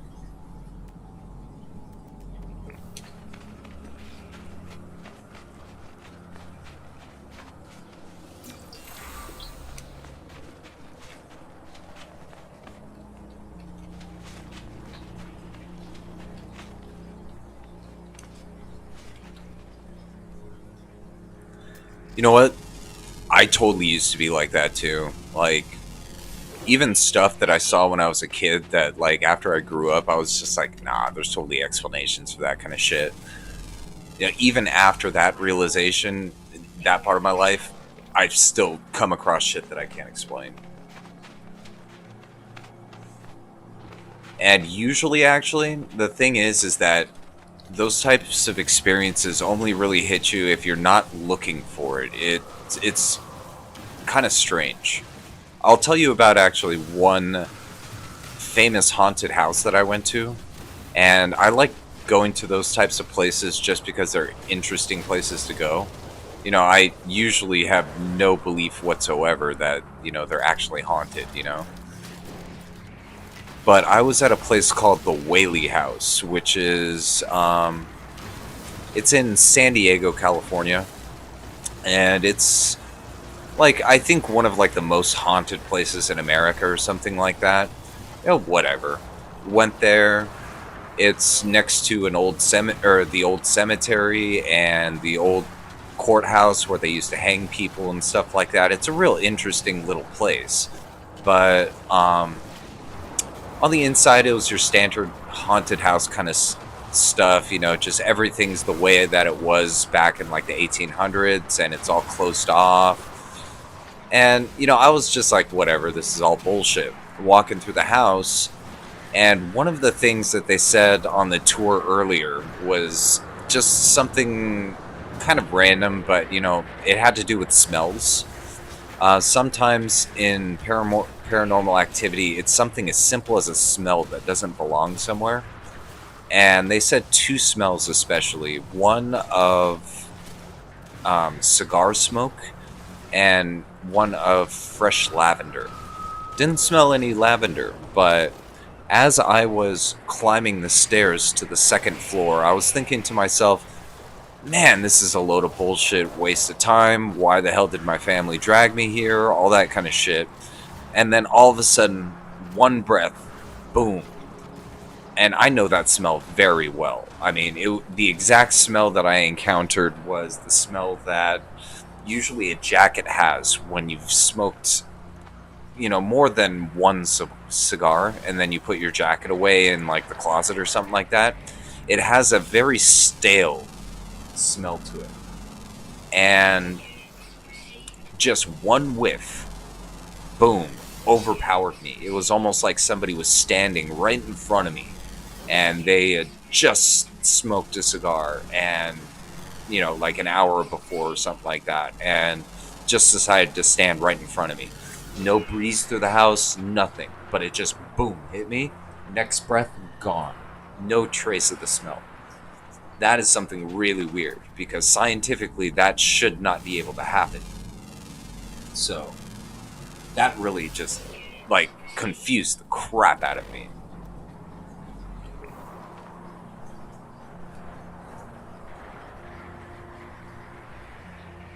Yeah, but it usually happens when you least expect it. But that happened to me like that. That's like the, like, I'd say when it comes to tangible senses and stuff that you should really be able to explain away with no problem, I had a really hard time with that one. Other than that, you know, I used to see like really weird, like, greenish hue lights sometimes. flying around the ceiling, which was really strange. Um, Probably the freakiest thing happened to my brother, and it scared the shit out of my dad, and I had no idea why until a little bit later on. But back in the day, my dad used to be a business owner. He owned like 4 body shops, so we were very well off. And he always wanted a really big house. So he decided at the time before my parents got divorced, hey, I'm going to go ahead and, build myself a nice house. So he started building this 8-bedroom huge house, and, it was really nice. But anyways, he was building it from the ground up, right? Well, where he bought the land and stuff, of course, you got to level it out and stuff like that when you're building a house. So he cut into a hillside in order to flatten the land and actually make it right. Well, once the house was built and we were actually living in it, my little brother at the time, he was, I'd say probably only about 5 years old tops. He was like maybe 4 or 5 years old. And he ran into the kitchen, I remember, from the living room, and told my mother that there was a lady walking through the house. And my mother was just like, what the hell? So she ran out looking for whoever this was, and there was nobody there. So my mom was like, where did you see her walking? Where is this lady? And he points out, like, straight up in the air, right?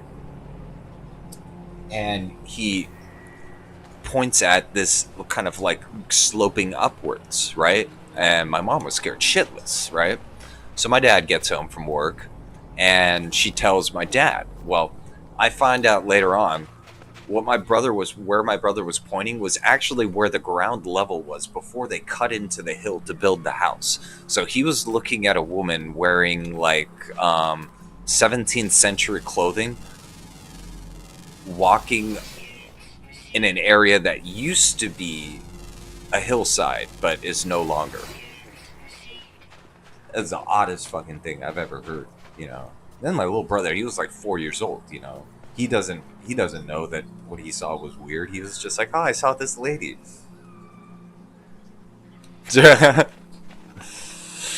No graves that I know of, at least. But, stuff like that, and then, strange stuff would just go missing from the house, and then you'd find it, like, weeks later in a really, really, obvious place. There was even one time, it was a long time ago, about 25 years ago in Santa Monica, but I remember my father went back to the couch. It was like one of those fold-away bed couches, and he went to the kitchen to get something, I remember, and then he came back, and exactly where he was sitting, there was like there was a hammer wedged inside of the gears of the couch, and the only way to get it out was to actually unfold the couch. But the thing was that my dad was just sitting there, and there was other people in the room, and like the only way to put that hammer there would literally be to roll out the bed, wedge it in there, and then roll the bed back up. Like one of the oddest things in the world. But yeah, certain stuff like that you just can't explain away sometimes. I mean, you're talking to a guy who majored in physics and mechanical engineering. Never finished, but that's what I was studying. So I am definitely one of those science-based people who looks at logical things first. And let me tell you, sometimes there's some illogical stuff that happens.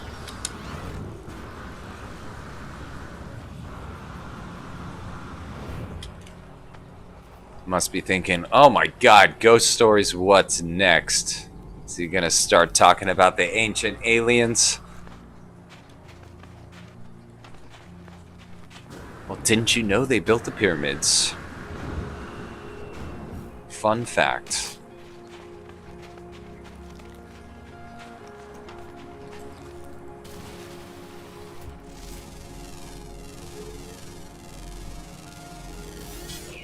Yeah, I was the same way too. mostly to me, I think most of those haunted house things are all bullshit, you know. But again, I mean, that kind of stuff I found that, like, when I experience something weird, it's usually in a moment when I'm not thinking about, you know, like let's just say walking through a haunted house and it being like you're not thinking of seeing something, you're thinking of something completely unrelated, and you know, Your mind is kind of aloof, you know. but yeah, I think most haunted houses are all bullshit.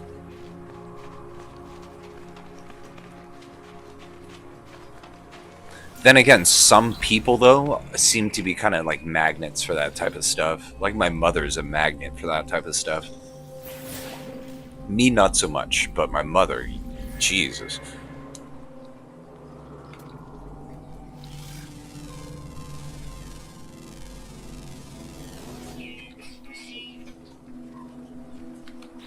Okay, so what missions do we have open right now? Right now, we're just pretty much doing some scanning and stuff. Nothing too spectacular, so let's try to get, I guess, a mission accomplished here. Weather warning. Incoming storm.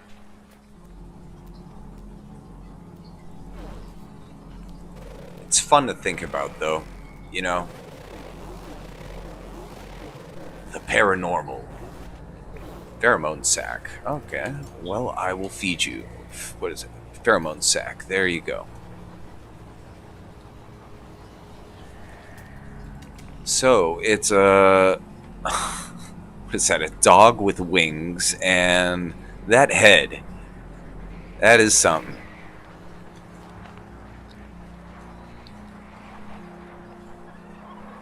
Okay, well, I guess let's get the berries.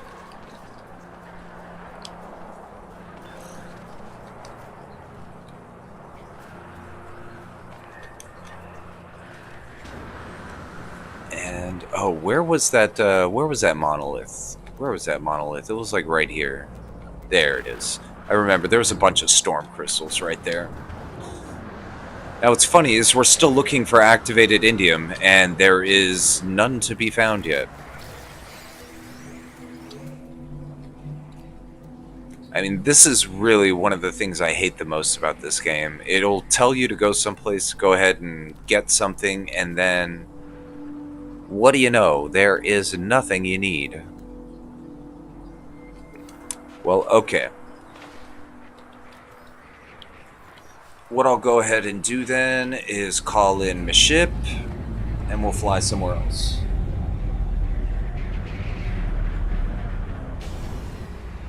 Oh. Damn, that's messed up. Hey, but it's totally relevant to today. You know, wait, hold that thought. Give me just 1 second.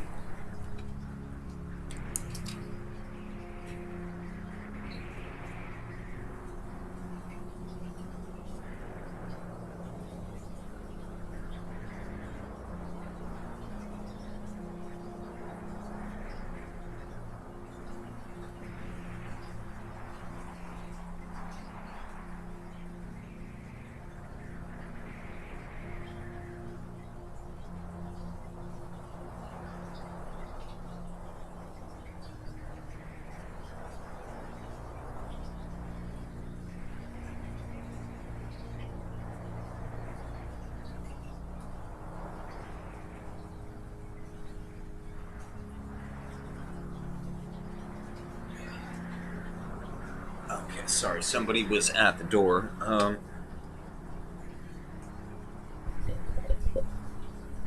Oh, yeah. Well, I mean, yeah, that type of stuff is really relevant to today. Technology recharge. Yeah, mainly just because, I mean, honestly, that new COVID strain is, well, they're literally doing that kind of stuff in China right now. That's why, if you notice something funny, the Chinese case totals haven't really ticked up at all. I mean, literally, they're locking people in their houses and they're just pretty much isolating everybody. And literally, there's just people like dying in their apartments and stuff, and they don't even count them as sick people. Oh, jeez. That's crazy. You know, it's always the ghost stories about the kids that are the most freaky, you know?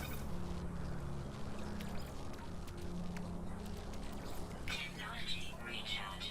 Okay, I need to find room for this stuff.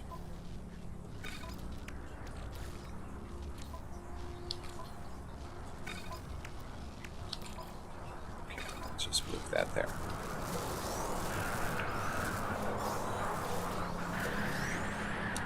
Yeah, but the different types of hauntings and stuff like that too, like the, you know, yeah, the kids' voices and stuff like that. That's some freaky stuff.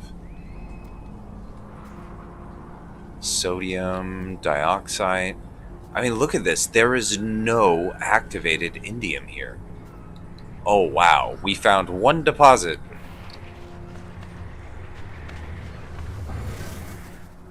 Oh yeah, I saw that crap.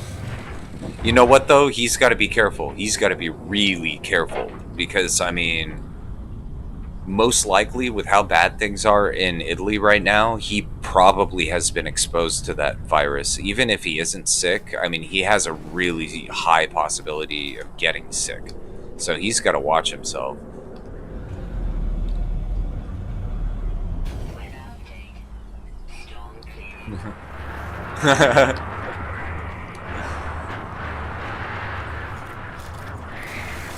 Oh, nice. This is a huge deposit. Yeah, people have been freaking out about it. Like, they've been freaking out a little bit too much, but it is something to really keep an eye on. Because, I mean, literally, this is one of the things that's going to get around the entire world. Everywhere is going to get sick, have cases of this stuff, so.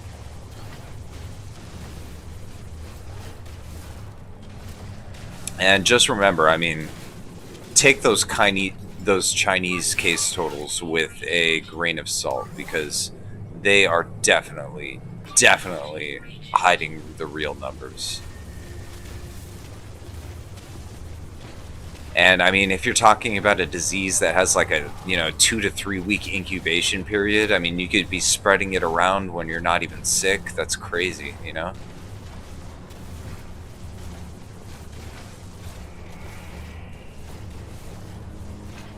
And, well, the scary thing about viruses is it's not really the virus of today, it's the virus of tomorrow that you gotta worry about. Weather warning. Incoming storm.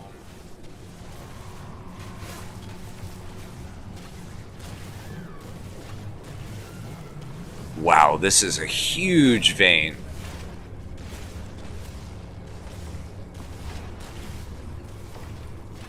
Alright, I'm gonna have to change position. I can't even see the end of this thing. We hit the mother lode with this one.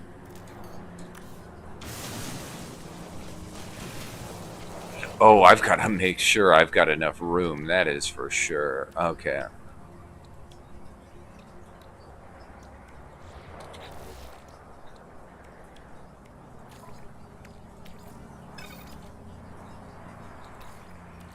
Technology recharge.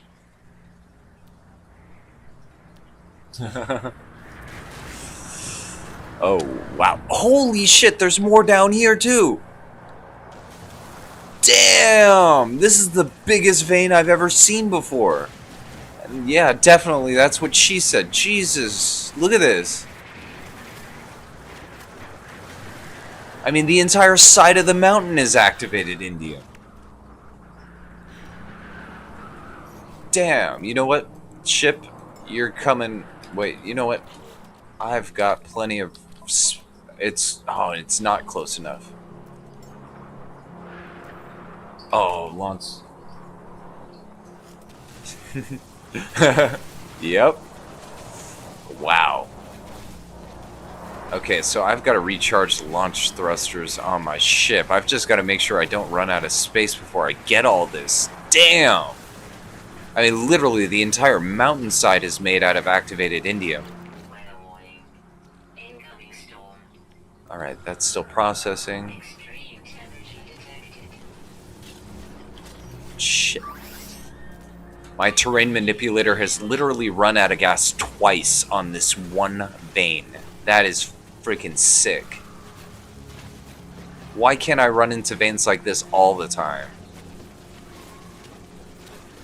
I mean, look at this. It's still going.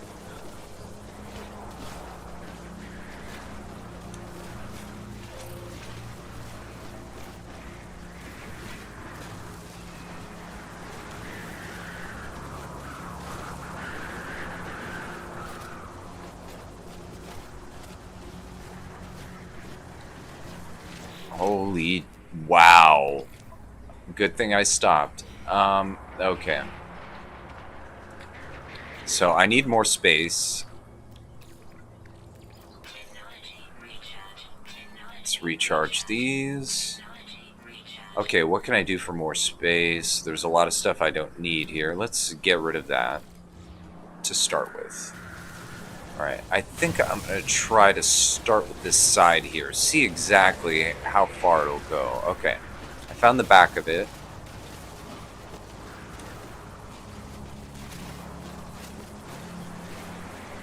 But wow.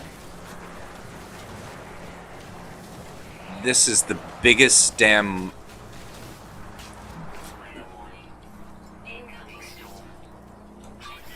So, my terrain manipulator ran out of gas 3 times. I'm not even halfway done with this damn thing. Look at all of that off of this one. I completed the damn mission. Holy shit. Now that is good. Alright, so let's make more space. What can I get rid of that'll be fast process? Salvage data.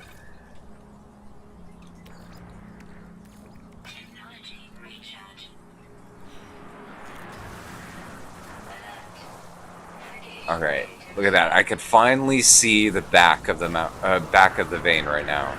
Jeez.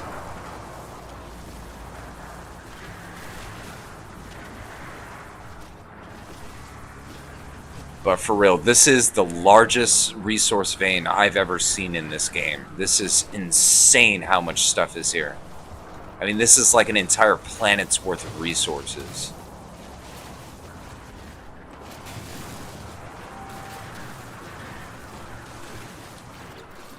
And I have to keep on managing this just because, wow, there is so much. Let's do that. How about that? And, okay, I ran out of phosphorus, it looks like.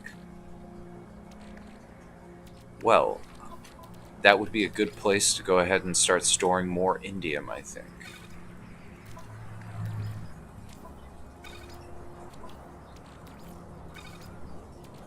Alright, we got a lot more space. Let's continue. Yeah, I know. I am surprised as well.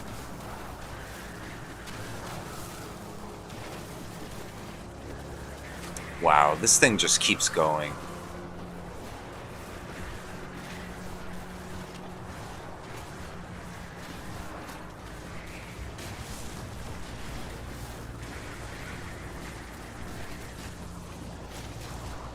Okay, that would be out of gas number 4. I'm gonna run out of freaking silicate powder before I even run out of inventory space. Jeez.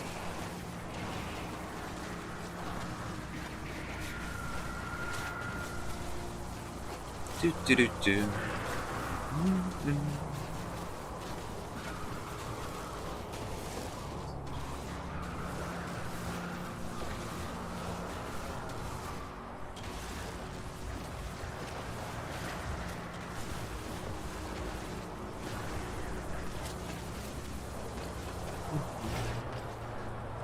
I can't even tell anymore if it... Okay. Let's go inside the little crevasse here. Okay, that looks like it might have some.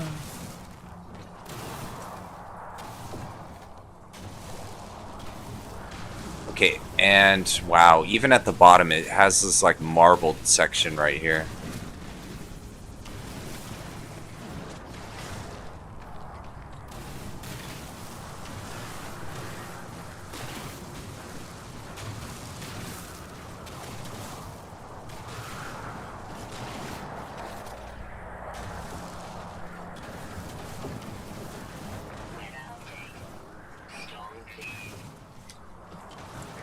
what is that? Storm number, what, 3 since we started mining this vein?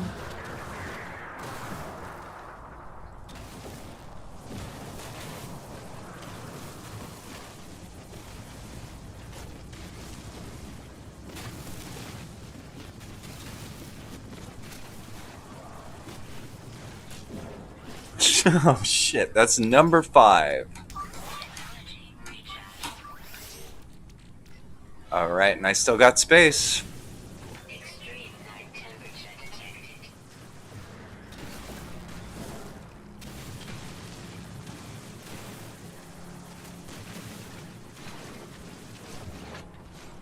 Extreme night temperature detected.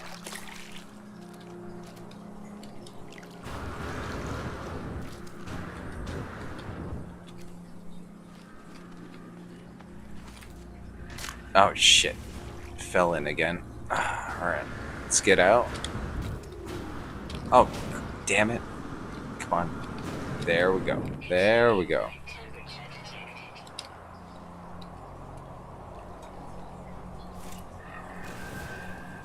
Alright, that's just silicate. Alright, good. At least this bottom section I think we're pretty much done with.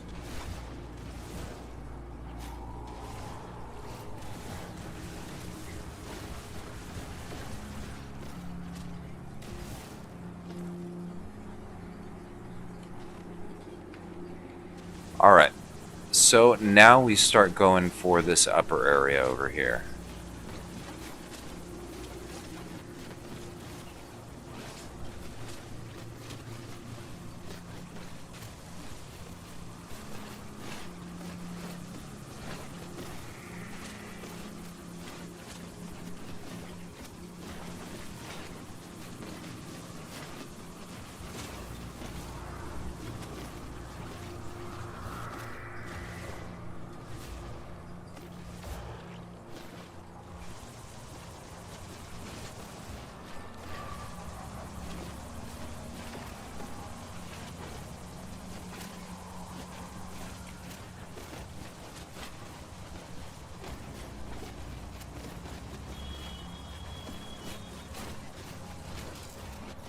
Alright, so that's number 6.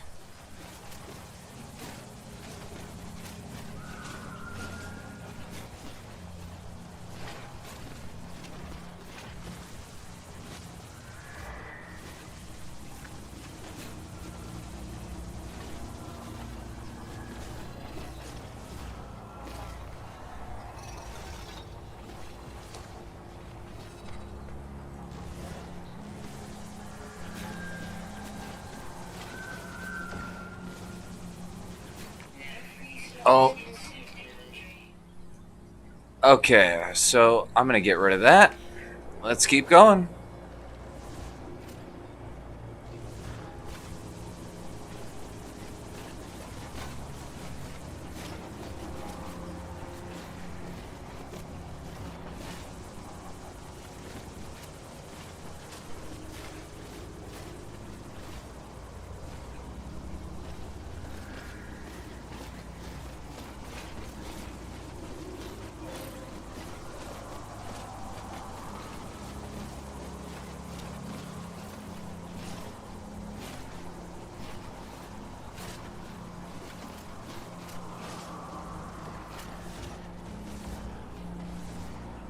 I'm actually having the problem of hitting the distance window where I'm too far away from the rest of the deposit to go ahead and actually mine it. I'm gonna have to change positions.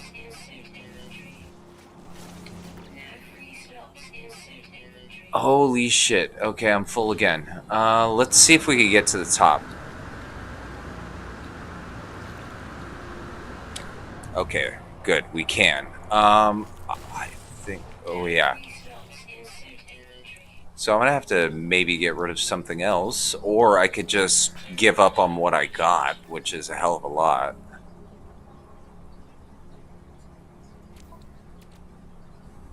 How important is this leopard fruit to me?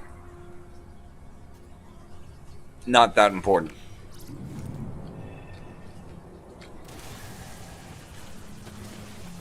Dun dun dun dun dun dun dun dun. Number 7. Dun, dun, dun, dun, dun, dun. Dun, dun, dun, dun, dun. Dun, dun, dun, dun, dun, dun, dun.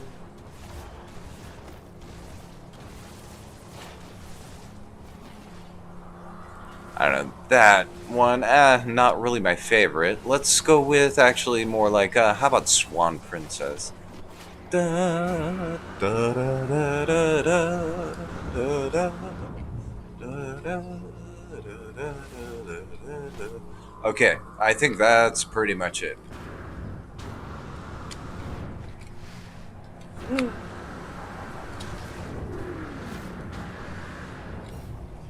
Oh, no. Okay. Almost died there, but I'm fine. Okay. Well, I think that's enough.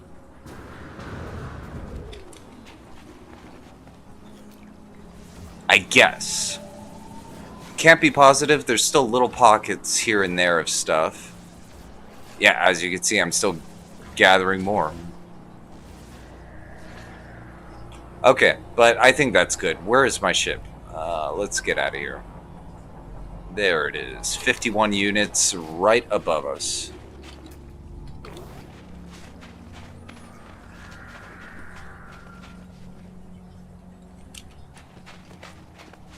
Yes, yes. Okay, damaged machinery. I don't have any room for this shit, so let's hope. Okay. Okay, it's a module. I don't want to get rid of a module. Technology recharge. You know what? I don't need the nav data. That's fine. Give me the module.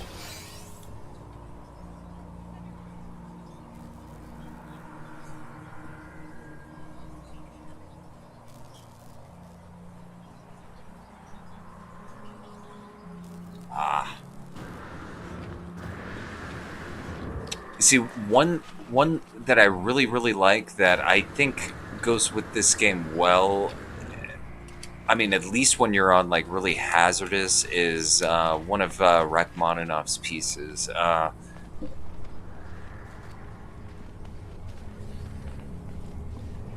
Actually, you know what? Game music, it's okay.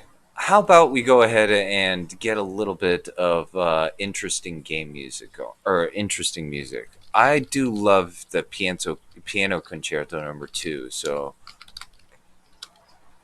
yeah, as you can see, I do love it. Ah, See that right Evgeny brain full of activity? That's Evgeny Kissin. He is Mine probably is one of the the other. best pianists that has lived in a very long time.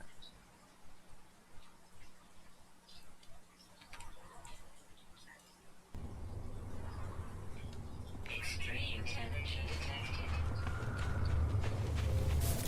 Air-free slots in sight. Okay, out of free spot. Oh, I definitely will. You know what? Let me.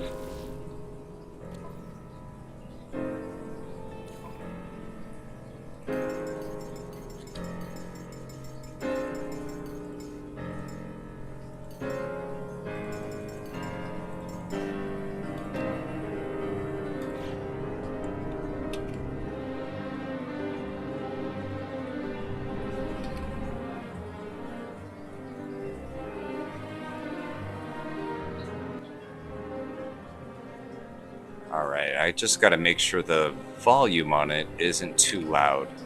Alright, that should be fine, I think. Yeah, I'll definitely look that one up for the next one, definitely. I just really want to listen to this song. I love this song. The first movement is definitely beautiful. The second movement, and it actually climaxes very well. The second movement is a little bit more cheery, and then the third movement has like this kind of like romantic feel to it that I like.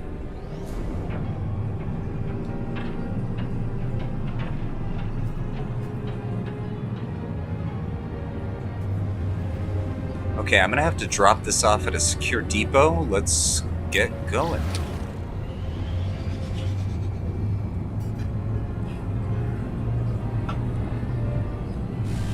Yeah, if you want to actually if you like especially piano, I would definitely look up Evgeny Kissin. He's probably my favorite pianist, and I mean he's really good. He could do most pieces that are like on the ultra hard kind of list, like easily. I mean, it is amazing how good he is. And this song actually has a lot of little clips in it that are used in a lot of movies and commercials and stuff.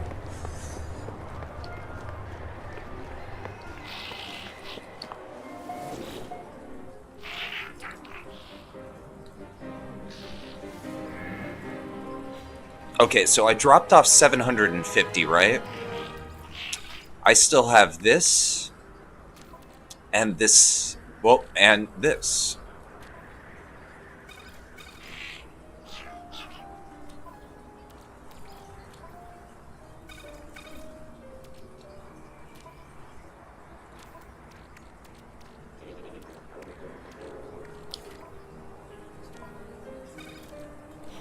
Ooh.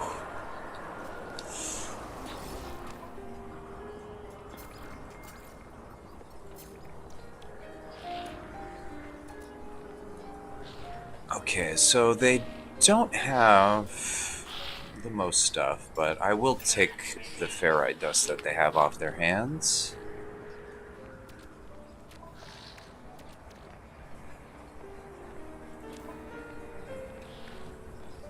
Okay, so this was a mining bee module. Nice! And an S level at that. That is very good. Okay, I've got to figure out where this went. Where'd it go? Huh. Whatever. I'm wasting time. Let's get back to the Nexus.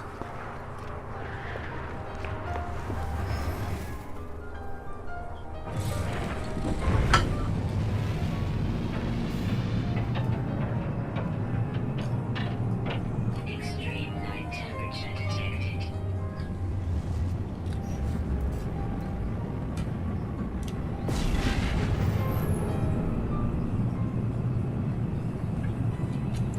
Oh yeah, if you're into anime, there is this one anime that is really, really good that focuses around classical music. It's like a romantic comedy.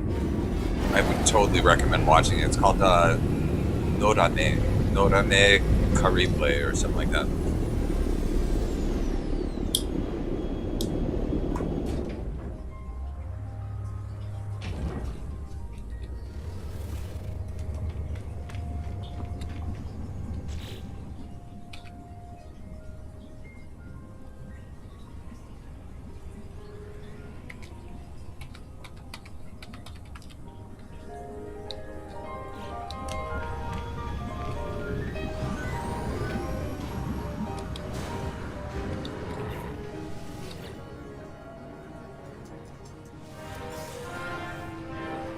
Alright, cool. You got it?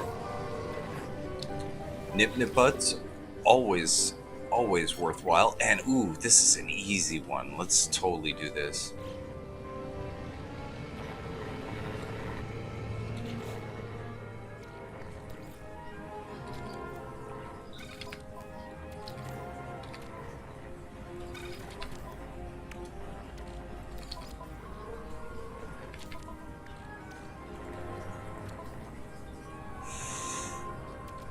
Okay, I guess I should just put this back here for now.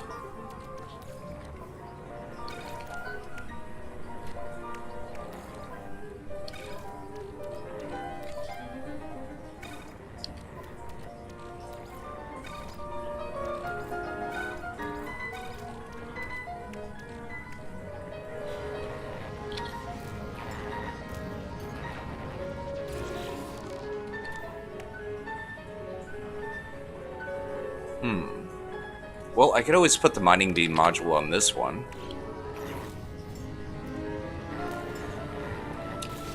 Otherwise, what do I got? I got this one. I already have full S's on it, so I don't need it.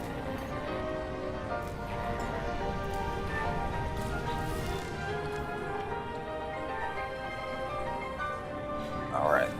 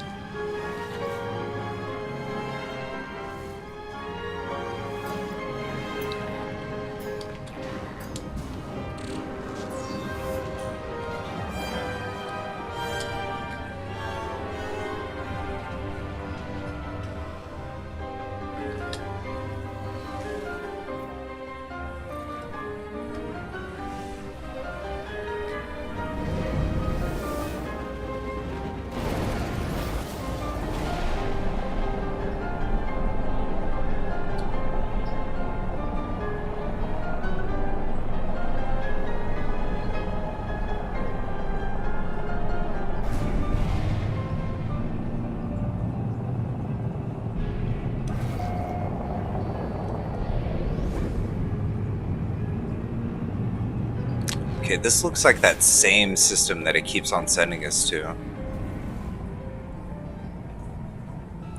Okay, at least this time it's sending us to a different planet.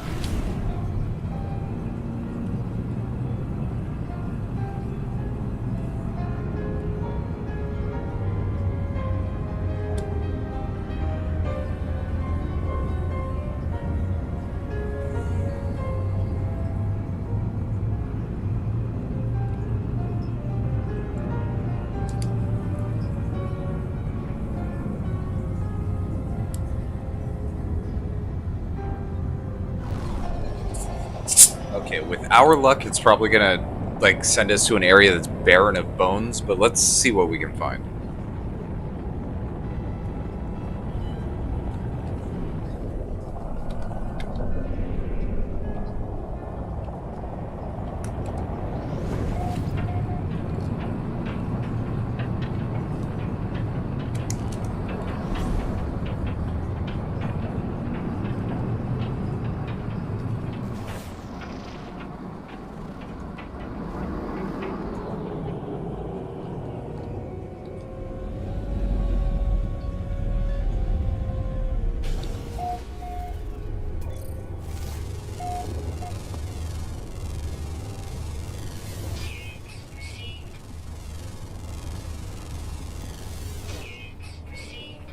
Alright. So at least we're close to one deposit. Okay. Well, let's get the stuff that's here, and then we'll go ahead and be on our way.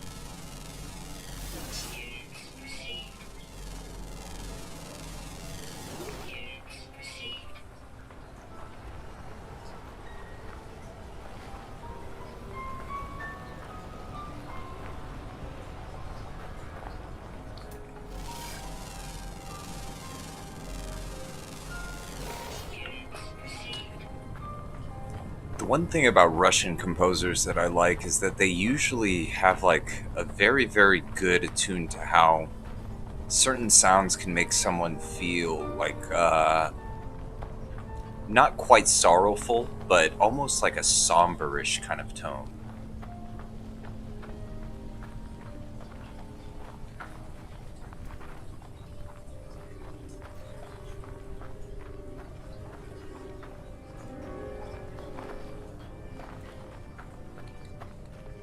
Alright, cool. We got 2 here. Nice.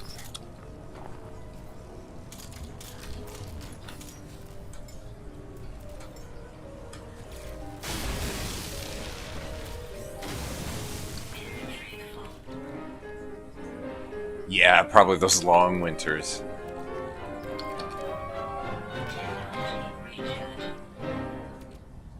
Alright, is this almost done? Yes. Oh, there. Okay, I guess I can add this to there.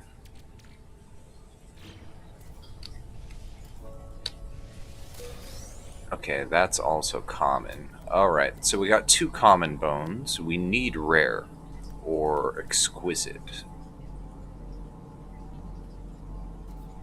Unfortunately, no other bone deposits around us. Let's go towards this buried tech module over here. See what we can find.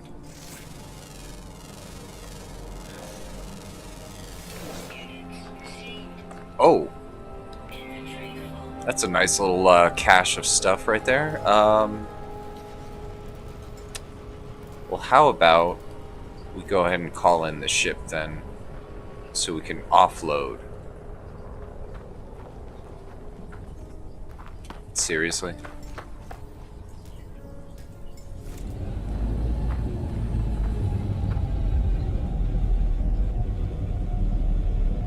Yeah. Well, whiskey, I mean, hell yeah.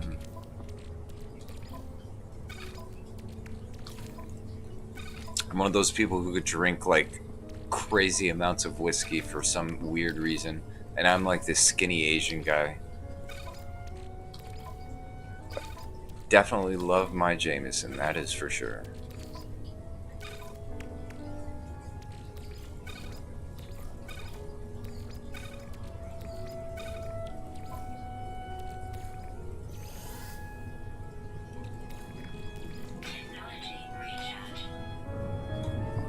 Alright, that should free up enough room, I think.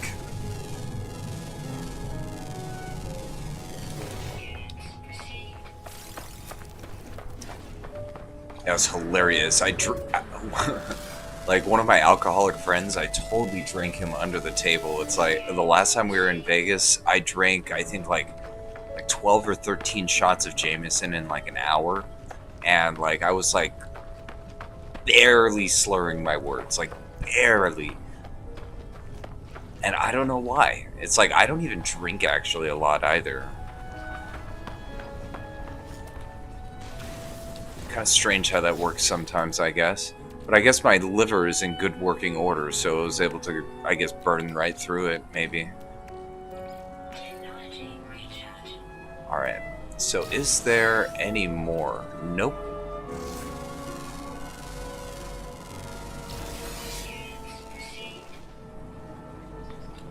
Okay, well, let's fly, I guess, to the next spot, since there's nothing really near us.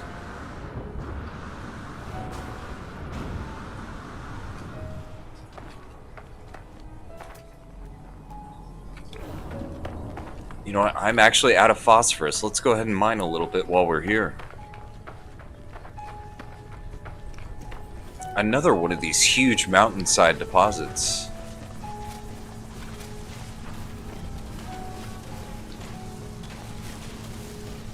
Now, all we really need is like 250, but if it's going to give us more than that, you know, I ain't going to complain.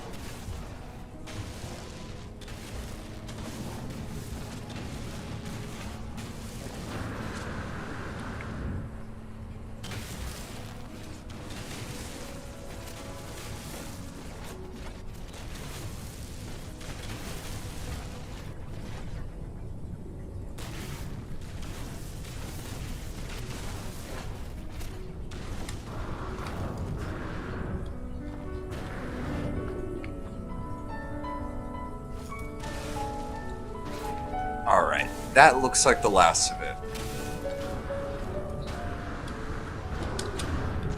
So, how much were we able to get? That's not bad at all.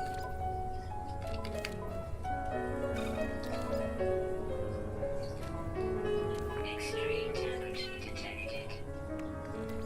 Technology recharge.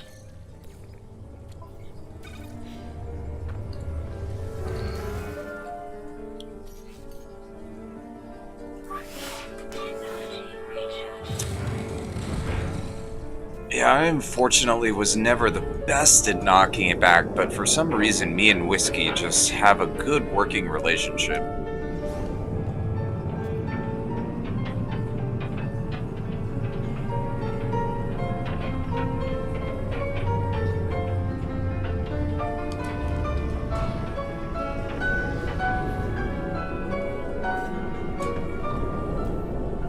Whoa.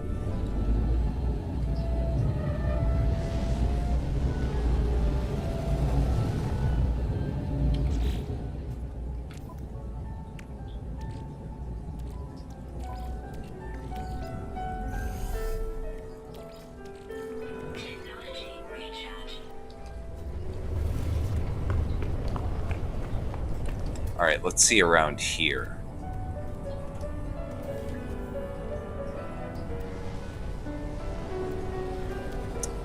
Yep, as I thought, it sent us someplace that is like almost completely devoid of bones. It's okay, we'll keep looking though. No reason to get frustrated.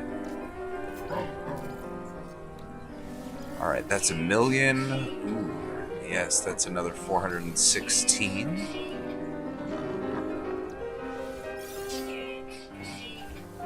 Nice, okay.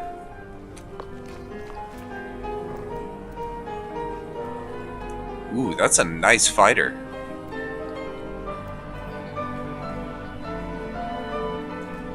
Yep, nothing. Okay, well, I guess let's move to the next spot.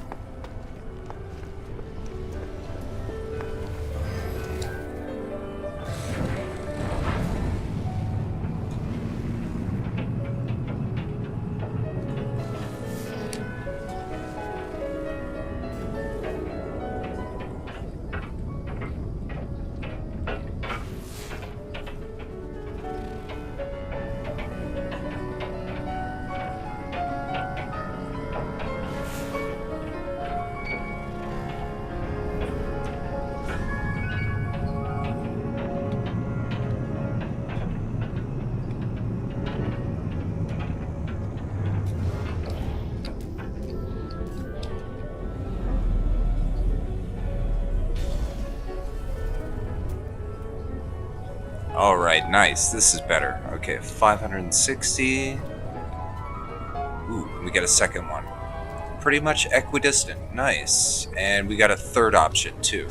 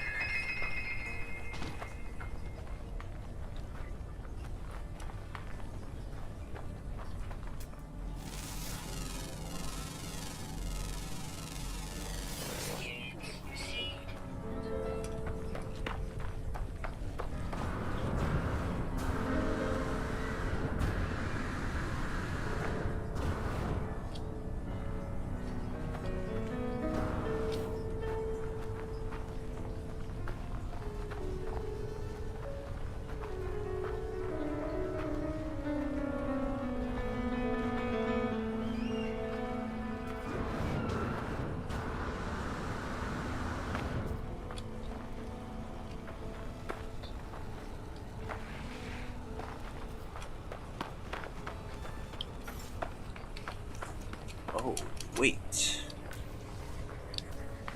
I don't care that I haven't scanned you yet. Let's go.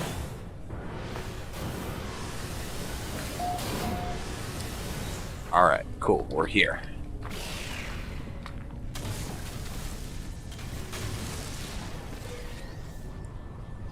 Is that a common one? Alright, it was common. Alright, there's another one, another 800 that way, but that's a bit far away from our ship. 947. We got 855. Let's go to this one here.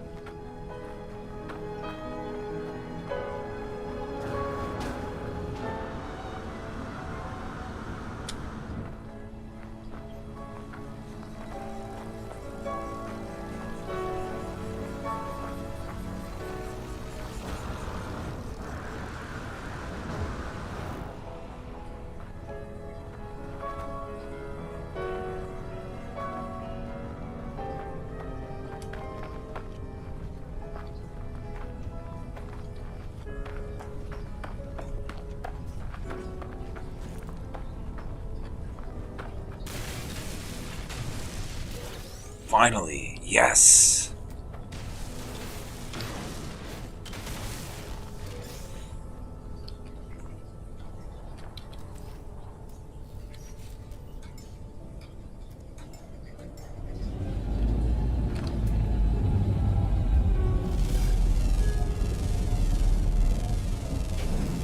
Units received.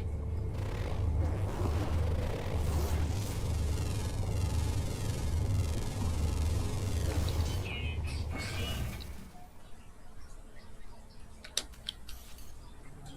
Technology recharge.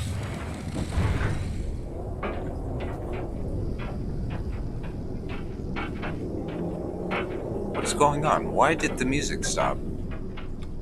Is it intermission? Ah, there it is.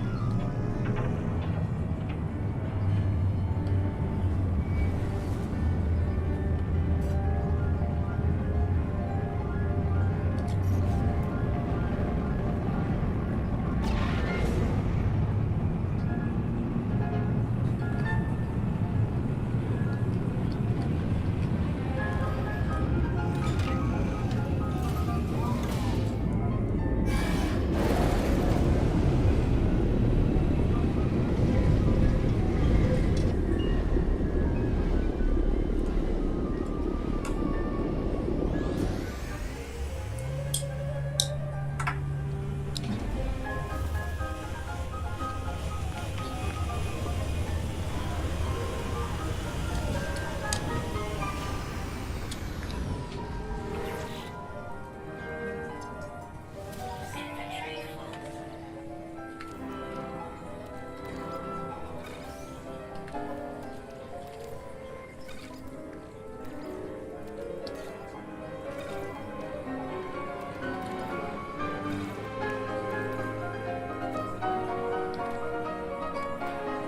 Technology recharge.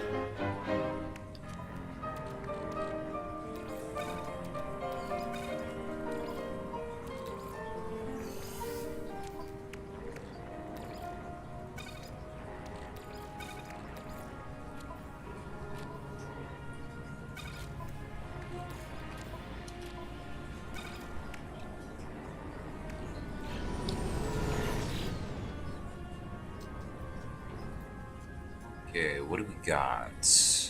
2 nanites. These two are both actually 5 heat capacitors. Hmm. You know what? Let's do it. Why not?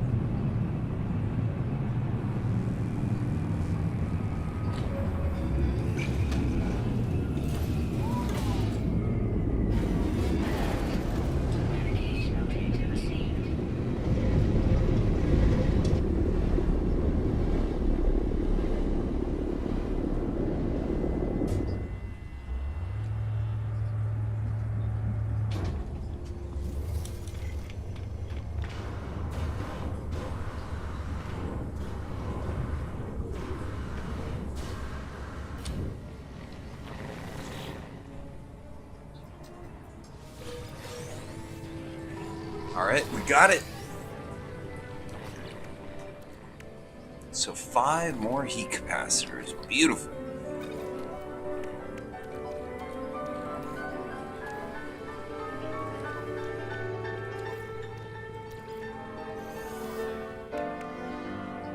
I guess let's start processing this up. Oh, you know what? I should probably just stack it in my freighter.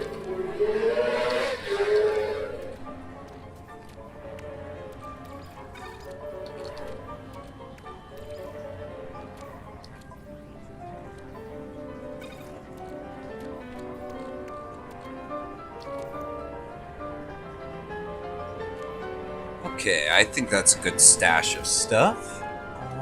Let's see.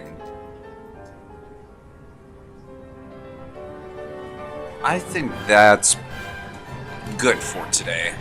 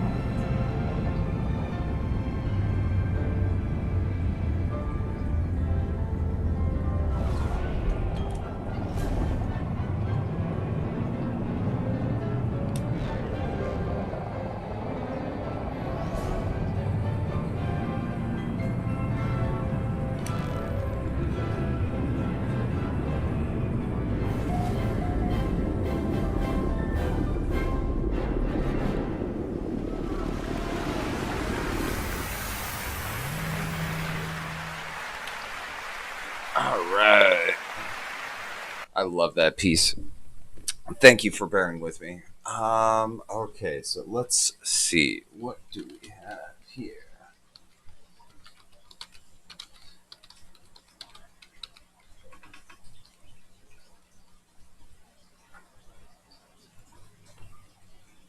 Okay, so who is the best performer of it?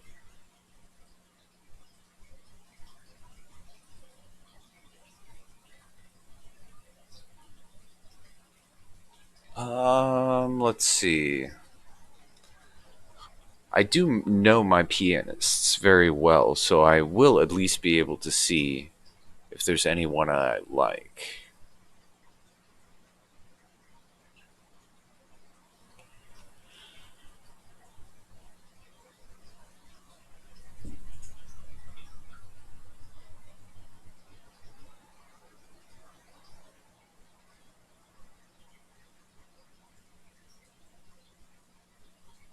This one's what, got 5 million? I guess let's try this one.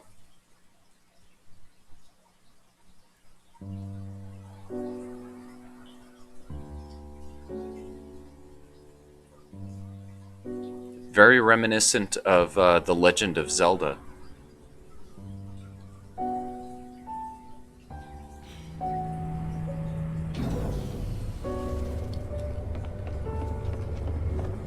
Like, Okay. Oh no, neither am I. You know, I just like the music that I like, but this is actually really reminiscent of The Legend of Zelda. It has a very, very similar, bass rhythm to it. And actually, here, I'll demonstrate that really quick. I'm going to turn this back on. It is a beautiful piece from what I can see so far. But let's see, The Legend of Let's see. What was that? The time. Yeah, probably the OST would be The place to find it. um,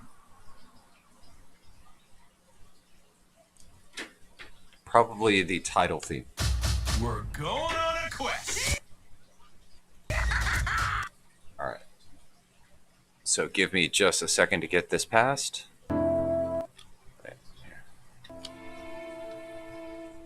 Wait. Okay, so this is what I'm talking about.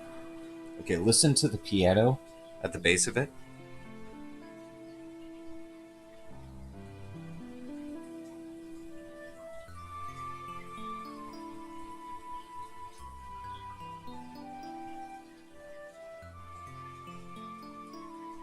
All right. So you heard that kind of bass to it, right? Now listen to this.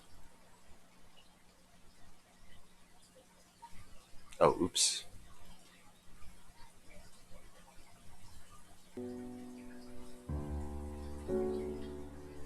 I mean, you hear that Similarity, right?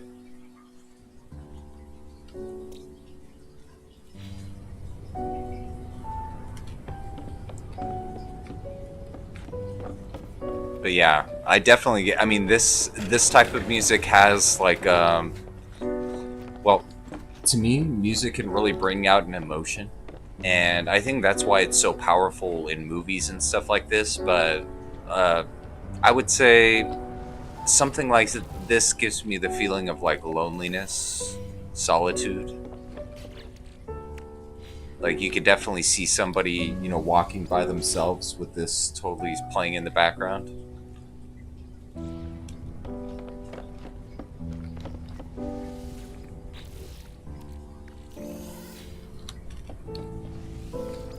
Yeah, if you haven't heard it, actually, the Zelda, the orchestral performances of the Zelda songs are really, really good. I'll probably flick that on after this is done.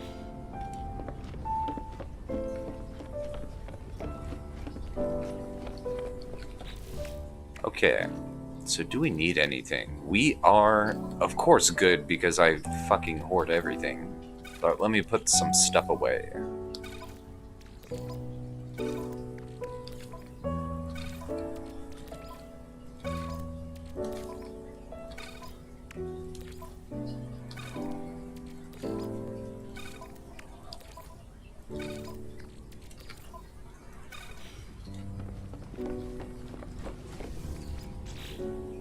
Yeah, this has such a similar kind of rhythm to the original Zelda theme.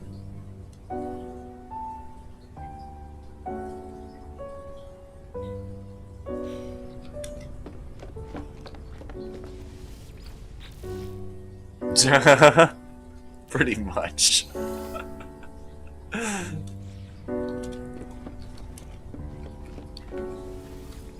I mean, it's not though like I would say like a depressing solitude. This is just something that kind of, I don't know, in my mind's eye, I just see somebody walking alone, but not sad, It could be sad, but it just depends on the context of how you put it into an image.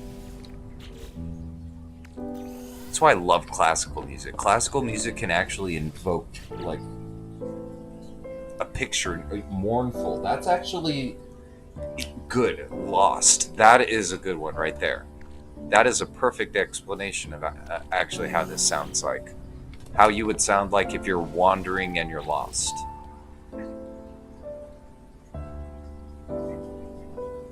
So I still have all this stuff, thankfully, because of that little glitch.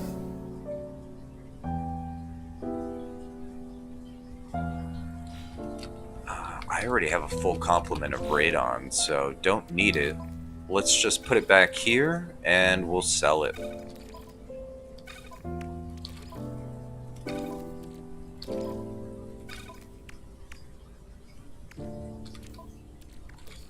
Okay, and I can put those away, and I can put this away. And stash the rest.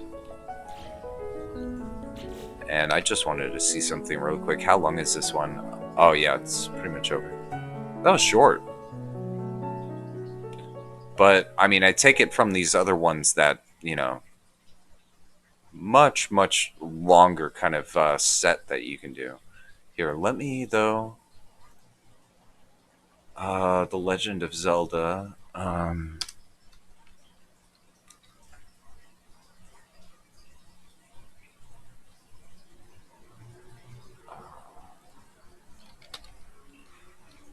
Oh yeah, yeah. What was it? Seasons.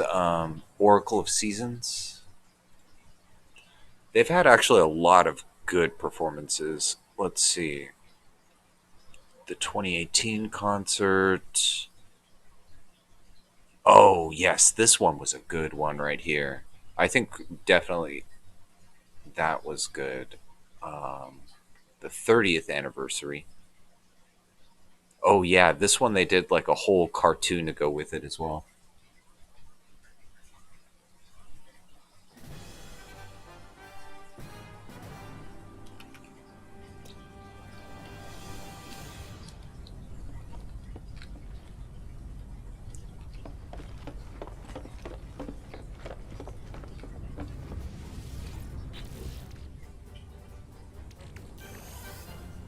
Infantry full.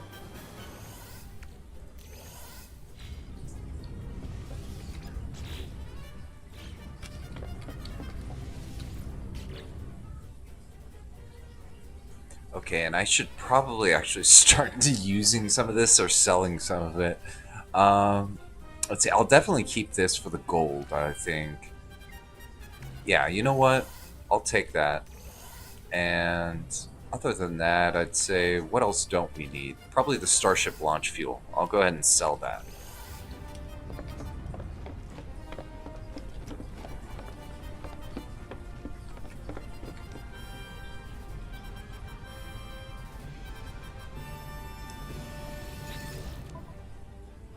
Yeah, I'm not sure, Sam. I just got introduced to that just a little while ago by our friend here. So,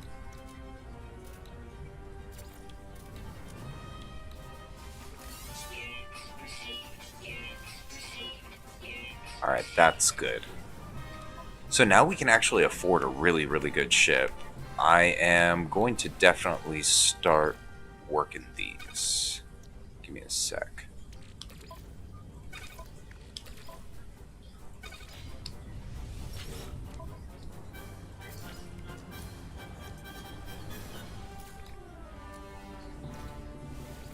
Units received.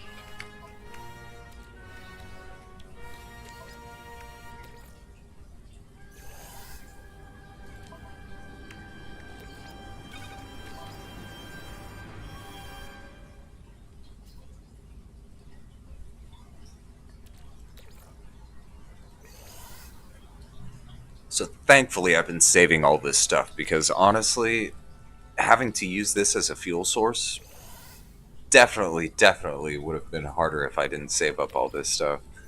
I guess there are some positives to being a hoarder.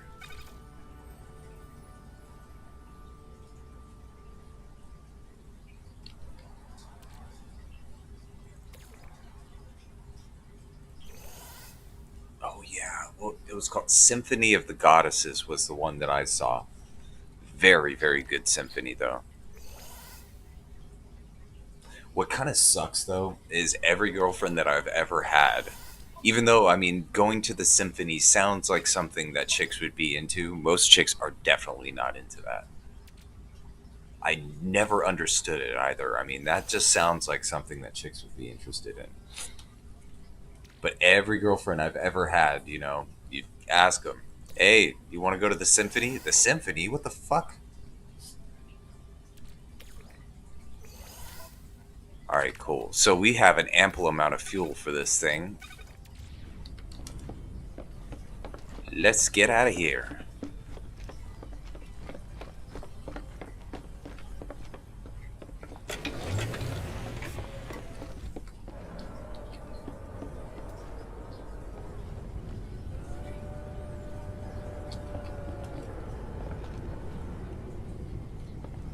Yeah, that's what I figured.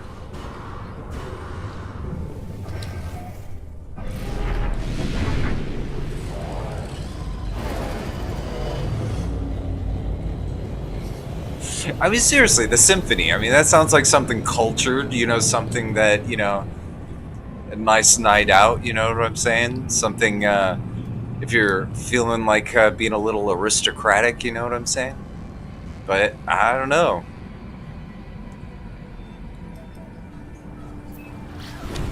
Distress signal detected.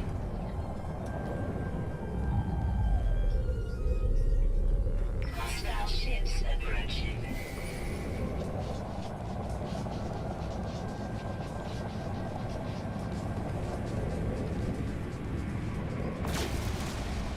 Where? Where are these hostile ships? I don't see them.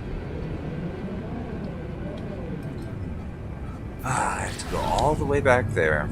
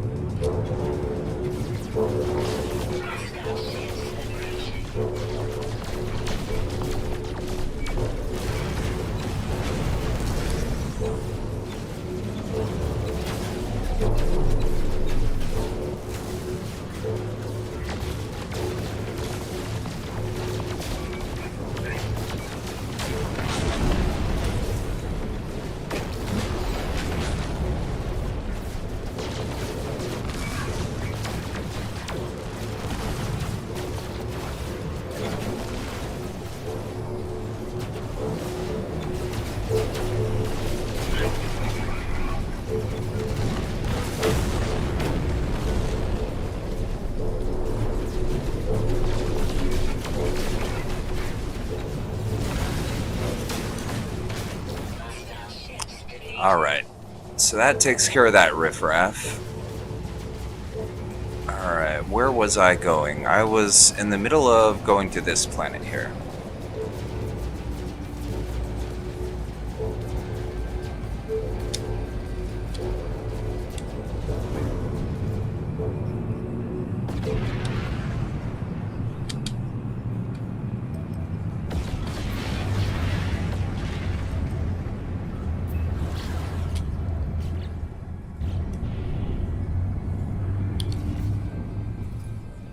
Alright, I'm just going to take a look around and see what there is around us that would be of any interest.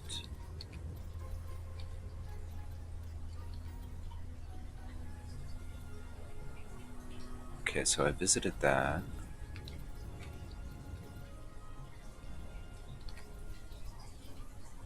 Okay, not really a lot of interest. Okay. Technology Oh, recharge. come on. I didn't want to do that. Sorry.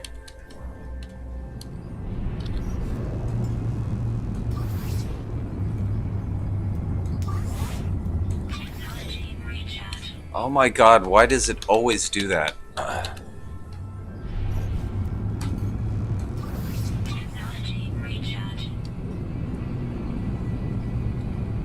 And sorry, this is not loud enough. You know what?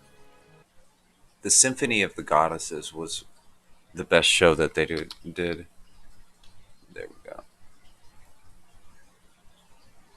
And I believe, yes, it was the, what was it, the 25th? Was it 2017 was a good one. Oh, Toronto, this was a good one.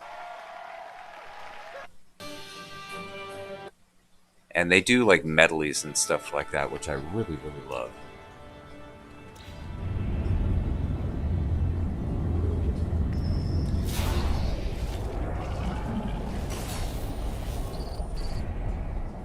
Well, what do we have here?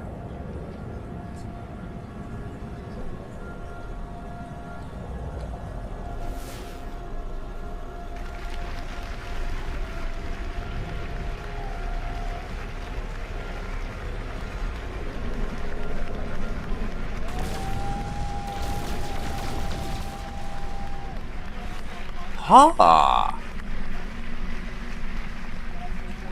Well, the iron-bound relic is no more.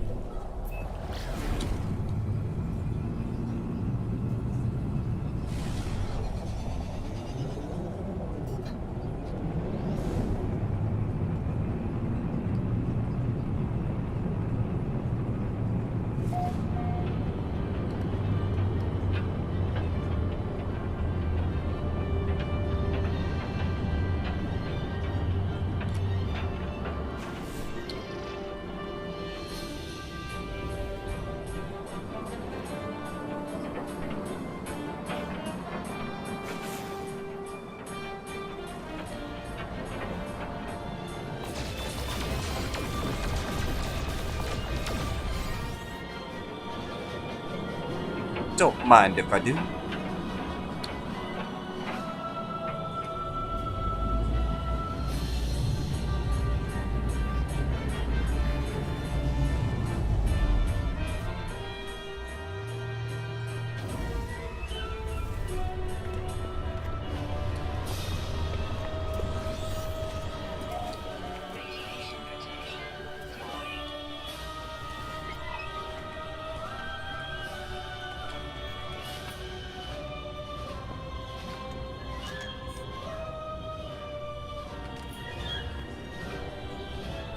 Check the link out for some deliveries.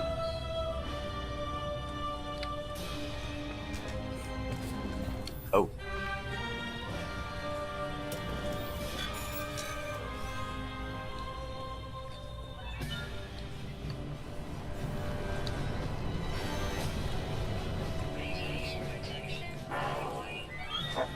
Okay, I will process your resources. Oh, okay. Well, I'll give you some carbon.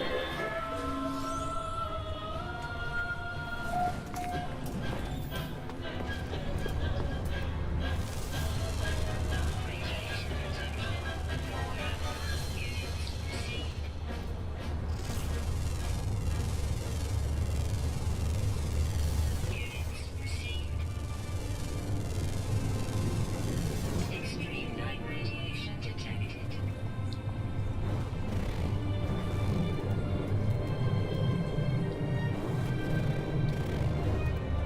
Radiation protection. Radiation protection.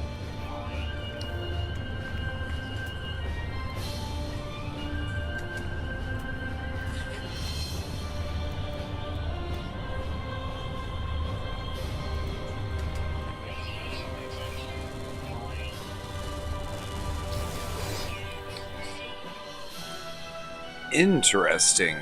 Now that's a dinosaur-looking thing. Fucked up-looking dinosaur, but that's a dinosaur-looking thing right there. Radiation protection. Okay, so we've been here. Not exactly the most exciting place. Let's go ahead and bounce.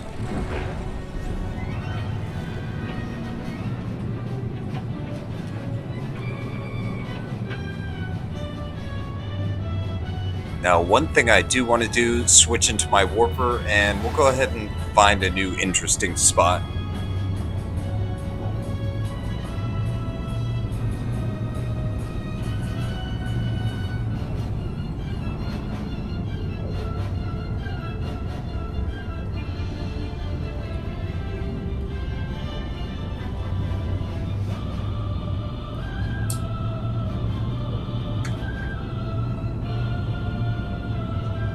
Strangely, this music actually does go with this game.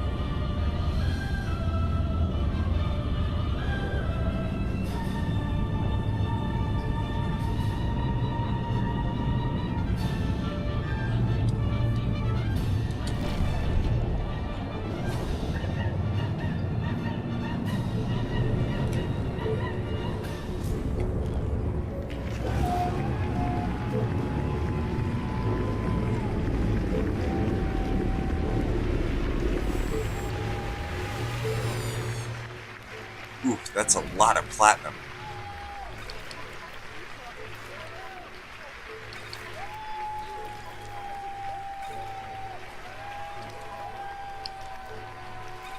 Alright, that looks good. Let's see. I will fit as much as I can back here.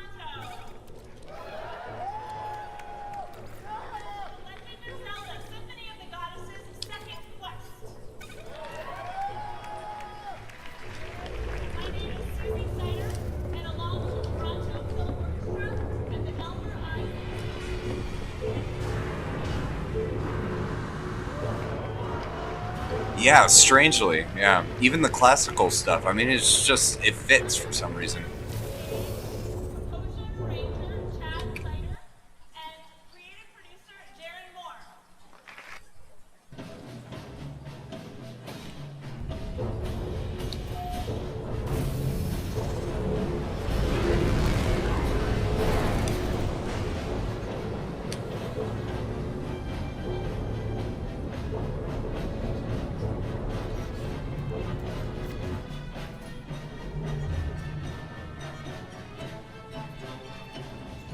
Okay, so should we go for a black hole?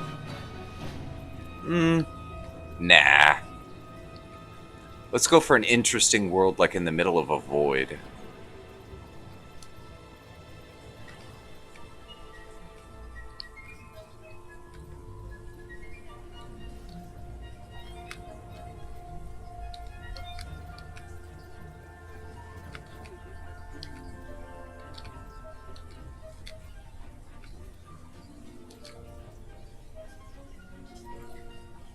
Ooh, a single world.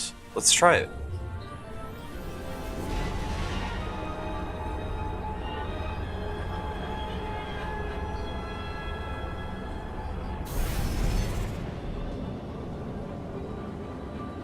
Wait, what?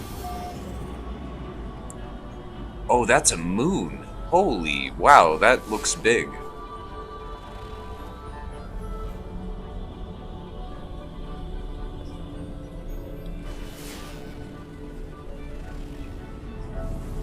Alright, activated copper. Not a bad thing to find, but nothing too interesting in this system. Nonetheless, we will check out these planets. Hostile scan detected.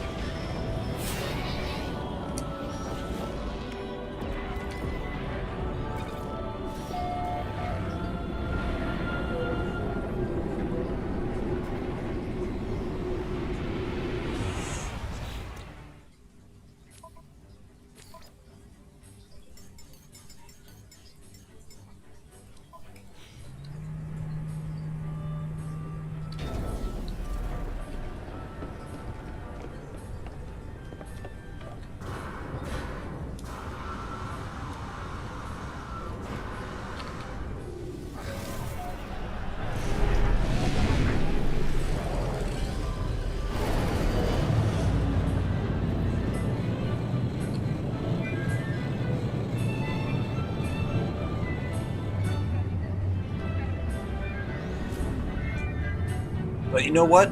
We still haven't gone back to the base to go ahead and continue the pyramid. We should probably do that.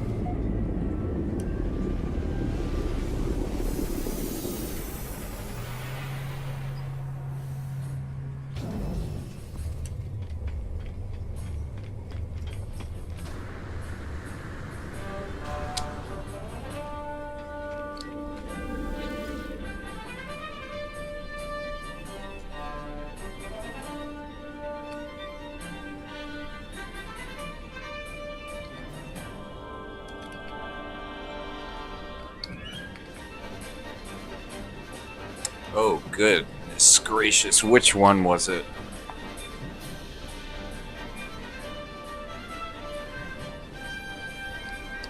Oh, God.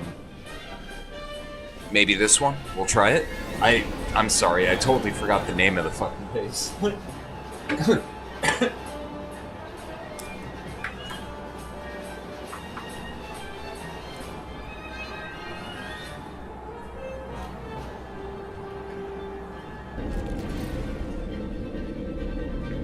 Is this it? It's looking promising. Wow, okay, let me dig this out, I guess.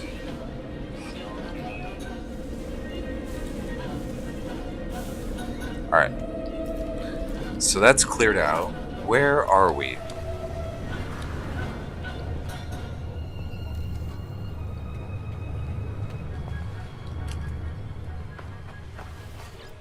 Oh, this is that base that I set up for dioxide. Okay, this makes a hell of a lot more sense.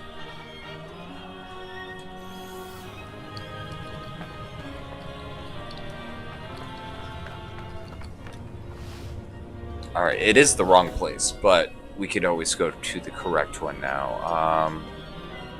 Let's see, this one is that really, really big Great Pyramid. It's gotta be this one.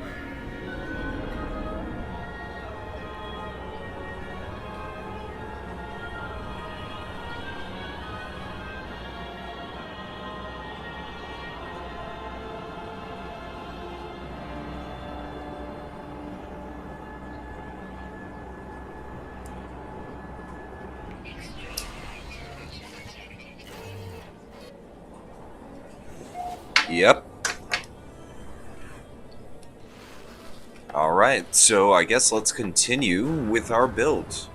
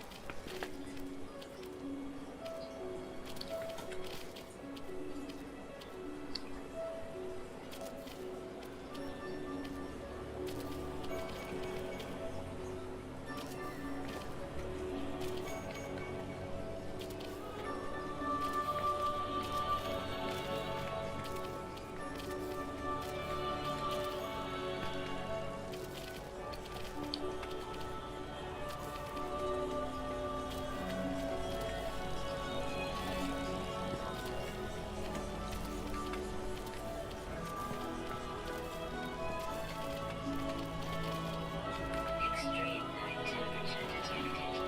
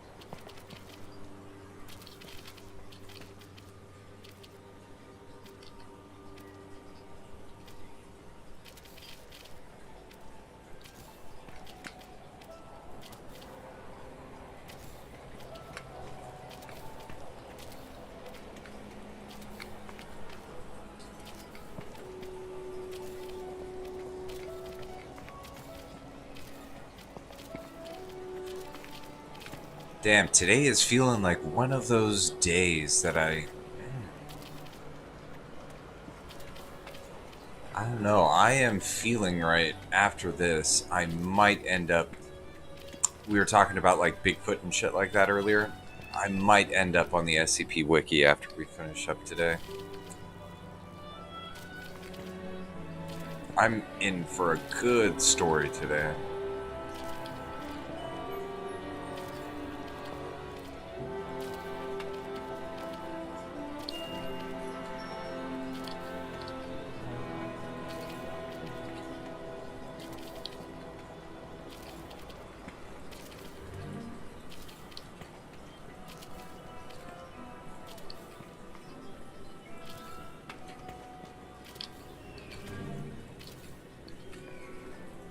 Actually, here, quick question. Have you guys ever heard of the SCP Foundation? And if so, the particular item known as the infinite roll of toilet paper?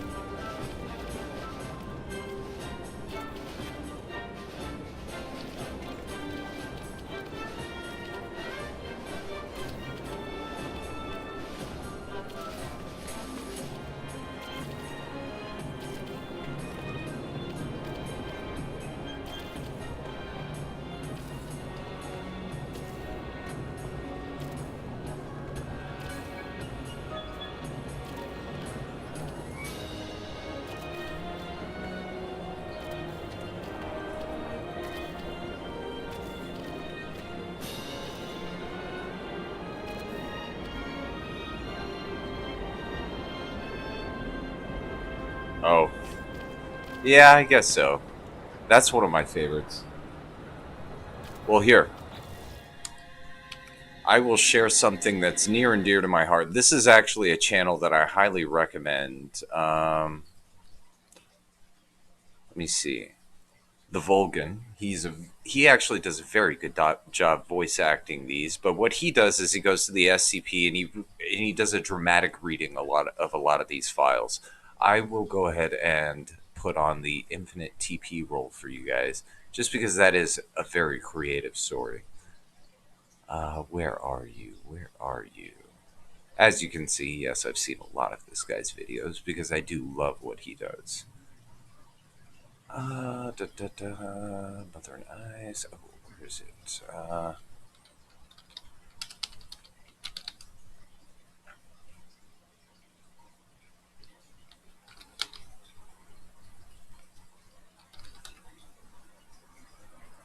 Here he is. 2966.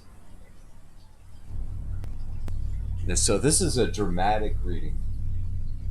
Okay, good. Yeah. So yeah, Brock, if you haven't heard or haven't, this Good is afternoon, everyone. good stuff. My name is Dr. Miller, and Now- the SCP we're going to be looking at today This should be a good, is I guess, SCP backdrop to what we're doing. 2966. Object Class, Cantor.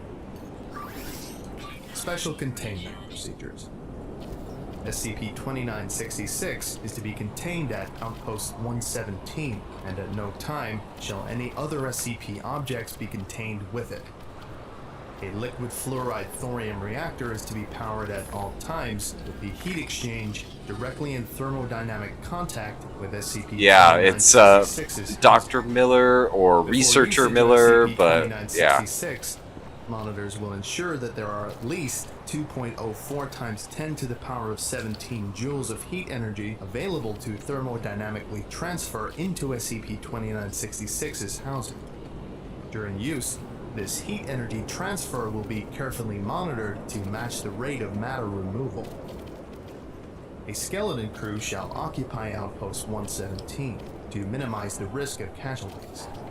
This crew shall consist of 3 persons trained in the maintenance and upkeep of a liquid fluoride thorium reactor. I love how detailed research these personnel SCP files to get, monitor both and he does actually a very good 2966's job of state and the state of the reading it reactor. seriously, 2 4-man squads of security personnel to patrol a 25-kilometer perimeter around Outpost 117's location and deter civilian entrance, and 1 D-class personnel to use SCP-2966. A D-class shall use SCP-2966. It would really 3 suck times to per be day a in D-class. 0800, 1600, 2400, where use is defined as the removal of at least 10 sheets from SCP-2966. Use is to be heavily monitored, and contact shall be kept with the D-class subject at all times during said use, in order to Wow, modulate that sounds the speed with which uncomfortable, SCP-2966 to say the least. is used. A regulator placed on the reactor shall accordingly adjust energy output to match inevitable changes in the rate at which SCP-2966 is used. A scale attached to SCP-2966's housing shall determine its mass at all times and relay said information to monitoring staff. Construction of an Yeah, I airstrip know. for jet I'm aircraft pretty is sure currently he's undergoing British, yeah. evaluation as a possible means of escape should SCP-2966 reach the critical stage, as well as a means for connection I to love this larger one, though. adjacent Foundation sites. Description: SCP-2966 is an anomalous roll of brand toilet paper. The roll currently averages a mass of around kilograms, though attempting to reduce this mass is discouraged as a result of Incident 2966-35-A. Toilet paper sheets removed from SCP-2966 are, beyond being incredibly effective at removing stray fecal matter, non-anomalous and energetically stable. The roll section of SCP-2966 is housed in a steel container attached to a wall mounting, which has no means for accessing the roll for replacement or removal. Non-invasive testing of the housing has not yet yielded a clear picture of what is inside the housing, and invasive testing is discouraged due to SCP-2966's volatile nature.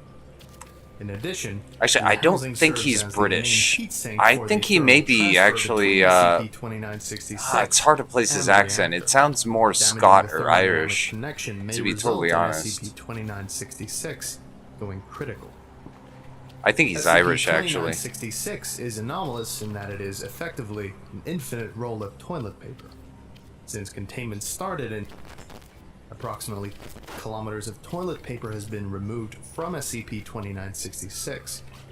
No means of inputting mass or more toilet paper have been observed, and testing has revealed no temporal Wow, retrieval I'm of out additional already. paper from a different location or dimension. The mechanism by which SCP-2966 accomplishes this is entirely unknown, though its effects are well understood. SCP-2966 obeys the laws of mass energy conservation, and through unknown means absorbs energy from its surroundings in order to create the matter that makes up the toilet paper.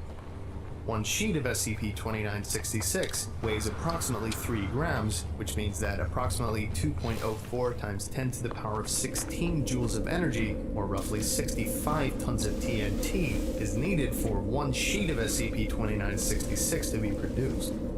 It is estimated that there are sheets formed within the roll of SCP-2966, or a yield of the megatons of TNT. If more than 10 sheets are removed at one time from SCP-2966, it will absorb the energy around it at roughly the rate at which sheets are removed. The form of energy absorbed is most often heat energy, though SCP-2966 does not appear to have a preference. Testing has shown that ambient sound energy has also been decreased during use. Without an external source of energy to provide power to SCP-2966, the large amount of energy needed to form one sheet, 2.04 times 10 to the power of 16 joules, is absorbed from the ambient heat of the surroundings, quickly bringing the temperature of all matter within a radius of meters to near absolute zero. This has happened twice during power failures. Both times, on-site staff have sacrificed themselves to remove 10 sheets, killing themselves through hypothermia instantly. While not a sustainable containment solution, such a sacrifice has prevented SCP-2966 from going critical. Oh, yes, English, sorry. If Yeah, old habit.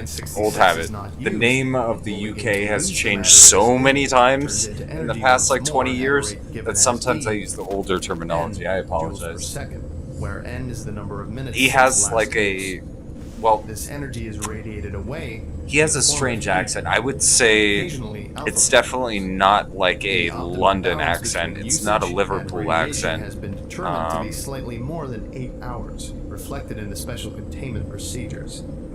As this rate If he increases does have like an exponentially, English accent, he's probably from Northern SCP-2966 will Ireland, reach a Ireland, critical I think. stage approximately hours after last use, in which the rate of energy radiation will rapidly approach infinity. Effectively, this results in SCP-2966 converting its remaining mass entirely to energy in an instant.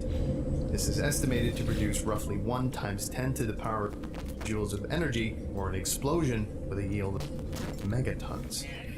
Despite Outpost 117's remote location, a fully critical SCP-2966 situation is estimated to produce casualties in excess of what the Foundation is equipped to handle. During usage of Yikes, SCP-2966, I don't have enough room. D-Class subjects have reported an occasional decrease in room temperature. D-Class have also reported that the paper removed from SCP-2966 is exceptionally comfortable, effective, and strong. Requests for sheets removed from SCP-2966 to be re-rolled and used at Foundation facilities have been denied. 2966 Recovery Log. Okay, that frees one spot. SCP-2966 was discovered after Foundation agents noticed an anomalous temperature drop in CA from data recorded by the National Weather Service. A subsequent Okay, investigation by minus Task Force 17. Beta 19 Rocketeers revealed that one Pine Range research had been frozen over in an area of about 1 kilometer square, despite it being a warm summer day. Data returned by MTF Theta 19 indicates that the temperature of the area had been approximately minus 108 degrees Celsius, far lower than any temperature naturally recorded on Earth. As to why the area was not absolute zero, research has suggested that the usage of SCP-2966 had occurred several hours earlier, in which the sun had time to warm the area. MTF Theta 19 breached the building and found that all present in the building had been killed as a result of the temperature drop. A researcher later identified as Dr. was discovered after apparently giving a demonstration to several others holding SCP-2966. The effects of SCP-2966 rendered all electronics within the site corrupted. Thus, no data could be obtained as to how SCP-2966 was created. However, MTF Theta 19 did discover a handwritten journal belonging to Dr. in his office, and while the pages were covered in frost, parts of the journal were recovered and able to be read. See document 2966-01. Several locals had noticed the rapid temperature drop. A cover story of a ruptured liquid nitrogen tank was disseminated. Alright, and that's Class A enough to amnestics do a little bit. administered. SCP-2966 was studied in situ in the following hours after a secure perimeter had been established, its properties determined and successfully obtained. Document 2966-01. Today we have achieved a breakthrough in toilet paper technology. Not a single man will need to feel the burning pain of an uncleaned nether region ever again. Moreover, this will likely make me exceedingly rich once we figure out how to make other paper products, like tissues and maybe even plates. A minor setback has occurred with the Infinity P project. We can't produce cellulose fibers fast enough to make a truly infinite roll. A possible solution is the liberal application of halved hafnium, otherwise known as quaternium. While exceedingly rare and expensive, sacrifices must be made in the pursuit of science. While the others call me a fool, I think that in this day and age, anyone with a doctorate should be able to understand others' work, even if it's in a different branch. That's just good science. If you can write well enough for the layman to understand, who cares if I'm a botanist? I should be able to decipher Dr. paper on quaternium. No. No such element known as quaternium exists. The housing is complete. We've added the initial paper, and soon, the quaternium alloy will be complete for insertion into the hyperbaric containment field. Of course, the Yotta rays have proven themselves to be an issue, but they shouldn't terribly hamper the production of the fermium pairs. No. The rest of the entry is illegible. It appears that the threshold energy for the fermium pair production is slightly higher than my calculations suggest. No matter. I'll just rework the calculations with Fermi estimation. Yeah, and yeah. that should Sorry put about us in a that. good place to test tomorrow. Soon, the world will never need toilet paper again. No. After this entry are several partially legible equations solved by hand. Thorough hand calculations were done by Foundation physicists with the same constants, which revealed that Dr. apparently misplaced the square in E=mc² early in his work. This led to substantially lower energies than in reality, possibly reinforcing Dr. idea that I he love could this create story. matter from energy safely. I mean, Incident seriously, like, 2966-35A. roll of toilet paper that can go critical. Test 2966-35A was conducted, an attempt to see if a reduction in mass could be achieved by rapid removal of SCP-2966 sheets while supplying an excess of energy. Okay, This so that's resulted in 3 on that side. SCP-2966 immediately going critical. The subsequent energy release times 10 to the power joules destroyed Outpost 117 and resulted in casualties. Due to Outpost 117's remote location, no non-Foundation casualties were reported. SCP-2966 was recovered unharmed and weighed Okay. grams less. So, Outpost 117 has since been rebuilt. let's see, you should do and second level containment now. reestablished. Indestructible lizards, living masks, skinny dudes who don't like their faces looked at, the weirdest shit you could possibly imagine, and I'm doing a lecture on infinity toilet paper. I love my job sometimes. Ah, shit. I'm gonna have Anyway, to fix I that. think that about does it for today. Alright. Thank you all for listening. Yeah, so pretty much a roll of toilet paper that can go critical. That's... Oh, the infinite IKEA. This is my favorite one, actually. This is one of my favorite SCPs, actually. Good afternoon, everyone. My name is Dr. Miller. This And is the probably SCP one we're of the going to be most looking at creative today SCP stories is that I have ever read. 3008, And this guy actually Object does it class. very well. Euclid. Special containment procedures. The retail park containing SCP-3008 has been purchased by the Foundation and converted into site. All public roads leading to or passing by site have been redirected. The entrance to SCP-3008 is to be monitored at all times, and no one is to enter SCP-3008 outside of testing, as permitted by the senior researcher. Humans exiting SCP-3008 are to be detained and then debriefed prior to the administration of amnestics. Dependent upon the situation of their stay in SCP-3008, a cover story may need to be generated prior to their release. Any other entities exiting SCP-3008 Love this are to one. be terminated. Description: SCP-3008 is a large retail unit previously owned by and branded as IKEA, a popular furniture retail chain. A person entering SCP-3008 through the main entrance and then passing out of sight of the doors will find themselves translocated into SCP-3008-1. This displacement will typically go unnoticed, as no change will occur from the perspective of the victim. They will generally not become aware until they try to return to the entrance. SCP-3008-1 Okay, I'm out of is a ferrite. space resembling the inside of an IKEA furniture store, extending far beyond the limits of what could physically be contained within the dimensions of the retail unit. Alright, I'm gonna go to the Current store, measurements grab some indicate an ferrite area of dust. at least I will 10 be kilometers right squared, with back. no visible external terminators detected in any direction. Inconclusive results from the use of laser rangefinders has led to the speculation that the space may be infinite. SCP-3008-1 is inhabited by an unknown number of civilians trapped within prior to containment. Gathered data suggests that they have formed a rudimentary civilization within SCP-3008-1, including the construction of settlements and fortifications for the purpose of defending against SCP-3008-2. SCP-3008-2 are humanoid entities that exist within SCP-3008-1. Oh, this one While is good. superficially resembling humans, they possess exaggerated and inconsistent bodily proportions, often described as being too short or too tall. They possess no facial features, and in all observed cases, wear a yellow shirt and blue trousers consistent with the IKEA employee uniform.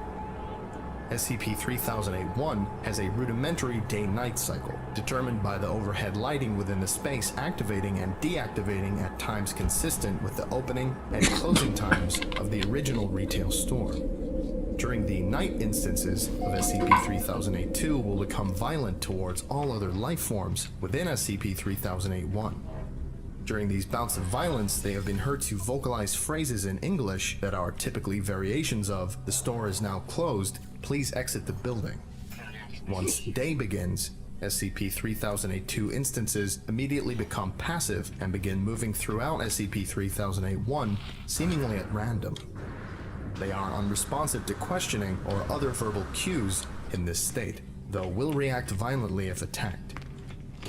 SCP-3008-1 is known to have one or more exits located within, though these exits do not appear to have a fixed position, making it difficult to leave SCP-3008-1. Alright, that's all I once can inside. get. Using any other door besides the main entrance to enter the structure or breaking through the walls of the retail unit leads into the non-anomalous interior of the original store. Since containment began, 14 individuals have managed to exit SCP-3008. Following extensive debriefing, all individuals have been administered amnestics and released. Incident 3008-1. At 0:37 hours on 2000, a human male exited SCP-3008, followed 10 seconds later by an instance of SCP-3008-2. SCP-3008-2 caught and killed the man before itself being terminated by armed response personnel. This incident represents the only time an instance of SCP-3008-2 has been seen exiting SCP-3008. A full autopsy on the corpse was performed. See 3008-2 autopsy log for more details. The man was carrying an IKEA-branded journal seeming to document his time in SCP-3008-1. Transcribed below verbatim. Okay, so I have one, So, two. I'm writing this to document what I can only assume is my sudden descent into insanity. I can't possibly be that bad a navigator. And yet, as I write this, I've been trapped in IKEA for 2 days. I haven't seen another person in the entire time I've been here. I thought it was a prank at first. Turn the place into a maze, get all the people out, and see how long it takes me to get lost. Then everyone has a good old laugh. Realized that wasn't the case when I tried to backtrack. Everything had changed, so I ended up lost. Instead of the exit, it was just row after row of bookcases. So I'm trapped in an IKEA. Sounds like the setup for a bad joke. The lights went out at 10 p.m., nearly giving me a fucking heart attack.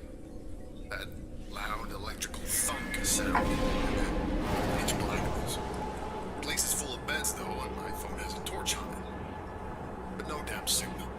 So I found a bed and went to sleep. Spent most of the day trying to find my way out with no luck. Did find a restaurant serving those meatballs. Oh, those no, not yet. That's probably the punchline of the joke. Anyway, they were still warm and fresh, but I haven't seen anyone around who could have cooked them. Made my way back to the beds before the lights got out again, since it's too dark to switch them off. Not yet. It's 9:10 a.m. now. The lights came back on a little while ago. Hopefully there Sure, won't I've be. searched the entire area where I came But in, we'll see. And the exit obviously isn't here, so I'm gonna pick a direction and hope for the best. Day 3 of my magical Oh, IKEA what the mystery hell? adventure. If I wasn't sure that there was something seriously weird about this place before, I am now. Walked for 3 hours in a more or less straight line. Insert IKEA joke here. Before I came across a ladder next to one of those huge stock shelves they have here. Climbed up to get my bearings, and looks like this place just stretches on forever.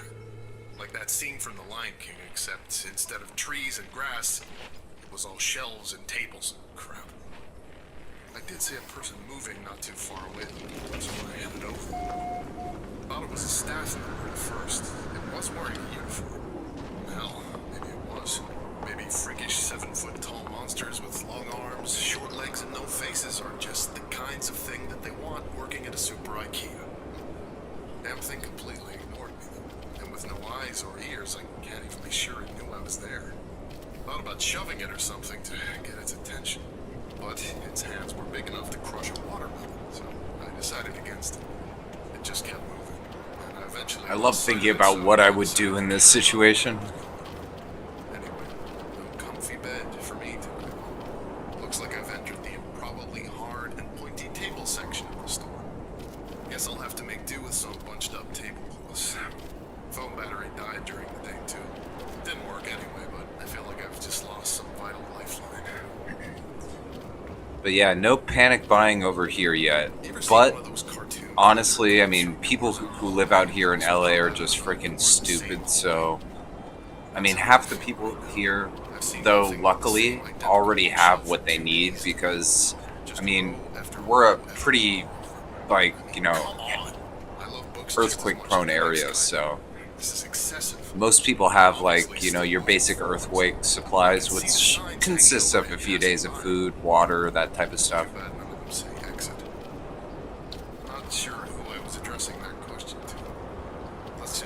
is practice for the autobiography I'm gonna write when I get out of here. I'll call it My Perfectly Normal Trip to a Regular Old IKEA. If I ever get out of here. Finally found some other people. Yeah, turns out I'm not the only poor bastard trapped in here. Lucky for me, I guess. My 6th night here. 2 of those staff things came at me in the dark. Different from the first one I saw, but still messed up. Heard them coming. They were saying that the store was closed and I had to leave the building, all nice and polite like. Let's see, Sam, you're in, what, Indianapolis, right? Anybody They didn't have mouths. panicking over there? I hope not. Kill me. I mean, there's no real reason. Reason to panic. So. Came at me like rabid dogs. Oh yes, Sam So in I Indian. liked it. Oh, it's due to Sprinting snow. through Oh, IKEA in okay, the okay. dark like a fucking Yeah, I madman. mean, like, unless you're one of the people who lives here in LA who, like, is completely oblivious to, like, the earthquakes that we get all the time, I mean, yeah. Out of shelves and beds and tables and whatever else. I don't know. Me personally, I'd always prep, you know what I'm saying? Anyway, Just at least for a few days, because you never know if, you know, something's gonna happen, you know? of fear because they had a gate open and 2 people were there waving me in. Heard the staff thing slam into the gate behind me after it closed, still politely informing us that the store was now closed.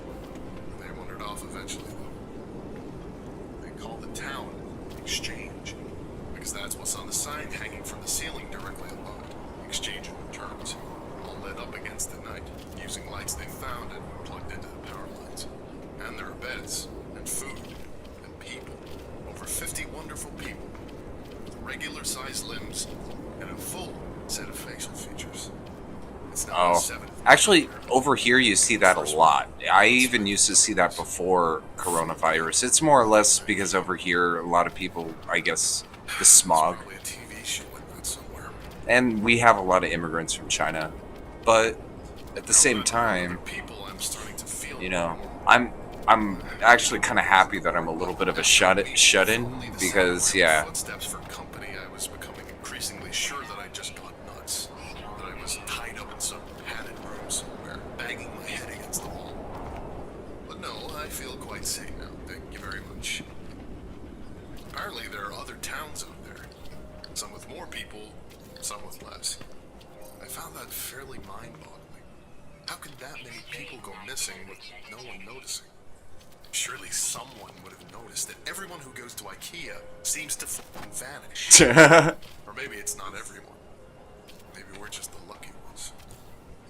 The people here I don't know. Every time I go to IKEA, I just, yeah, Apparently they're fine during I the end up day, getting minding their own infinitely business, lost. walking the aisles.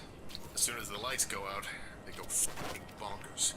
So, during the day, people go out to find food, water, and whatever else they need. Apparently there are restaurants and shops around that get randomly restocked. No one knows how. Maybe the staff do it. Apparently they aren't very good at their jobs though, because the restocking sometimes takes a while, which means the food... All I can say is, yeah, Maybe if they just worked wash your up chasing hands, people be around in the mindful, dark, but that's all you could really do, you know? more done. Anyway, when night Something comes, like this, it's gonna be almost unavoidable to stay away from it, I think, over apparently time, it's the you same know? everywhere in this Just place. hopefully it's not Wherever that this bad. place is, the Your IKEA, from whence all other IKEAs sprang. Or maybe we're all still just in the regular IKEA and this is all some fever dream brought by a mind-numbing boredom. Who knows? Yep, mind-numbing boredom, that sounds about right. Most of the people I asked said they stopped keeping track a long time ago. And one guy, Chris, said he'd been here for years. Years. Apparently there are rumors of people who do manage to get out. People who see the exit only to have it vanish before their very eyes. I get the feeling not everyone believes that, but I do. Explains how I got stuck in here in the first place. Sort of. And I mean, come on. Staff monsters, row after row of high-quality Swedish furniture. I don't know why they would find a disappearing door so hard to believe in. Anyway, Very true. I went out scavenging for food in a nearby shop with Sandra and Jerry today. Once you learn the landmarks of this place, it's not so hard to navigate. The overhead signs help a lot, but there are others. Yeah, what's kind of funny is over here in LA, every now and then you'll come across a person with a face mask, but that's mostly just because the air here in LA really blows. Apparently IKEA doesn't sell compasses. Some kind of tower that looks like it's made of wood. Reaches all the way up to the ceiling. Maybe they were trying to break out through the roof. Lights up at night, so there must be people there. But apparently, it's a few days' walk, which means it must be miles away. So no one here really knows for sure. Apparently, I got incredibly lucky sleeping out in the open for a week without getting ripped to bits by the staff. That's me. Lucky, lucky, lucky. We found some food in the shop. Lucky, lucky, The lucky. staff restocked it during the night, which was nice of them. There was a telephone on the wall, so I figured I'd try it out. There was a voice on the other end, but they were just talking nonsense.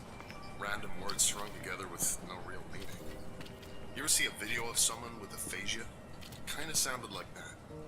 Didn't answer me when I spoke to them anyway. Sandra says all the phones in here are the same. Oops. Asking the journal questions again. I was thinking last night. The ceiling on this place is pretty high. As far as anyone can tell, it goes on forever. Shouldn't there be some kind of... Ah, shit. Yeah, I'm gonna have to go under the building again and start deleting all these extra blocks. Clouds and stuff. This place is definitely bigger than that. But now that I think about it, I'm pretty sure I've never felt so much as a temperature change in here. I'll add it to the grand list of weird bullshit. The staff attacked the exchange last night. Must have been 20 or 30 of them all just asking us to leave the store, calm as you like, while trying to smash the walls down with their bare hands. Apparently this happens pretty regularly, so everyone is prepared for it. Knives from the restaurants, lawnmower blades made into hatchets, the fire axe. One guy, Wasim, even made a functional crossbow. Anyway, the walls have holes in them, which I hadn't noticed before. Specifically so we can stab out at the staff when they attack. Took a couple of them down myself. They don't seem to bleed, which is weird. But they go down as easy as a regular person once you start sticking holes in them. We had to haul the bodies away in the morning. Apparently the dead ones will attract more during the night, so we had to get them away from exchange. We have a couple of those trolley things they used to move big boxes around, so we loaded them up and took them over to pickup. Apparently people just named everything in here after whatever sign is hanging overhead. It's a pretty good idea, actually. Grisly. There were hundreds, maybe thousands of dead staff all piled up. There was no smell. Can you imagine that? It was a blessing. Damn. Apparently, in addition to not bleeding, these things don't rot either. My curiosity got the better of me while we were unloading, so I took a look at one of the more cut up ones. They're just skin, or something that looks like skin, all the way through. No muscle, no bone, no organs. Are they even really alive in the first place? It certainly seemed like they have bones when they're moving around and pounding on the walls. But I'm sure I felt more resistance than just skin when the knife went in during the night. Maybe something happens to them when they die. Just one more thing on the ever-increasing list of weird shit that goes on in here, I guess. Something occurred to me.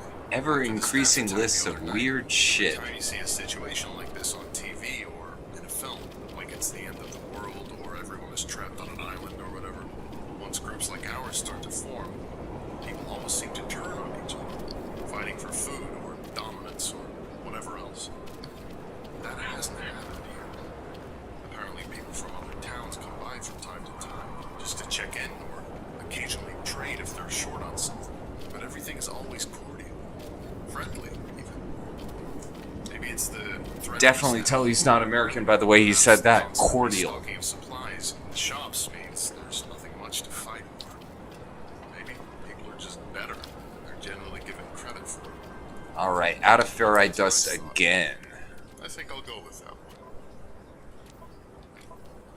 A dozen people showed up at the gates this afternoon from a town called Alright, so that's almost level 2 done. Walls and tore the town apart during the night.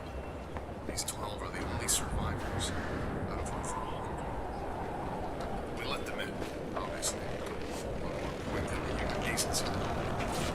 Later, I asked if anyone knew how many of these towns were out there.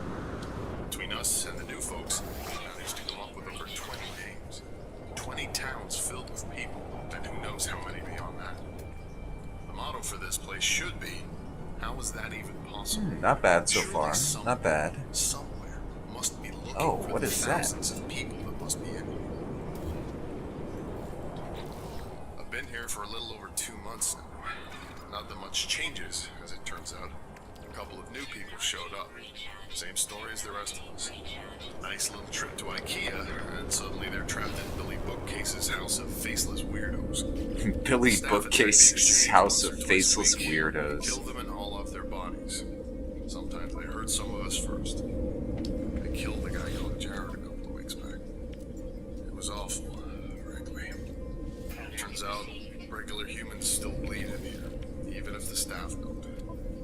We tried our best, but none of us are doctors. Jared was a good guy. He deserved better. We all do.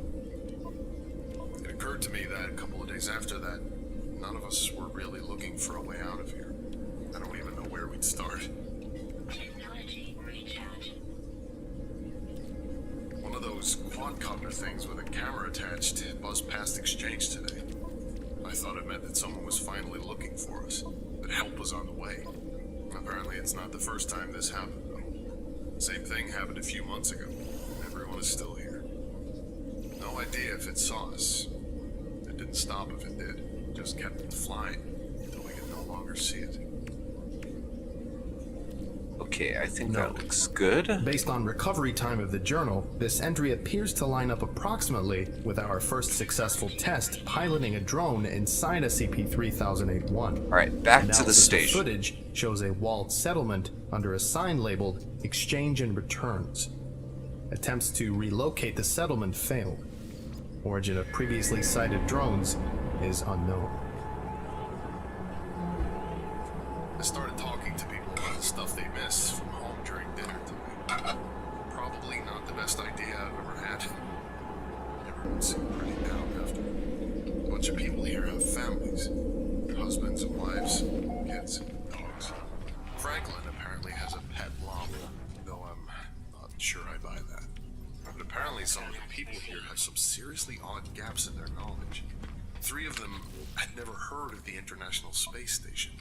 2 of them seemed to think it was the Prime Minister. And one of them had apparently never heard of the Statue of Liberty. I believed them too. They seemed just as confused as the rest of us. The more I thought about it though, the more it started to explain a few things. What if the reason no one is looking for all us missing people is because we haven't all come from the same place? This is gonna sound weird. Maybe that should be the motto for this place. But what if all the people here have come here from different dimensions, realities, whatever you call it? I've seen enough TV shows to know the drill. Sarah comes from Yeah, a I place know. where there's That's no Statue of that's why this is so cool, They didn't honestly. launch a space station where Wasim is from. If everyone here came from different places, even from ones that seem identical, there'd be no huge missing persons panic, no mass search. We'd just be a blip, a single missing person in a world of non-stop news. Well, that was a fun train of thought. Just realized that yesterday was the 6-month anniversary of my arrival here. I wonder if IKEA sells party hats. The routine around here has remained more or less the same. More new folks show up, one every couple weeks or so. Food supplies go up and down, but we've never actually had a major shortage. Occasionally we get a visitor from one of the nearby towns. Usually checkouts are aisle 630. We check in with each other from time to time, occasionally trade supplies if someone gets particularly low on something. It's comforting, in a way. A reminder that we aren't alone here. Some small glimmer of civilization. Sometimes they bring medical supplies. Apparently there's a pharmacy a few towns down for checkouts that gets restocked every now and then, so they share out what they can. I've never heard of an IKEA with a pharmacy before, but at this point, I wouldn't be surprised if someone stumbled on an IKEA organ harvesting lab. It would certainly explain the staff. Speaking of our faceless jailers, their attacks have been getting worse lately. 3 or 4 times a week now, with twice as many staff as there used to be. No idea where they all come from, or why the attacks have increased. We try tried following one of them during the day a few weeks ago, me and Sarah. Wanted to see if they led back to a staff room or something. Didn't seem to go anywhere though. Just randomly walked through the aisles. We had to turn back before we found anything. We've been reinforcing the walls, trying to arm ourselves better. Certainly no lack of materials to use. Wasim has been making more crossbows, but it's pretty slow going. Too bad IKEA doesn't sell guns. Never thought I'd say that. No. Too bad IKEA No new doesn't sell personnel have guns. entered SCP-3008 at site in the time span indicated in this entry. The attacks are getting bad now. Almost every night. Yeah, I know. Can you imagine, like, the diarrhea that these people have, you know? I think we're in real trouble. I mean, all that protein, how bad the flatulence must be between everyone. I think exchange is done. We got hit pretty bad last night. Not many casualties, but the wall is wrecked. We finally figured out why the attacks have been escalating too. A box of supplies had a chunk of one of the staff in there. No idea how it happened, but apparently a piece of one will draw them, as well as a full body. Too late now, in any case. There's too many bodies for us to haul away and still have time to fix the wall before midnight. Candace has called a meeting. I suspect there will be talk of abandoning exchange. Maybe try and get shelter at the checkouts or something. It's already getting late, though. I don't think we'll have time to make it. Maybe some of us will. I was fine for that first week out in the dark after all. But then, how often can I keep getting lucky? I'm only writing this for a sense of closure, I guess. For me, or for anyone who finds this. If this is the final entry here, I hope whoever is reading this is doing so from outside this place. My biggest fear. If I do die tonight, I'll just wake up here again in the morning.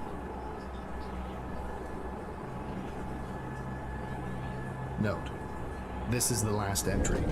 It is assumed that while he was attempting to reach the checkouts settlement, he was separated from the rest of his group by pursuing SCP-3008-2 instance and happened upon the exit. Oof. Oof. I've been to IKEA a few times, and that guy's recollection, not that different from mine. Just saying. That place is a war zone. Oof. Damn. Made it outside and then got his ass chomped on by a fucking skin demon. Okay. I think that's good for now. Alright, back to the game. I don't know, unless you guys have any Any suggestions? Anything you guys would like to hear? Any more SCP tales or any music or yeah. If you guys want to hear anything in particular, just let me know.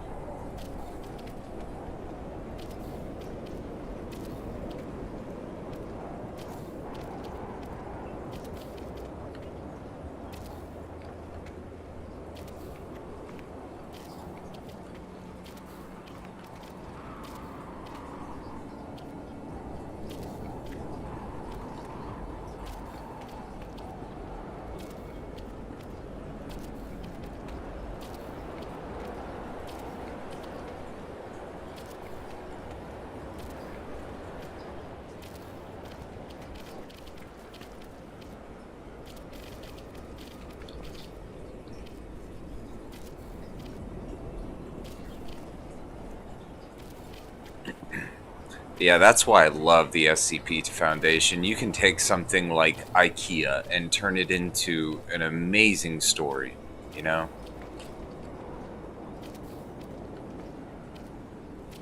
And I love the other tales that they have.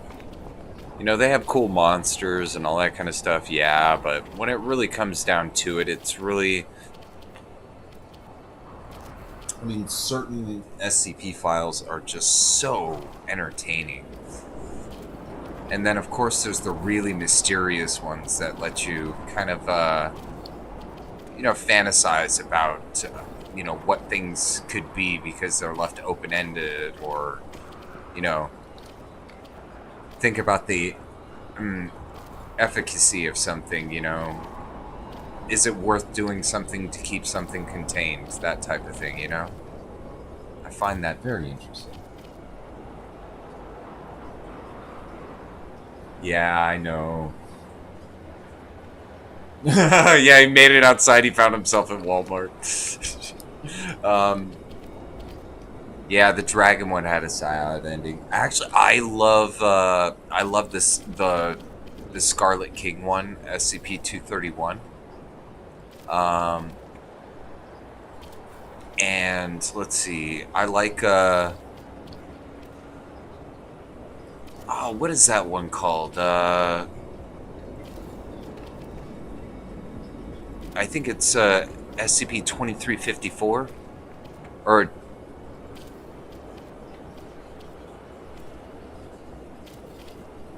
what is it? I forget. You know what?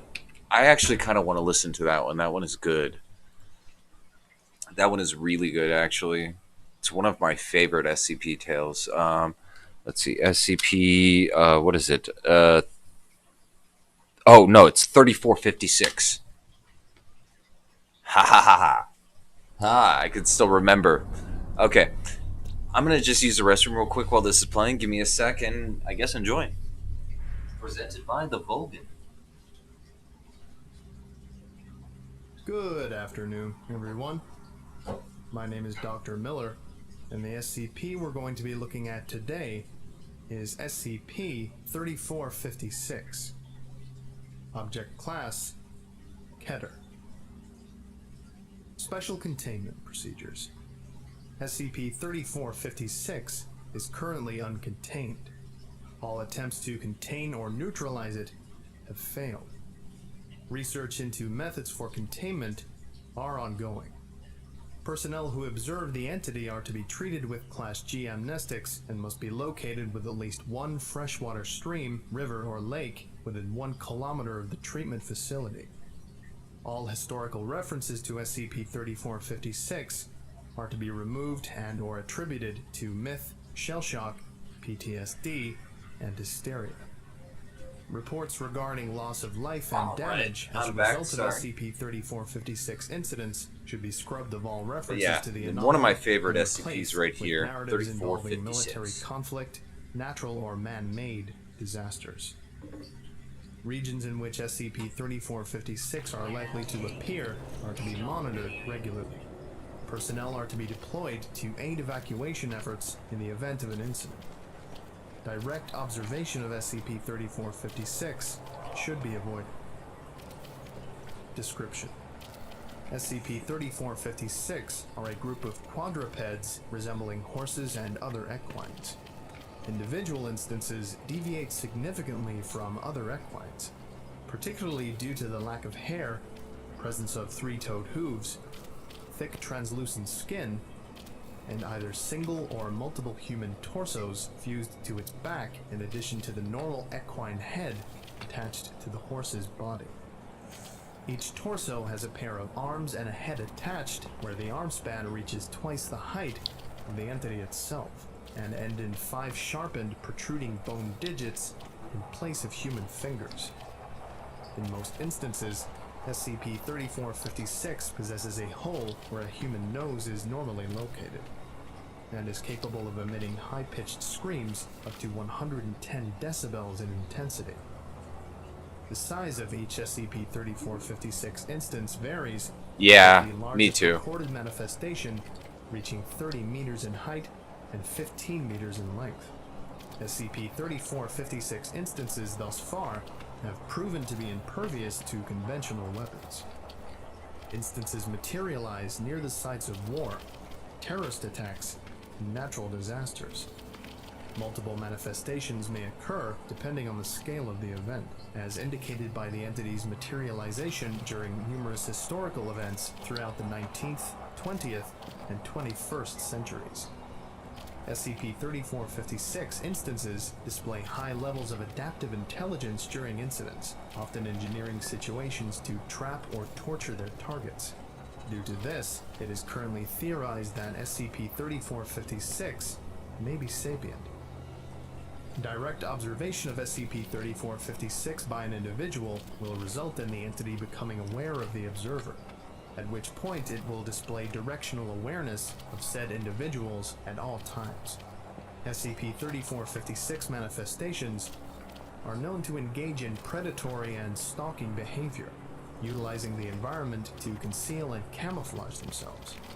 Survivors of such behavior report that the entity will manipulate and follow its targets, pursuing them well beyond the site of initial manifestation.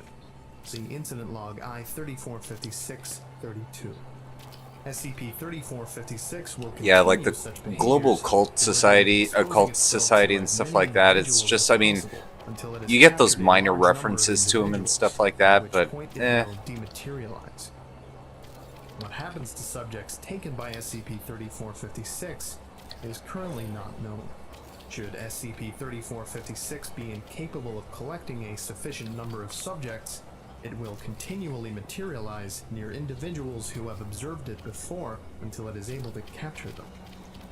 SCP-3456 is either unwilling to cross or incapable of crossing bodies of fresh water.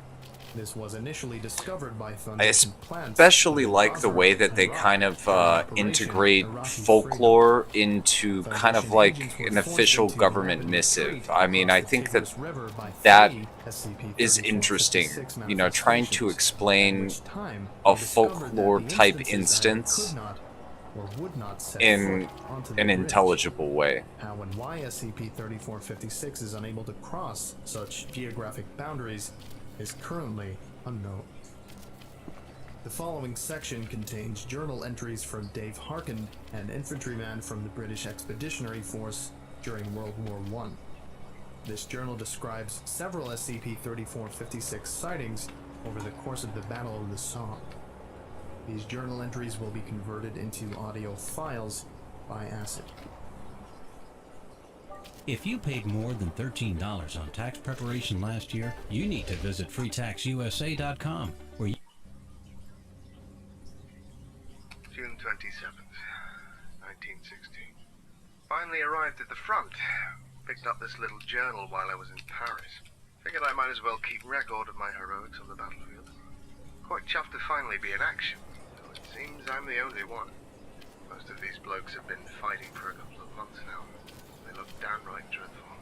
Mud all over the uniform. Their faces are so pale. Looks like they haven't eaten or slept for months. Commanding officer is rather shit-hot for battle. It's quite admirable. July 2nd, 1916. Woke in the early hours of the morning. The ground was shaking. Damn near shook me out onto the muck on the dugout floor. Poor blokes in the bunks on the other side looked like they'd seen a ghoul. Pair of Northern Irish lads from the Kitchener's armies, if I remember right. Kept muttering about a nuggety. Must be some big thing. We're both gripping a gold crucifix. I was about to lay my head back down and get a wink of shut-eye when I ended up scrambling into the mud. Loudest damn thing I'd ever heard. Thought it was the Hun artillery about to mark us with a whiz-bang. Only problem was, I didn't get the bang. This morning, asked our brass about the artillery barrage. He gave me a funny look and asked what the bloody hell I was talking about. July 2nd, 1916. We went looking for the dud that must have come down last night. Didn't find it, but found something even the army wallow probably can't explain. Strangest looking crater I've ever seen. Shaped like a giant hoof. July 3rd, 1916. Huns made a push today. First time they've moved in our region. First time I'd ever seen combat. It's not romantic and adventurous. It's terrifying. Oh shit. My hands can't stop shaking. Already messed up the chip once. The Huns had our outfit up against a wall, damn near overran us. Didn't help that it rained the night before, making our foxhole fill to the brim with muck. But the Fritz came right at me. I put one right between his eyes. Fell right at the edge over the trench. See, now this accent is more of like a London accent, so I can't really tell where he's from. Martin, one of those Irish But lads, he's got that. is gone. Was unlike anything I'd ever seen. The way he pronounces "you" One moment he is stands definitely shooting at the Huns. reminiscent All of a sudden, Irish. The mud starts boiling. Before anyone can react, mud just flies everywhere. Everyone else is suddenly knocked down off their feet. I look up. Alright. The wanker's just gone. Extreme night. There weren't even body parts left. I haven't told anyone, but I'd swear that there was bones coming up from underneath him right before the mud went flying. His mate, Brendan, was digging in the mud for hours looking for the crucifix. July 14th and 15th, 1916. Hans tried to push back this morning in the rain. I was in the machine gun nest with Brendan, the other Irish chap in my unit. They kept coming and coming and getting stuck in the mud. And I just kept shooting. The sun is rising. I'm on watch till 8. At least that's what the brass hat said. I started losing track of how much time's been passing. There's something out there. Something lurking out in the mud. The dead Huns. Nearly dozed off last night, listening to the moans of the bloody wounded stuck out in no man's land. Poor bastards got left behind. Saw something out of the edge of my vision. There's something big. Couldn't quite make it out. It was much darker than usual. Overcast sky was obscuring the full moon. I heard a couple of screams, but whatever it was gone before my flare hit the sky. July 30th. 1916. I've been seeing them at the edge of my vision ever since that first night. They're huge, but they move so damn fast. They're gone before I can get a clear look. Or at least, that's how it was mucking out until today. Thick fog and mist rolled in this morning. Blanketed everything. We figured the Huns might use it to launch another push. Bastards have been pushing non-stop since the 20th. Saw it through the fog. Looked like a shadow hiding in the mist. Some sort of horse-like creature, with something dragging along the ground, and a giant lump where the rider would sit. Except the lump started moving. Could have sworn it was a person, or something that looked like a person. Sat up, and things dragging along the ground. Reached out in front of it, and picked up something. Thought it was a couple dead Jerrys, until they started squirming. I'll never forget the noise it made. Louder than a banshee, shrill, and twisted. It looked right at me. 2 pairs of red glowing eyes. August 5th. Brendan calls them Nucklavies. Won't tell me much more than that. Beginning to understand why all these blokes looked so terrified when I first arrived. August 13th. Bloody hell. Bloody hell, they're nightmares. Been on watch 2 nights in a row. One just appeared right there, right in front of me. 20 feet. Had to be at least 20 feet away. Towered into the sky. Got my flare to go off in time to see it pick up a couple of wounded Jerrys in the mud. They don't have bloody skin. There's just muscle and fat. The thing on its back wasn't human. There's no way it could be human. Had no skin either. No legs. Just merged straight into the horse of the stomach. I took a couple of shots at it with my rifle. It did absolutely nothing. Like I was shooting it with a slingshot. It stopped soon as my flare reached its highest point, and turned. Looked straight down at me. Both the horse and the thing on its back. It smiled. August 17th, 1916. Been assigned night watch for the past 4 nights straight. Well, Tried to tell the I'll let it brothers play about until the end when he revelation. starts thanking in his regular Said it voice. was the shell shock playing with my I head. think this isn't. Had to put a sock in it. This is close to his original accent, but it definitely isn't. It kept coming back. Every night, same spot. 20 feet from me. Picks up wounded Jerry's, turns and looks, and it's gone. It's playing with me. I'm sure of it. Last night there was another one too. 4 of those things on its back. Did the same damn thing. 7 a.m. August 20th, 1960. Jerry's made a big pushback yesterday. Rained 2 days ago, all day, so the muck was deep. We were on machine gun again in the pillbox. So many of them in no man's land last night. Couldn't tell the dead from the living. Haven't slept in 6 days. Where's Wonder Woman when you need her? 3 of them had more than one of those things on their back. The one who keeps coming back dropped something. Saw it shine in a flare light. 10 a.m. August 20th, 1916. Went out into the mud where it appears every night. Found Martin's crucifix and tin hat. August 20th, 1916. Getting bold. Saw one out in broad daylight. Pretty sure it was the same one. Buried itself in the mud, just lying there, waiting. I gotta go to the top of 3. There are more out there now. Doing the same thing.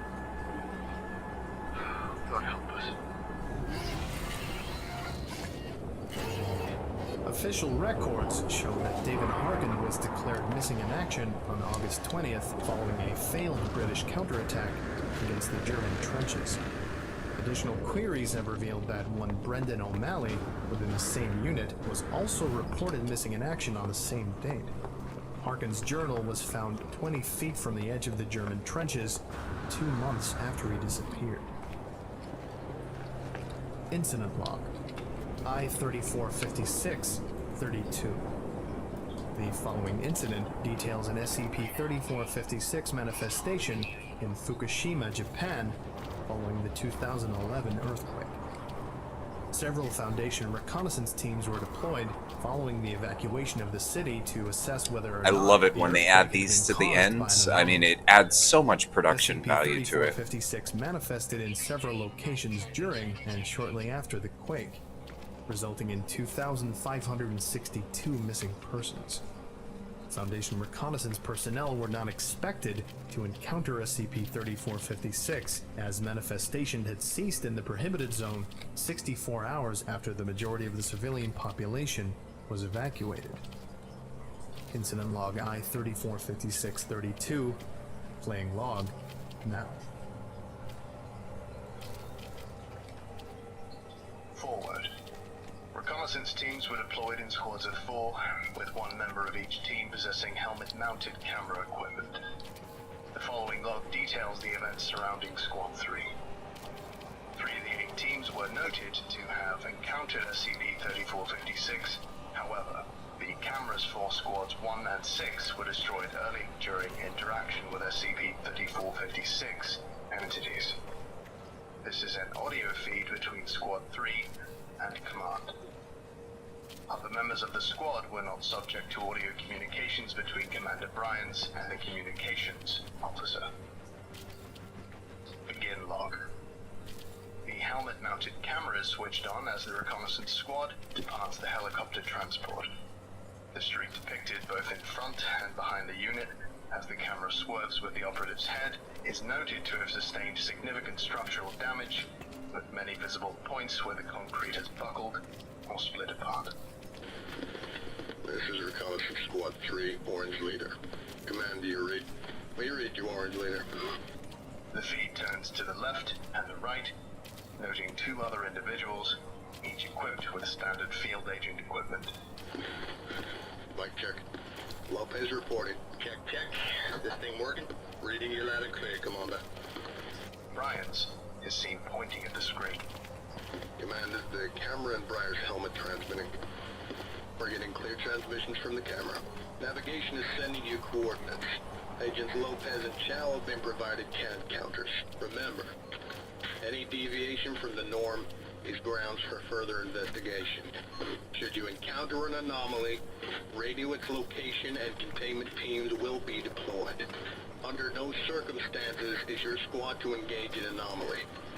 From this point forward, communications with command will be directed to you. Roger, command.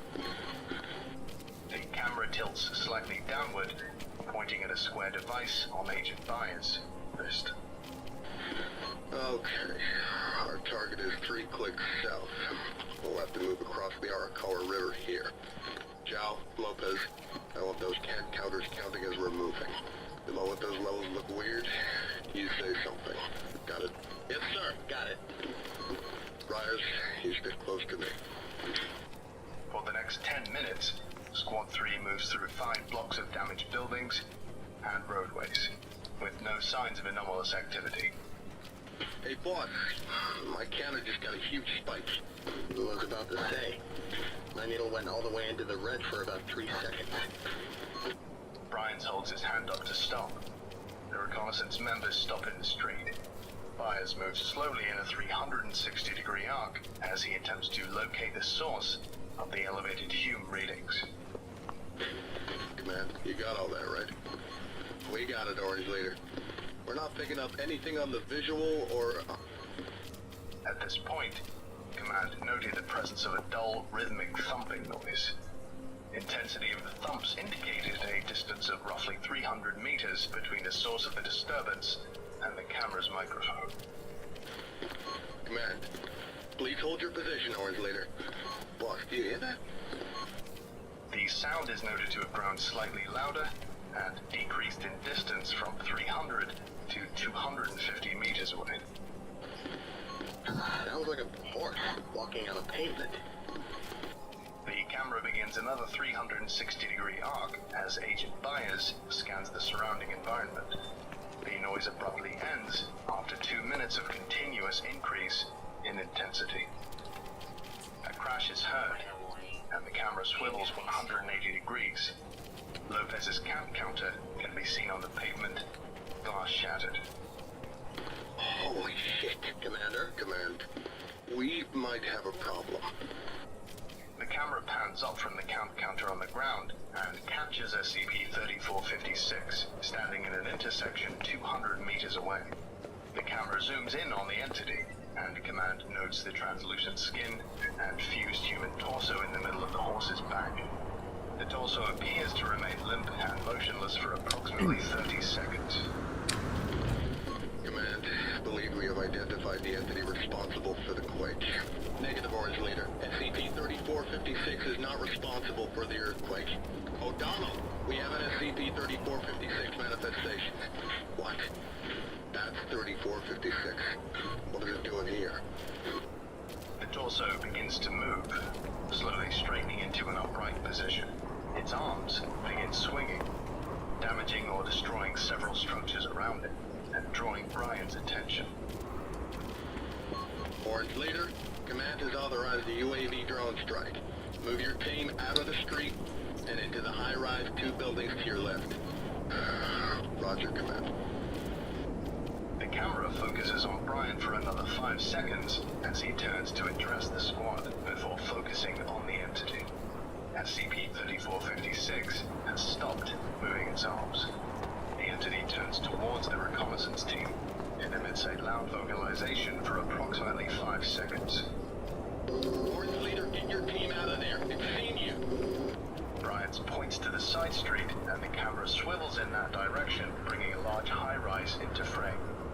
Alright, everybody move. Now. The camera begins to shake as it tilts down, as Bryans briefly looks at the ground, before returning to a level view. The feed swivels to the left briefly and captures the approaching UAV drone, before swiveling to the right. The entity can be seen charging towards the squad, appendages reaching towards the screen. The UAV drone is seen as a blur by the camera, and there is an explosion as the entity emits a wail and disappears beneath a cloud of smoke. Will that kill it, Reggie? No, George. It only slows it down.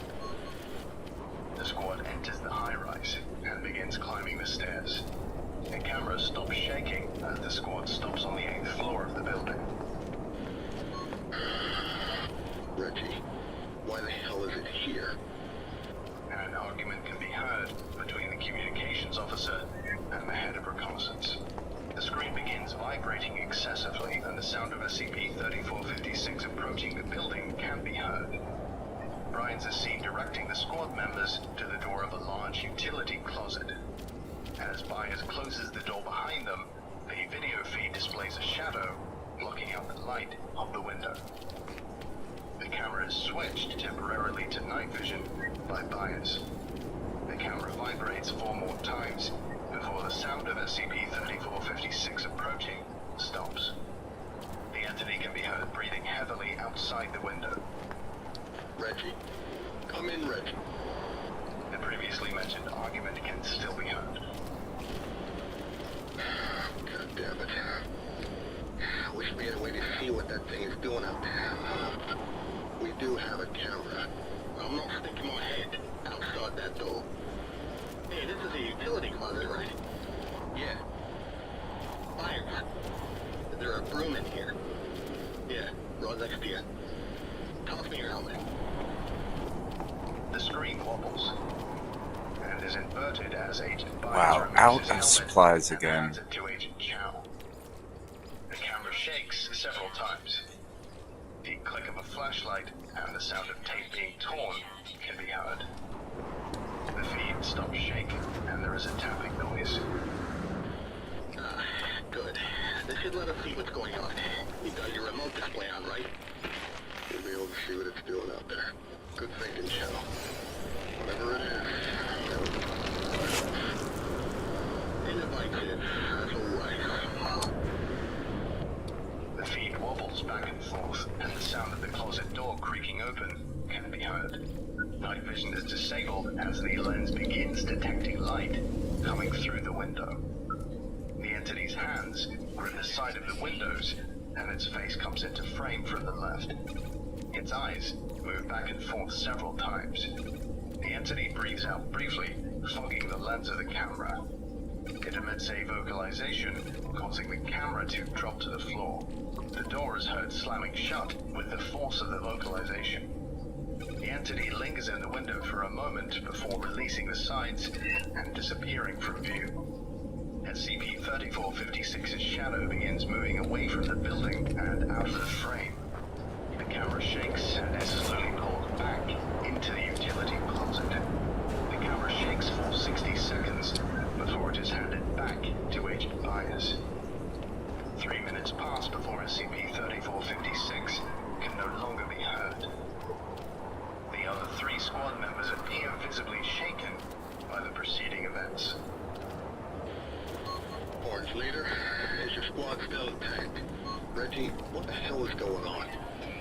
You and 2 of the other squads have encountered SCP-3456. It wasn't supposed to be here. Supposed to be?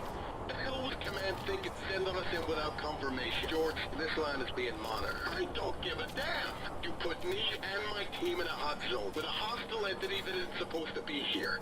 I need to inform them. You can't do that, Orange Leader. The security clearance be damned. We just scared a demon in the face. You think I give up about bureaucratic procedures right now? 10 seconds of radio silence pass. You can't tell them what it is. God damn it, Reggie. You can tell them what it doesn't like. 5 seconds of silence. Are you talking about fresh water? 15 seconds of silence. That's helpful, Reggie. What are we supposed to do? Splash a bottle of water on it and watch it melt? George, if you get to the bridge over the Arakawa, you won't be able to follow. Grimes looks down at the display device on his wrist, which lights up. Reggie, the crossing is still 1.5 clicks away. We'll never make it there. Give me a second. 30 seconds pass in silence. Brian's display lights up again, followed by those of the other 3 squad members. The video feed tilts down. Your original route took you across the Arakawa, upstream at a narrow point. I've rerouted you to a closer crossing, at the river's widest point, about 1 kilometer out, and should take about 15 minutes if you use buildings for cover. Mahalo is already en route. Roger, Command. What's the status of the 2 other tapes? We've lost contact. He turns and looks at each member of the group before facing Byers. Andrew, I need you to poke your head out the door. Make sure that thing isn't out there. Perspective shifts slightly as Byers looks out the closet door. SCP-3456 is not seen. Okay, sir. Okay, so, here's the deal, folks. We got something out there that isn't supposed to be here. Command has our evac en route, but we need to get over the Arakawa for them to do that. Any particular reason for that? Why can't they just pick us up here? You saw what it can do.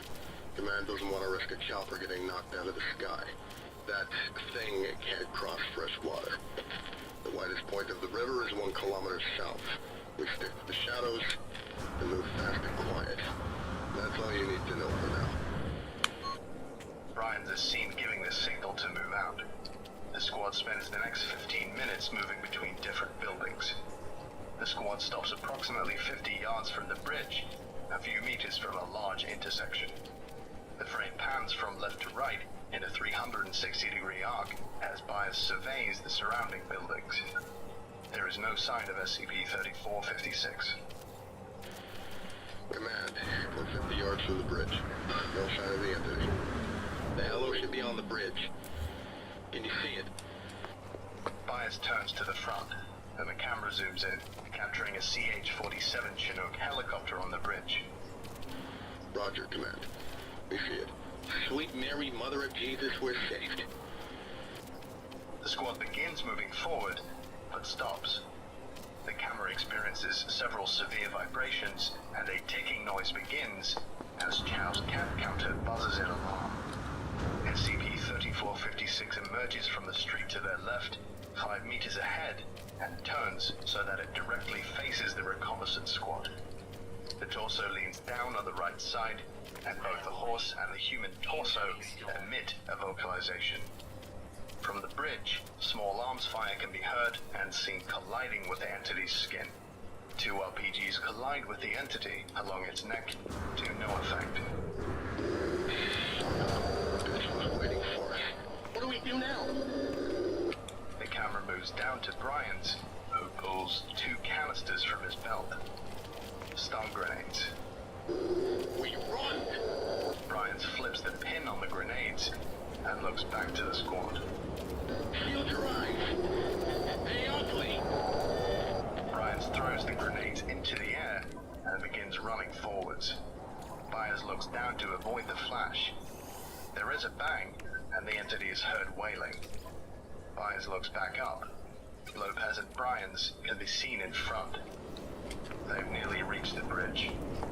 The camera turns slightly to the left, and Chow can be seen running alongside Byers. The feed suddenly spins. Byers is level with the ground and begins sliding backwards. The camera lifts up, and Byers can be heard screaming. Perspective tilts up and shows the entity's hand wrapped around Byers' left leg. Byers' head tilts back to a more level angle. Alright, that's all of my supplies. He continues screaming. The camera stops moving up and focuses on SCP-3456's face, at which time it is noted to be smiling. The lens attempts to focus on something embedded within the entity's forehead and zooms in. A golden crucifix and a World War I British infantry helmet can be seen before the camera terminates. End log. Postword. Timestamps from the visual footage indicate that SCP-3456 demanifested at the termination of the video feed. Agents Andrew Byers and Laozon Chow have been declared missing and remain unaccounted for.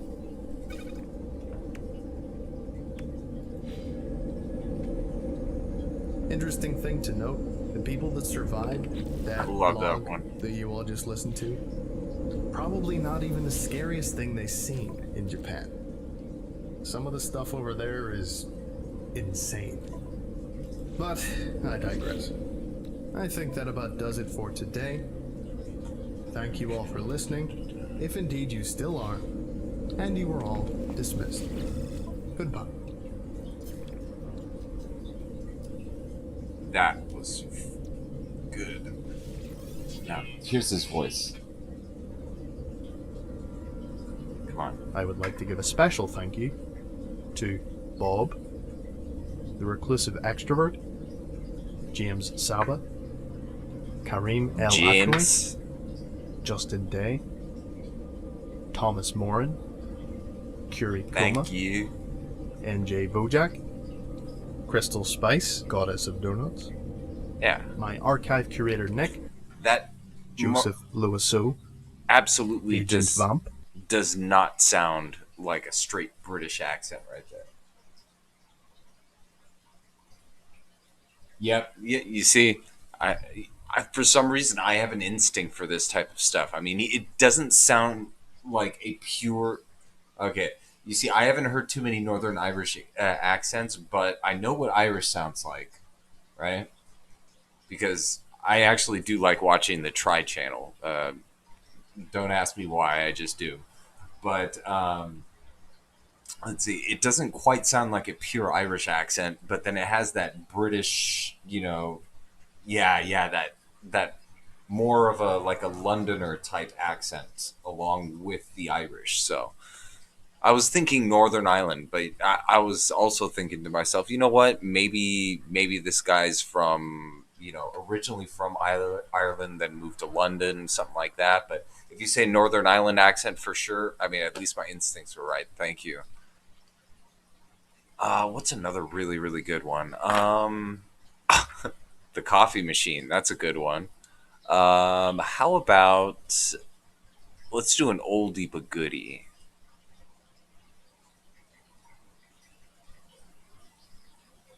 You know what? 231, I think, is going to be the best one to do. I really love the way that he did that one. Let's see, 231. Yeah, here we go. I love this one, especially because they recite in the background Seven Brides, Seven Seals, the poem of the Scarlet King. I love this one. Hello. My name is not important. I represent the Ethics Committee. 7 seals, 7 rings, 7 brides of the Scarlet King.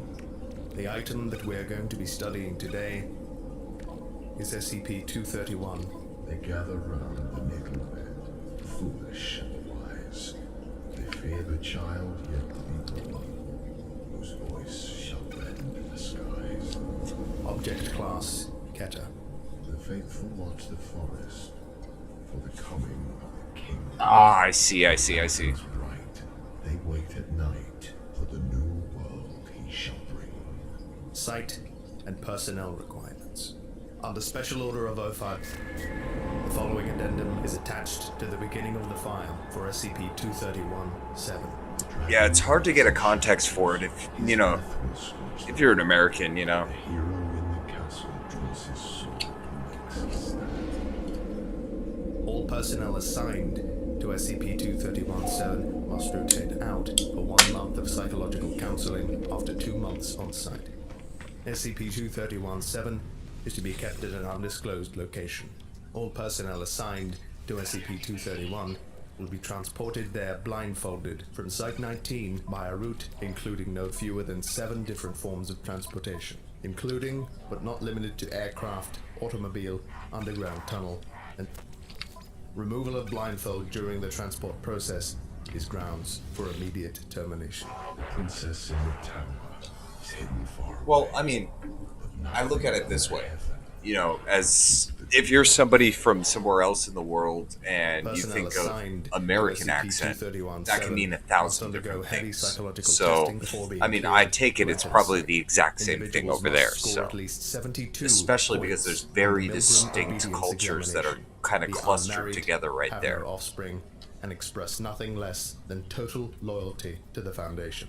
Normal psychological screening procedures against Axis 2 disorders are waived, so long as the Class D personnel in question has the mental capacity to carry out Procedure 110 Montauk as needed. Personnel who express sympathy towards SCP-231-7's plight and or express a desire to rescue or sympathize towards SCP-231-7 will be transferred to another project without delay.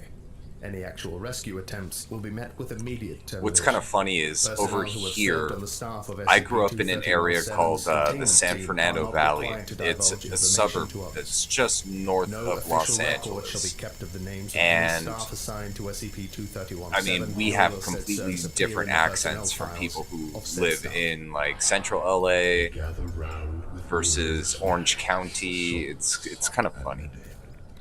Though her soul unwinds, the cruelest minds will keep her in her bed. While on site, individuals just assigned enough to room. 231-7 will be issued concealing helmets with integrated voice changes to protect their identity. On-site staff are not to remove said uniforms in the presence of other staff members. Off-duty hours are to be spent in private quarters alone. 6 D-Class personnel are to be assigned to SCP-231-7 each month for the purposes of carrying out Procedure 110 Montauk. Violent criminals are not to be used for this purpose due to the possibility of accidental fatality during the 110 Montauk process. Special containment procedures. Following repeated escape and suicide attempts, and based on That's what failure always to contain happens for when a SCP-231-1 culture gets conquered. It's through 6, unfortunate. Containment of SCP-231-7 has been amended Well, to the following. I guess you would say SCP-231 absorbed. is to be contained within a soundproof holding cell. Adjacent to holding cells, 6 Class D personnel assigned for the purposes of Procedure 110 Montauk. Cameras will monitor every inch of the cell at all But times. it's been going on Must be since the managed beginning of 24 time, hours really, a day. so. Malfunctioning monitoring equipment will be replaced without delay by psychologically screened staff. Doors will be magnetically locked, openable only Well, by positive yeah, action conquered by and the control absorbed. and monitoring facility. This includes all doors linking the main holding cell to those of 6 Class D personnel. Trust me, I'm a Korean. I know all about that. So.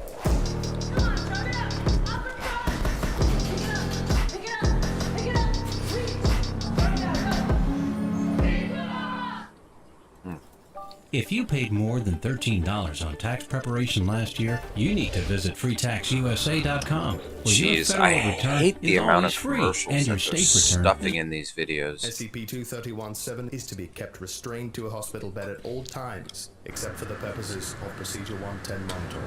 Hydration will be provided through IV drip.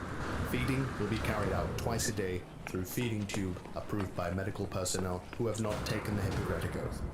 Under no circumstances are narcotics, Yeah.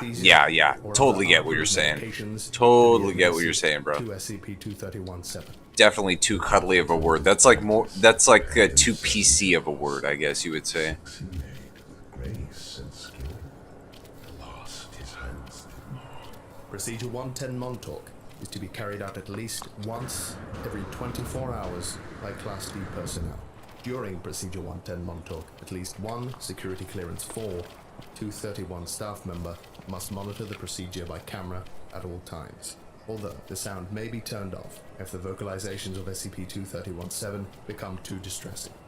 Following the procedure, all Class D personnel must return to their holding cells or explosive collars will be detonated. The cretin moon no more is howling. God, it's running. In their dreams, its face is prowling. Yeah, I know. They're stuffing multiple commercials and all that kind of stuff. I just don't get it, you know? Their business model cannot, be that strapped for money that they have to add that much, you know? Is limited to personnel with security clearance 4/231. Description: SCP-231-7 is a female between 10 years of age with The king is in his courting clothes. The brides are in their beds. The unborn princes wait in sleep to raise their eager heads. SCP-231-1-7 were retrieved following a police raid on a warehouse owned by an organization called the Children of the Scarlet King. See article in the... You know what? Actually, every single product that I see, like, on a commercial, like, literally, it just commits me to never use that product. went into It's labor just, pains, it wouldn't be so giving bad, birth I guess, 3 if it minutes wasn't later the same to exact SCP, freaking commercial causing every few event, minutes, you know? resulting in confirmed casualties. Foundation personnel immediately took possession of remaining SCPs 231-2 through to 231-7, and based on notebooks recovered from the cult, instituted Procedure 110 Montauk to prevent future occurrences.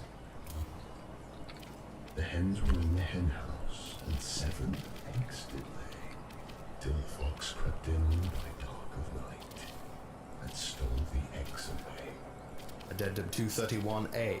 Current status of SCP-231 units. 6 were broken by their bindings. 6 no more shall sing. Whose the 7th floor winding, and all the bells will ring. SCP-231. Alright, so 1, one. 2, 3, Deceased. 1, 2. Killed during initial 7. recovery operations while giving birth to SCP. See casualty report for Event 231 Alpha for more details.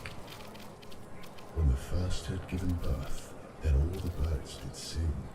Her screaming cries did shake the skies, as she called out for her king. SCP-231-2. Deceased. Killed during attempt to remove fetus of second SCP. What's funny is, like, there's that Resulting in Grammarly service. All that has made me do is, like, literally criticize for more details. people who would use that. I mean, it's made me hate people who use that shit. Even though it's, like, something very simple and stupid. I don't know what it is. The king's red flag unfurled. SCP-231-3. Deceased. Self-terminated. Following a prolonged period of distress caused by implementation of Procedure 110 Montauk. SCP immediately underwent an event. Yeah, I know. I try to keep the commercials open for the streamers that I, you know, try to support and everything, but it's so hard when it's the same fucking commercial that you've seen 1,000 times on again, you know? Life with a surgeon's knife, and gave it to her. SCP-231-4. Deceased. Attempted to administer SCP-500, although successful in that all traces of SCP were expelled from the system. Expelled remains immediately underwent event, causing numerous casualties, including SCP-231-4 herself. See casualty report for Event 231 Delta for more details. The 4th prepares a dagger and places it at her heart. The perfect cure cannot make pure. The king has set up. SCP-231-5. Deceased. Botched application of Procedure 110 Montauk resulted in SCP-231-5 giving birth to SCP 1 hour later, which then underwent event. See casualty report for Event 231 Echo and report on destruction of Site 231 Aleph. For more details, recruitment profile of Class D personnel was revised to minimize possibility of a second botched Procedure 110 Montauk. The 5th one's crown was bearing down. Upon the foxes said that then was summoned with a mighty thunder. Apocalypse began. SCP-231-6. Deceased. Killed during escape attempt aided and abetted by agent who had been exhibiting heightened stress levels due to prolonged exposure to SCP-231. Obtained possession of SCP and attempted to use said weapon to rescue SCP-231-6 and 231-7. Agent was killed in the resulting firefight, but a stray round resulted in the termination of SCP-231-6 as well. The features of SCP-231-6's SCP then underwent event. In the wake of this incident, O5 personnel voted by unanimous decision to amend personnel policies. See casualty report for Event 231 Foxtrot for more details. On the 6th day, the walls gave way, and the oceans turned to ash. Hope Earth gave work as the earth shook underneath the king's fell ash. SCP-231-7. As of SCP-231-7 is successfully contained at Site. The 7th bride will break the tides, the moon will shine. There comes a day not far away, she'll birth the death of time. Addendum 231-B. This is a recording of a missive by O5. Dear friends, it has come to my attention that recently certain rumors have surfaced regarding SCP-231. Due to a drop in staff morale, I have decided to address some of the more prevalent points. Yes, Procedure 110 Montauk is as horrible as you've heard, which is why only Class D personnel are authorized to carry it out. Yes, it does involve brutal. No, assignment to SCP-231 is not intended to test your loyalty to the Foundation, your tendencies toward, or anything else. No, SCP-231 is not a punishment detail. Yes, there are staff members who have been on SCP-231 and have successfully transferred out by their own request. No, not everyone who's worked on SCP-231 is terminated upon leaving the project. Yes, staff members who have been assigned to SCP-231 are allowed to take Class A amnesics before leaving the project if so desired. Yes, false memories are then implanted. No, none of the supposed methods for recovering or detecting false memories work. Yes, there are some of you who worked on SCP-231 and don't remember it. No, we have not given up trying to save SCP-231-7, but research in that field must be carried out with the utmost of caution. Based on the increased potency of each subsequent event associated with each subsequent SCP specimen, there is a strong possibility that an SCP-231-7 event could result in an XK class end-of-the-world scenario. This information is corroborated in notebooks recovered from the cultists. See document 7 Brides, 7 Seals, SCP-231 Adjunct B. No, putting the girl... Busy. That's life for you. So while you get Wow, to it, 2 you're commercials. going non-stop. girl out of her misery is not an option. Neither is drugging her.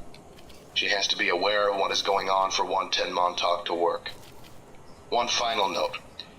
The Foundation does many distasteful things in the completion of our mission, but our mission is important enough that the price is one we must pay. Containment of SCP-231 is one of our most dangerous duties, not because of any direct danger to ourselves, but because of the danger that our resolve will fail. That we will allow ourselves to either let down our guard due to our sympathy for the suffering of an innocent, or that we will allow ourselves to become monsters through the performance of monstrous acts. Just do your jobs, and save the philosophizing for the shrink. Save the philosophizing Yours for the sincerely, shrink. 05.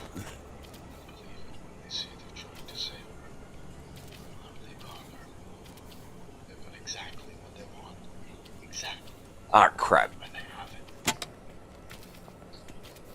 Addendum 231C. I messed up. Where? Update. Where did I mess up? There. 231-7's emotional response to Procedure 110 Montauk appears to be reduced recently, despite proper execution of said procedure, increasing danger of SCP undergoing a event. 2 options have been proposed.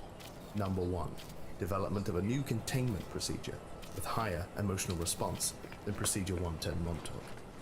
Number 2, administration of a Class A amnestic to SCP-231-7, allowing for a return to base emotional response state.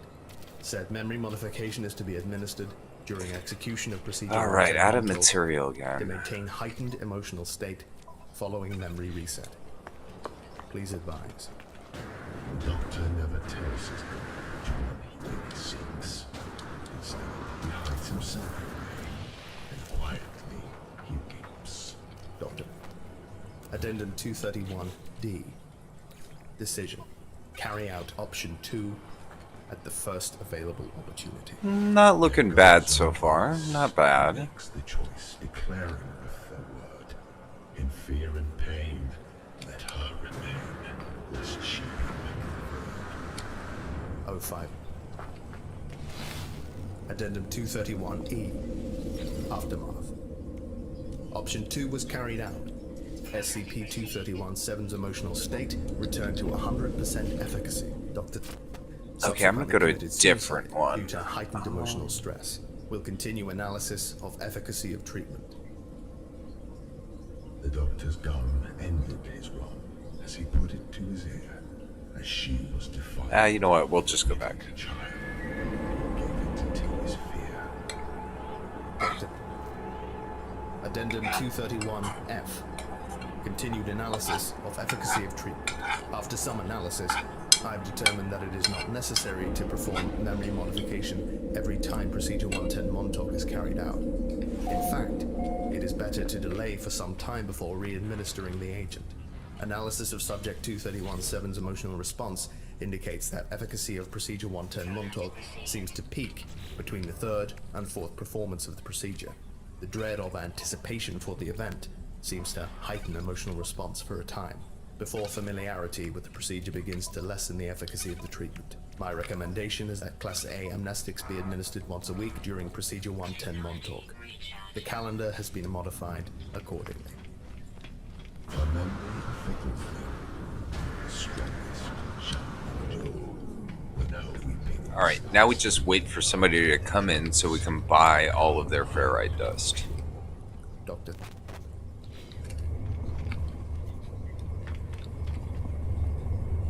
Or we can go and check out... You know what? Let's go check out that distress beacon.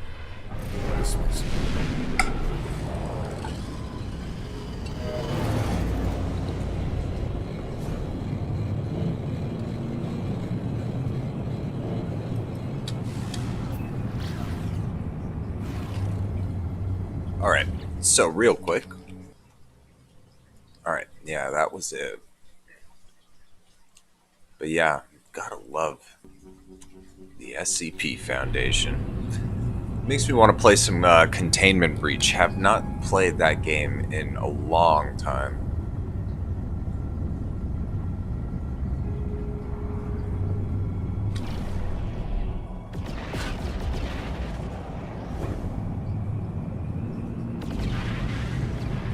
I hate how they decide to like warp in directly in front of you.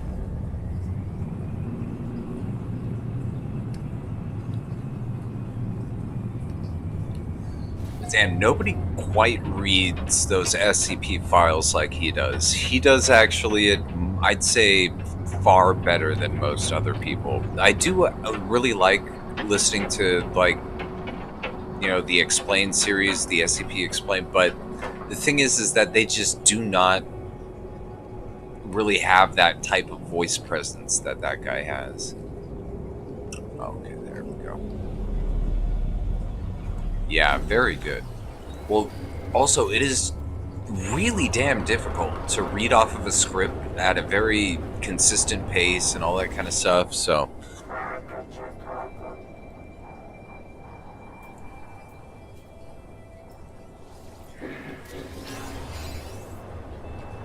Really? Out of gas? That's it? You don't have a damn mining beam? Whatever.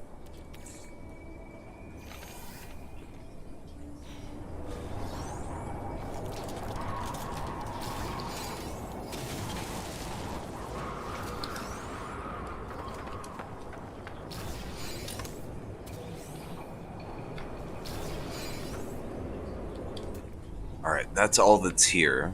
Let's see, there is some natural bones here I can go ahead and try and get.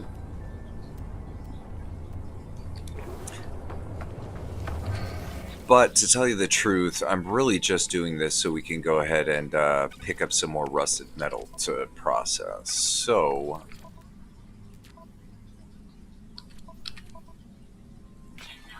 let's go to someplace else, shall we? What do we have? What do we have? An abandoned building. We have an ancient ruin. A small shelter or trading post would actually be really good. That's a manufacturing facility. Drop pod? Whatever. At least there's going to be some stuff there, so let's go. Extreme night temperature detected. good just to get rid of the map marker anyways, so...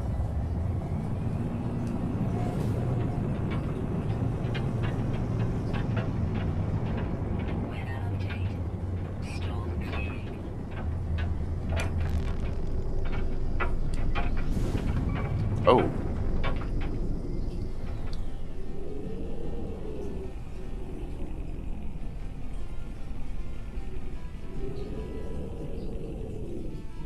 Extreme night temperature detected.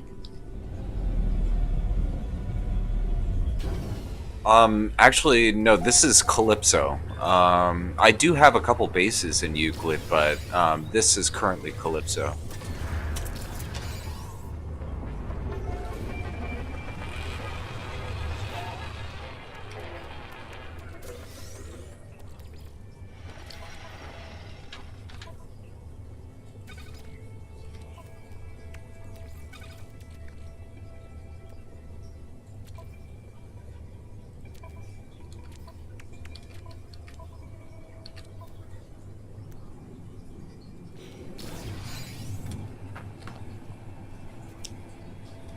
Ah.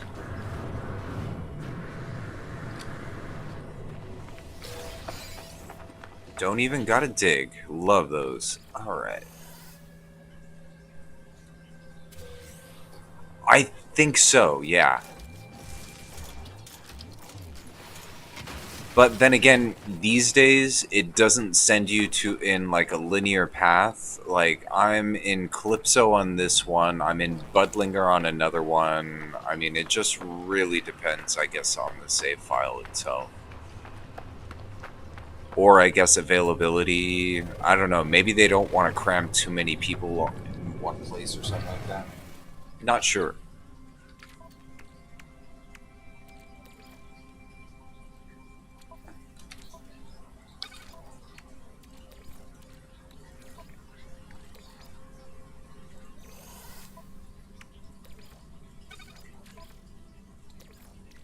Technology recharge.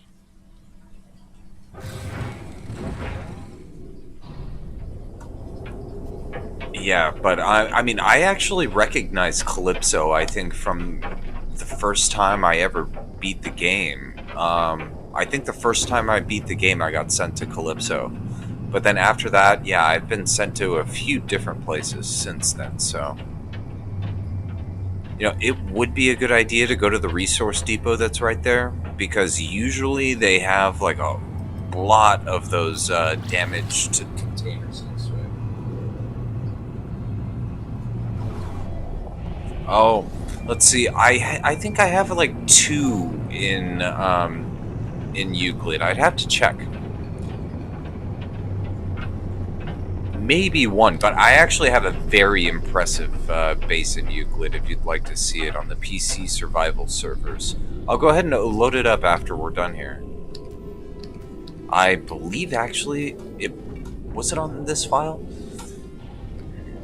Come on. Land, you son of a bitch. Land, land, land. Why can't you land on a flat piece of ground, sir?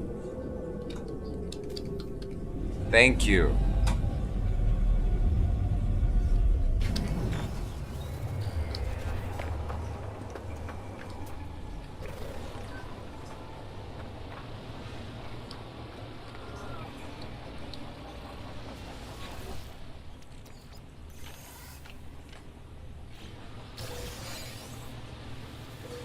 Yeah, I call it Cloud City. It is a very large, very high settlement. It's pretty much one of the first ones that I really attempted to, attempted to build. Like a first mega structure.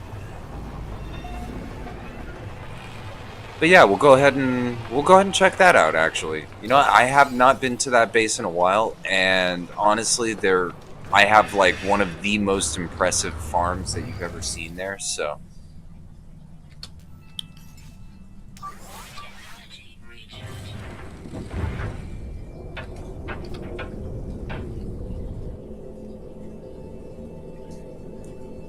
What is going on? Okay, good.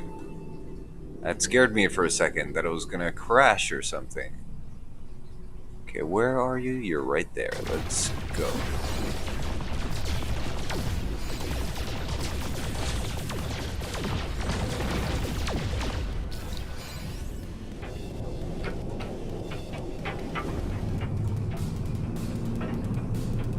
Alright, let me just get to my base and then I'll get to a teleporter.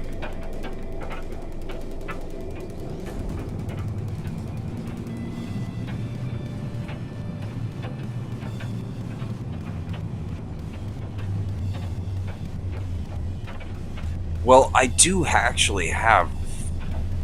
I have, well, you'll see. That's all I can say.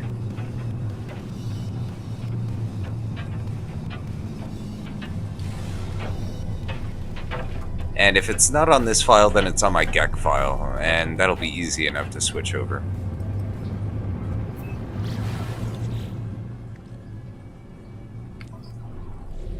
Oh. Bounced off the atmosphere there. Okay.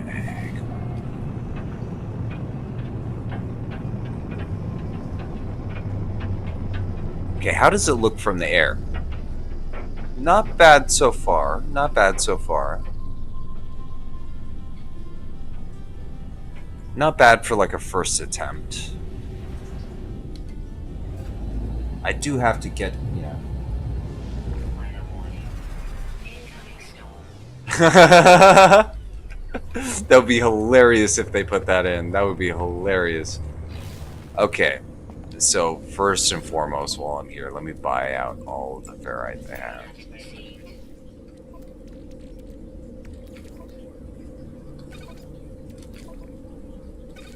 Okay, second. Jeez. I guess we're gonna be.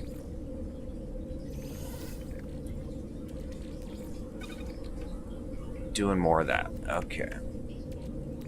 So I've got a lot of stuff again.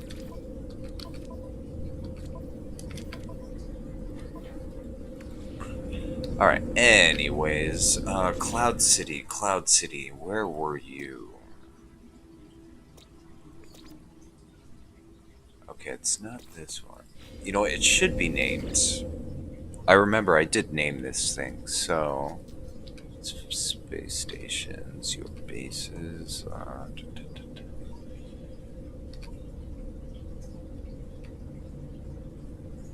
Okay, yeah, it must be on the GEC file. That's fine.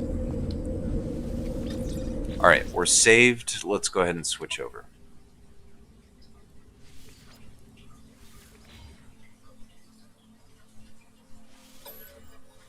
That would be... Oh wait, or was it on this one? Shit. I always forget. You know what? We'll check the GEC file first. If not, it's on my other one. And my other one, I haven't played that one in a really long time, so...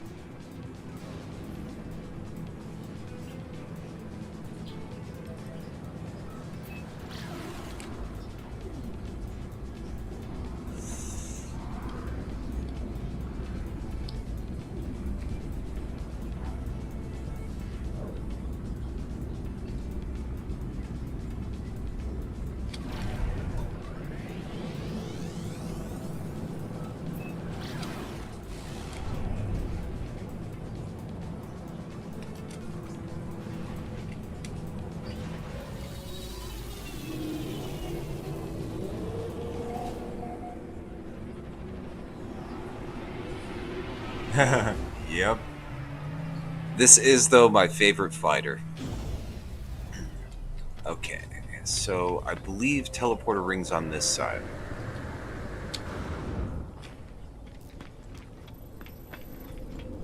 Yeah, here it is. Okay, so if it's on this file, I should be able to see it really easily.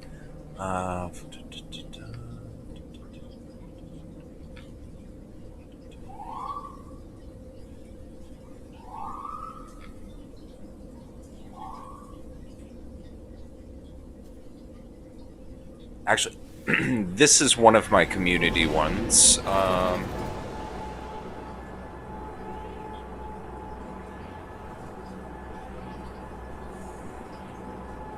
This is just your general trading post, but I made it... I think I made it pretty nice.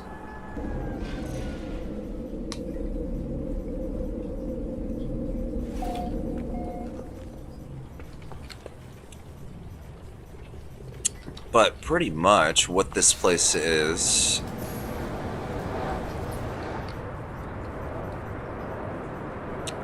This is your basic... You know, just trading posts. It's got all the necessities on it and all that kind of stuff. But I do like building this. I did upload this one in. So this one is in Euclid. Let me go ahead and actually go over to, I guess, the other one.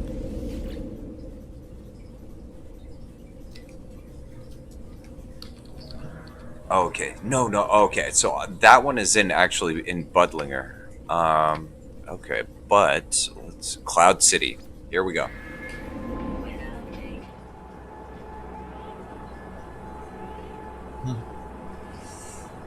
This is my first attempt at making a super structure.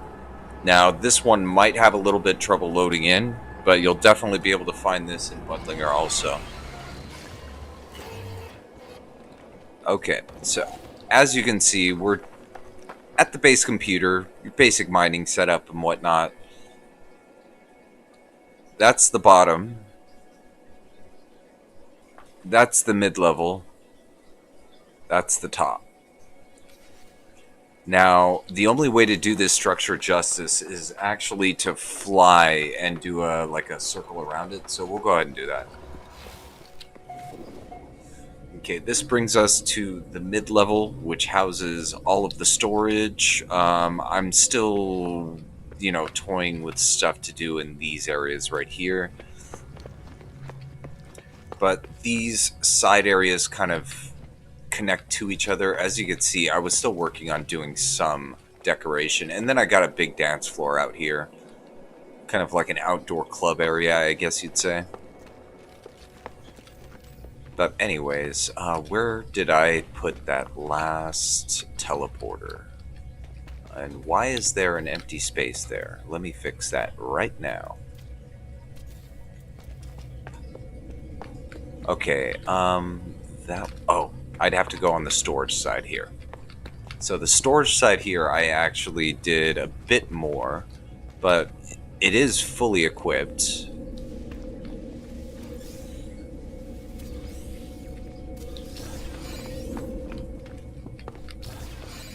And this brings us up to, this is the hydroponics level, okay? Now, hydroponics level is where you're going to find all of your basic access ways. But I got Gravitinos in this one. I've got pretty much one of every of the commons down here. And then I've got, Obman Pearls. Over there I've got Venom Sacs.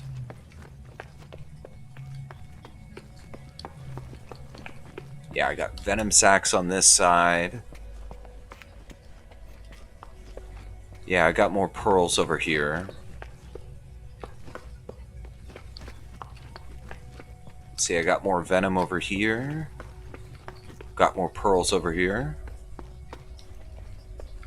This is just decorated out. And then this right here, I think I was going to put Nip Nip Buds, but I don't know if I actually just started building something else or something like that. And then all the landing pads are out here. Now, there is a total... I will go into photo mode here so it can be seen a little easier. But I do have a lot of landing pads up here in this upper level. But as you can see down from below, there's about a 10-story separation per level. And then there's an observation deck up on top over there. Each of these, I was working on these, so some of these are empty, some of them have furniture in it. It just depends. Like that one over there, As you can see, that one is a little bit more complete.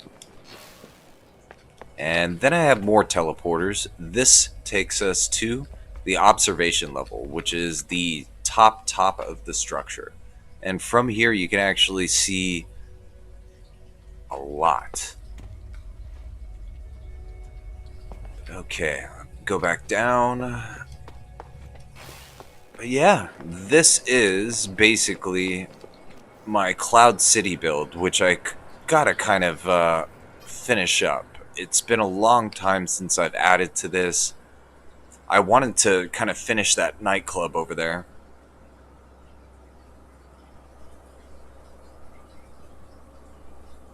But even from the second level, going all the way out, I can't really get the whole thing in one kind of shot, you know what I'm saying?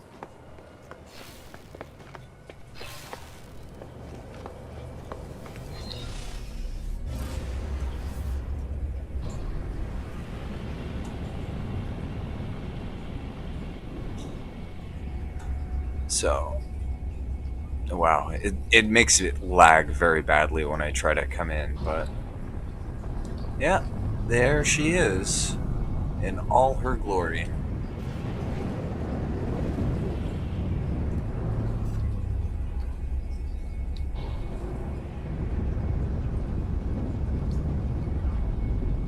But I was thinking of actually renaming this thing Spaceball City because the way that it kind of looks,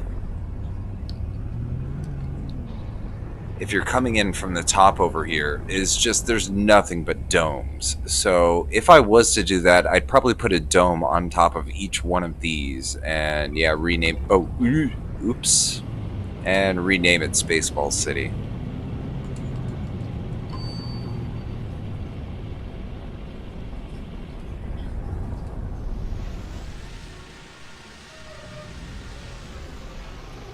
Holy shit, I've been streaming for a very long time.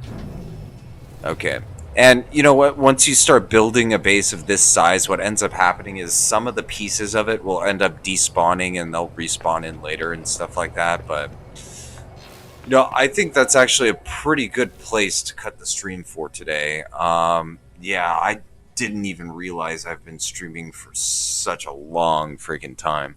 But yeah, tomorrow I'll go ahead and continue with the or the step pyramid build over there, see how it looks, and then we'll toy around with some aesthetics on it, just so we can get the final build on our new bubble site that I scouted out. But I think I'm gonna go ahead and end the stream right here. Yeah, a lot's covered. Oh yeah, for sure. I mean, 7 hours. So, oh god. Hell yeah. Well, yeah, thanks for tuning in. Very much appreciate it. But yeah, I'll see you guys on the next one. Peace out, and thanks again for tuning in. As always, I'll see you tomorrow.